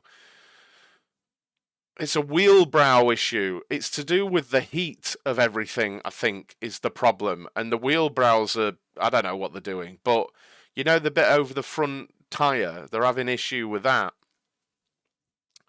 So you just like to see more miles, right? To be honest, still I'd like to have seen a few more miles from Alpine, but they're there or thereabouts. It's just a thing. I like to see it in pre-season testing. I like to see lots of miles. What do you expect from De Vries? I think he's a very good driver. It depends where the AlphaTauri is at. I think he's an excellent driver that should have been in Formula 1 years ago. Will Q3 go to 29s? I think you could see very low 29s or high 28s, I think, next week. Honestly, I think later on today, TSK F1 hot take. I think you'll see Alonso go for a glory run high 1 minute 30 this afternoon. But he has already done some quick runs, but I think you might see that. I think you might see Alonso go for a glory run that doesn't mean anything, 1:30 later on. You might... I was going to say you might see Hamilton do it, but I don't think so. I think Sainz might get into the 30s if he's in the car later, because the track gets better later. But I think you might see Alonso go for a glory run on it and get it done, because he's looked racy in the car. Okay, so let's have a look at where Drugovich is at, just getting in touch with his long run. And we're seeing him, like I said, is in the 38s. 38s seems to be long run pace. Honestly, that compares extremely favourably against what we've just seen from Leclerc with the medium tyres on. It compares very, very well. Very well.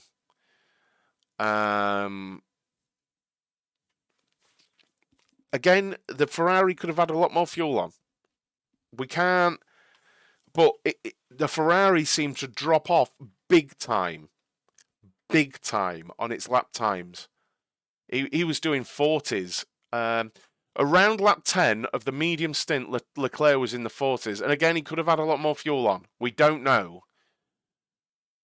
We can only look at the data we've got. So we've also got Hülkenberg on 5-lap-old hard tyres in the 38s.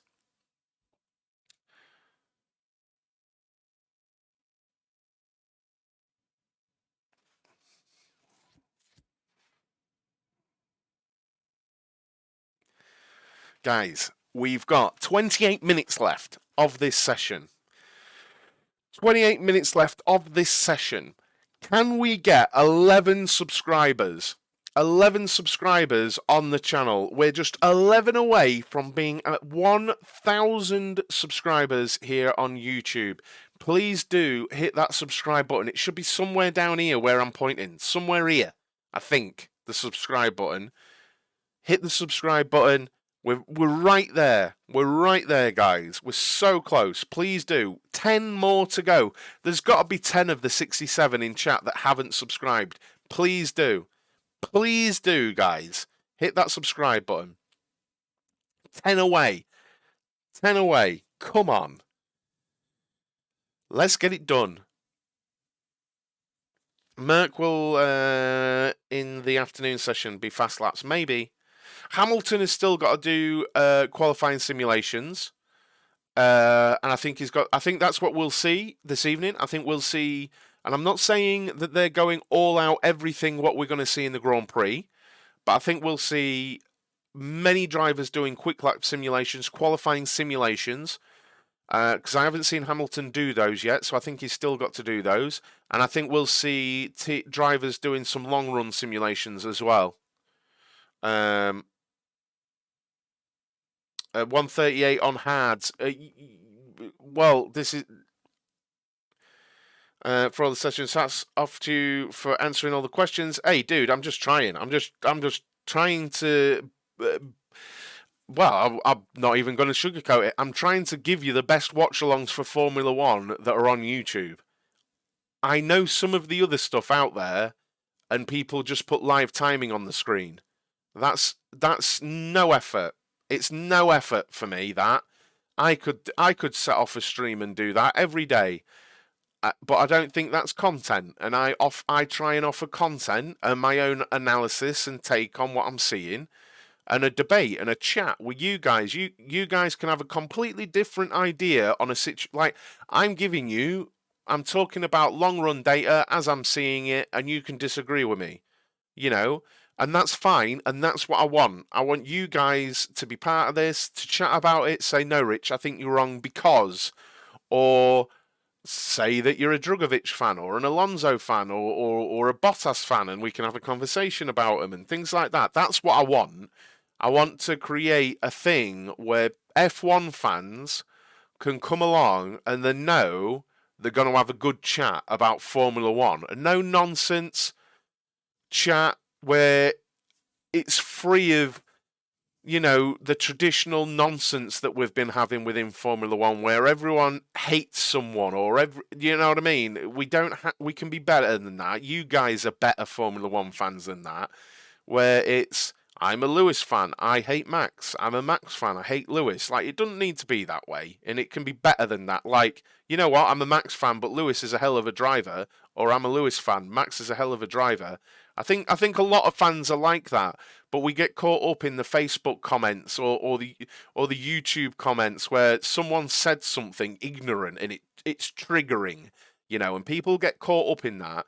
And I think I'd like to create a community that's better than that, where you can have a Max and a Lewis fan having a chat and saying why they think their driver's better without getting personal and saying stupid insults. You can just have a conversation, you know. Like yesterday, the guy who was in chat with me and said, my guy really said he thinks Schumacher's better than Senna. I did, and then I backed it up, but he didn't say anything else. Tell me why you think Senna was better. Let's have a chat. That's what it's about. That's what this kind of thing is about. Let's have a good conversation, you know? We can have a good conversation. We can have a difference of opinion. You know, I think Piastri is an extremely special driver, a generational driver. People can disagree with me. I think George Russell's better than Lando Norris. People can think Norris is better than George Russell. Let's have a chat about it, you know? Let's do that.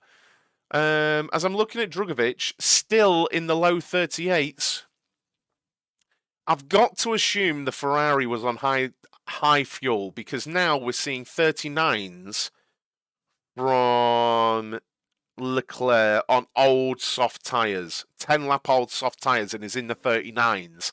You'd expect those soft tyres to be going off now. This morning, Red Bull did not use soft at all. One moment. No, I don't think they did. I don't think they did. I'm only seeing medium running on Perez.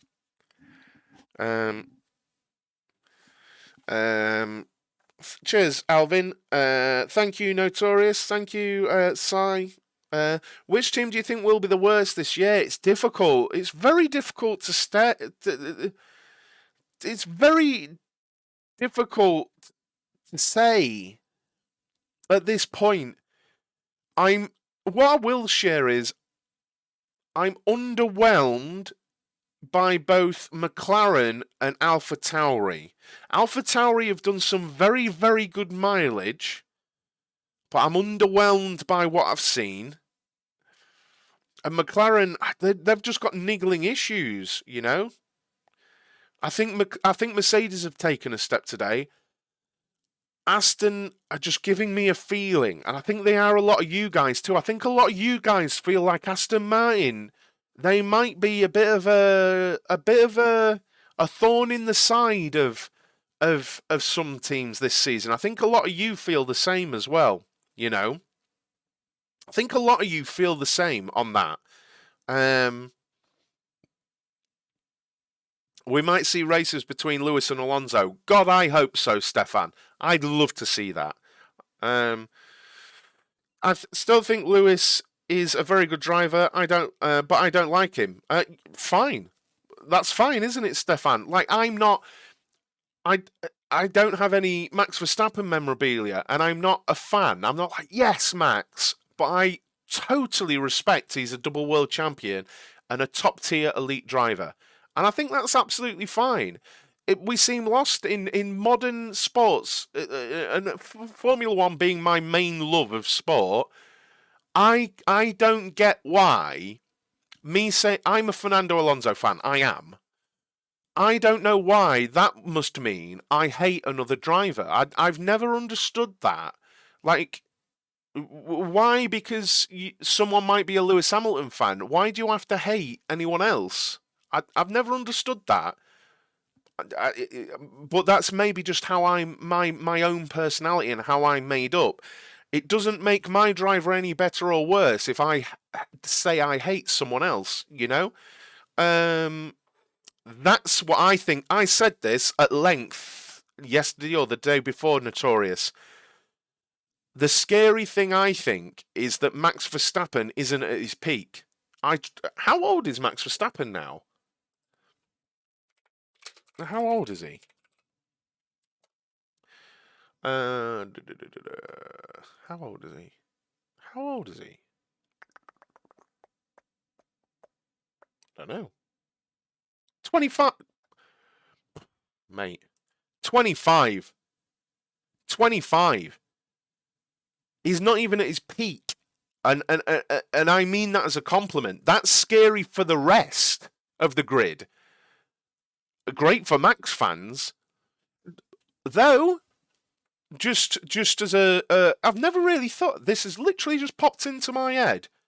What if Max is a Vettel? What if you could say Vettel became an extremely well-rounded, excellent driver towards the end of his career, and I think he could still do a job now.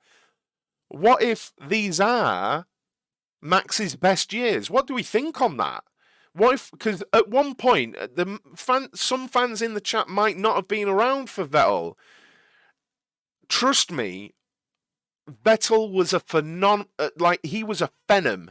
Like, he was so incredible.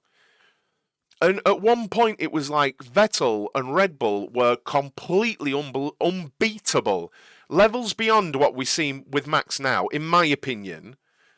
At that time, living in that time, it was like nothing could beat Vettel. Like, he was always going to win in the end, and it felt like he won all the time. I could be misremembering. What if Max is peaking early? What if he is one of those people that this is his peak? Maybe. I don't think it is. I'm just throwing it out there as a conversation. Because you could say that about Vettel. His best years were at the beginning of his career, right? And I don't think you can dispute that. And you could argue and it does happen with sportsmen across lots of sports. Maybe Max is one of those that peaks early. I don't know. Maybe Red Bull take a step back after this year and aren't quite as competitive, and that puts Max into a different position. I don't know. I'm not saying that's a thing. having a conversation with you guys, trying to drive the chat a little bit. I'm not being controversial, I don't think, in saying that, and I'm not even saying that's the case. I don't think it is, but we've seen it. There's precedents for it, you know. It's not just a compliment; it's also very worrying. Exactly, Keith. It is, isn't it? It is. It's very worrying for the. I think that Russell will fight Max in the future. Yeah, I mean, I think Russell is an extremely special driver, and I think success for Russell is inevitable. I think you're going to see like I've said on this stream and many others. I think by the end of his career, Russell's a triple world champion minimum. I think he's a very special driver. And then I think backing that up, I think Piastri is the next one, but we'll have to see how he delivers. Russell's tyres are 4 laps old right now. Drugovich now 14 laps deep on his stint, mid-38s. So, factual here. At this point, right, let's caveat this. We don't know fuel loads. We do not know fuel loads, okay? The Ferrari could have been much heavier on fuel, but at this point in the stint, Leclerc was 2 seconds a lap slower than Drugovich is going now. Again, the Ferrari could have been much heavier, but at exactly the same point in their race simulation, on medium tyres, same age, the Ferrari was 2 seconds slower. Now, does that mean that the Ferrari really is destroying its tyres, or was the Ferrari heavier? I'll leave that up to you guys to decide, but what I've just told you is a fact. Drugovich is doing 38s lap after lap after lap. I forecasted that. I said he'll stick in the 38s now, and he did from like lap 3 or 4 of this stint, all the way through to lap 15 now. Leclerc was in the 40s. So, I did, Keith. I did miss that. But I'd love to know your opinion. I'm just giving you, that is a fact. At this stage in that run, at this stage in their runs, Leclerc was going 2 seconds a lap slower. I personally think the Ferrari was running heavy. But is this pointing towards Aston Martin actually being there? Is it pointing to that? I really would love that. I'm not sure Vettel could still deliver. Maybe he needed a very specific car. I think so, Stefan. It was just the end of last season. I think we were starting to see bits, you know. Sandbagging isn't a thing. Sandbagging isn't a thing, but welcome. Ferrari running heavy, though. I agree. I think they were running heavy, but I don't think there was sandbagging. I think sandbagging is a made-up thing, as I've explained about 400 million times in the last 3 days. 15 minutes to go. As we see Perez crawling. Absolutely crawling. Drugovich's ability to maintain pace while keeping tyres intact effectively winning. Fair play, Keith. I've not made it a secret. I don't have time to watch F2. I'd love to, but is Merc running a little heavy on fuel than Aston? We have no way to know, Si. It's testing. We cannot know, mate. I'm just bringing you sort of the facts of what I can see. While being very honest about what we don't know. And what we don't know is fuel levels. We have no idea about... Gled, what have I missed? What have I missed, Gled? Virtual safety car, VSC. What have I missed?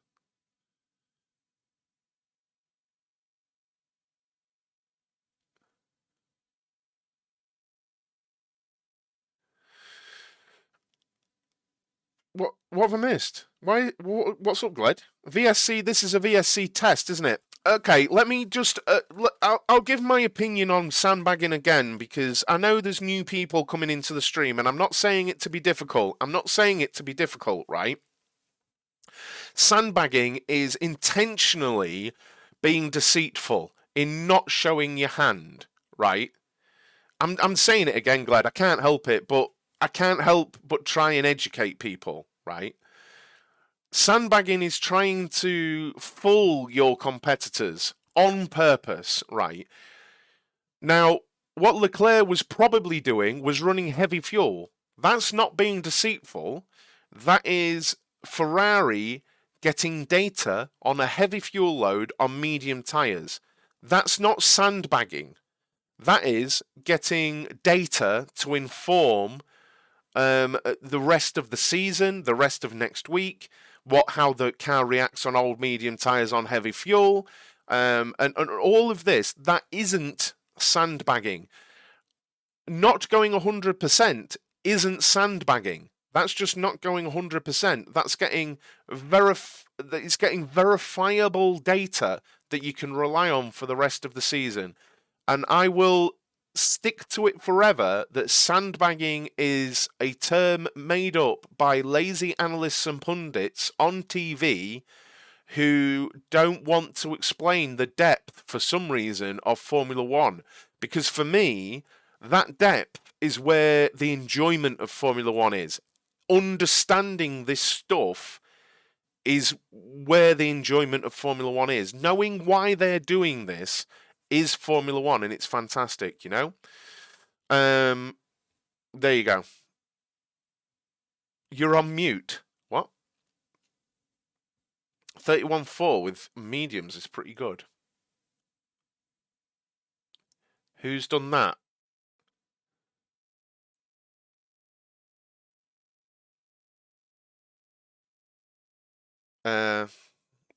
Yeah, sandbagging's not a thing, but I can't deal with it, guys. I can't help it because that many people say it. I can't help but go over it, you know. I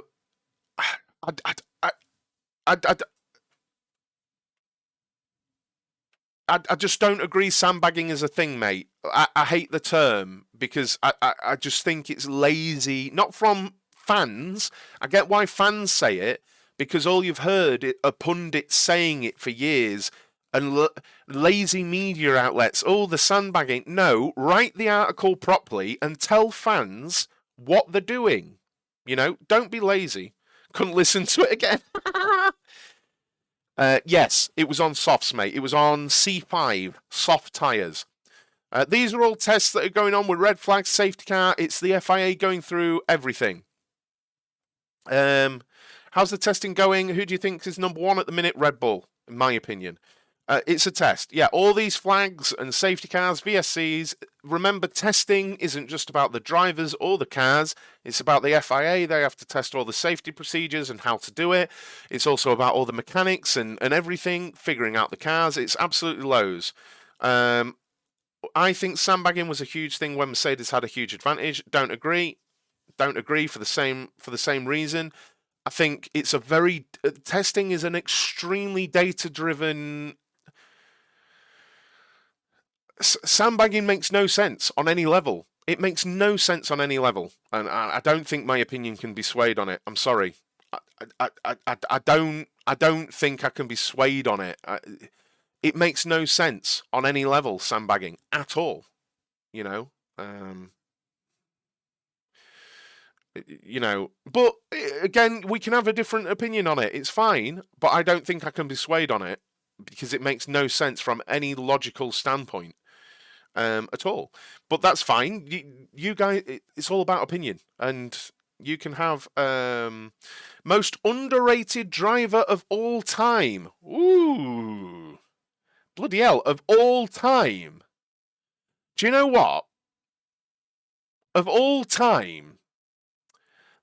This is the half and half one. I wish Jim Clark was recognised more. That's what I'll say. I think he's rated by people who know highly, but not enough people know that Jim Clark was the driver's driver, and he always should be in the conversation of greatest driver ever. He deserves and should be in that conversation every time, and I think that Jim Clark, Because I think while a lot of people do know Jim Clark, I think there's too many people that don't know, and they completely overlook him far too much. I think he was an exceptionally special person and driver. That's my opinion. I think it does make sense when the team knows the potential and don't want to show it before the racing. It does no because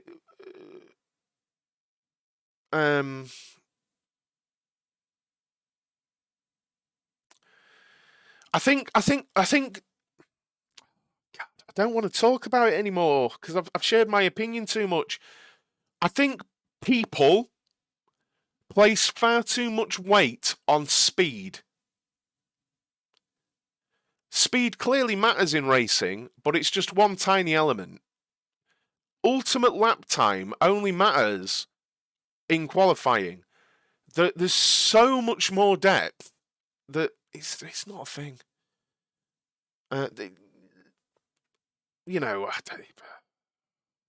It's a hard thing to explain. It's a hard thing to explain because it sounds so counterintuitive to say that the speed is a small part of it, a tiny part of it. Yeah,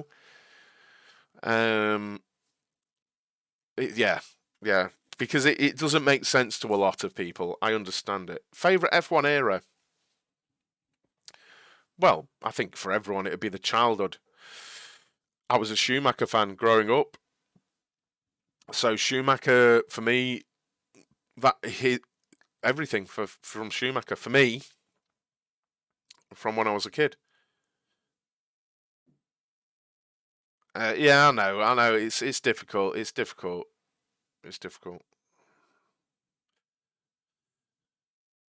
Like, I fully accept none of the teams are going flat out. I fully accept that. I know they're not, but because they don't need to, you know?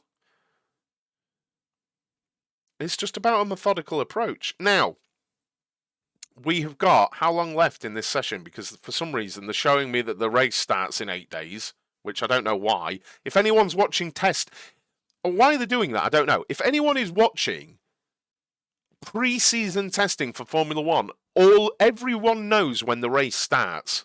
Everyone knows the race starts next week. If you're actually tuned into this, because you're a nerd. Why do you think celebrities often snub Brundle's grid walk? Because they don't know who he is, because they're idiots.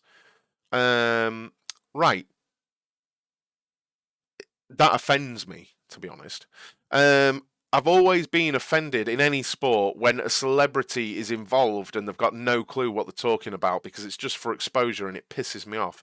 But anyway, we are 8 subscribers away from 1,000 subscribers, right? I'm going to be here with a news show Monday to Friday, 9 a.m. All the time. Freshest F1 news every morning. If you want that in your life, hit the subscribe button. I'm going to do watch-alongs for every practice session I can do all season, every qualifying, every race. Please do hit that subscribe button, as well as extra videos and YouTube shorts and all that good stuff. So if you want all of that, hit the subscribe button down below. It really helps. We're very, very close to we're 6 away. We've got like 5 minutes. Can we get 6 subscribers? There's got to be 6 people out of the 73 that haven't subscribed. Come on. Hit the subscribe button down below. Come on, get it done. Get it done, sports fans. Oh, man. We're so close. Are you going to make me wait another stream? Are you going to make me wait another stream? You're so mean. You're so mean. Where is it? Because I keep saying down below there. Where actually is it on my phone? So if you close the chat, where is it?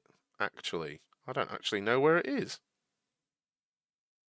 Don't know where it is. Where is the subscribe button? On mobile. Where is it? Let's flip the phone over.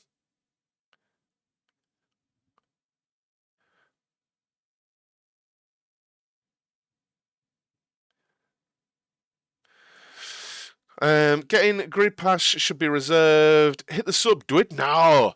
Why would a celebrity go to the grid for a... I don't know. It's mental, isn't it? It's mental, Keith. It's crazy, man.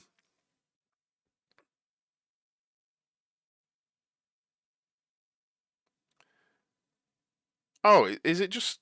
Oh, maybe it's because I'm viewing it as myself, Dan. I appreciate that. Yeah, I think that's the problem. I'm viewing it as myself. What if I go on... Do you know what? I could probably get myself over it with my own pages. I never thought of doing this. I've not subscribed to myself.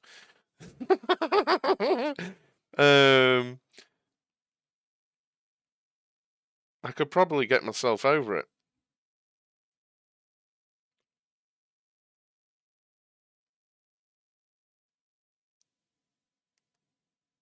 Oh, I'm gonna subscribe to myself to get over the 1,000. I don't even care.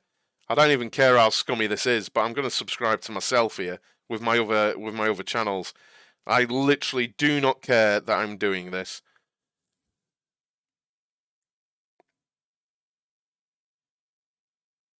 A life of a content creator when you've got like loads of different pages.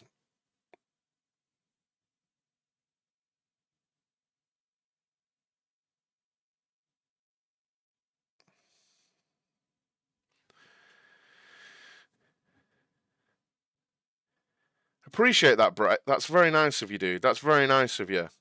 I need 3 more. Come on. I'm at 3 more. I need 3 more. There's got to be 3 of the 65 people in chat. Come on now.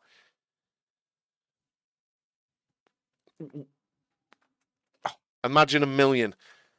Why is Russell stopped? It's start procedure practice. 3 subscribers. We need 3 subscribers. Hit the subscribe down below. You have to close the live chat and hit the subscribe button. I can't believe this.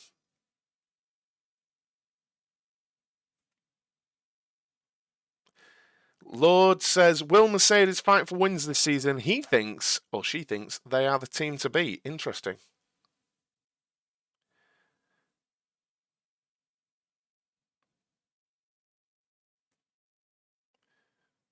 $999. 999 subscribers. You guys. Are you kidding? Oh, someone's unsubscribed. Someone's unsubscribed. Oh, no. No. I can't believe it. I can't believe someone's unsubscribed. You're trolling me. You're properly trolling me. I know what this is about. You're just trolling me now. Yeah, I've got a live. I'm going to bring up my live counter because you can get that on YouTube. So I'm not going to put it on screen. You bad people. Where is it? Where's analytics? It's somewhere. There's a live counter somewhere. I'm gonna. Are you kidding? Look at that. Surely there's got to be 2 of you.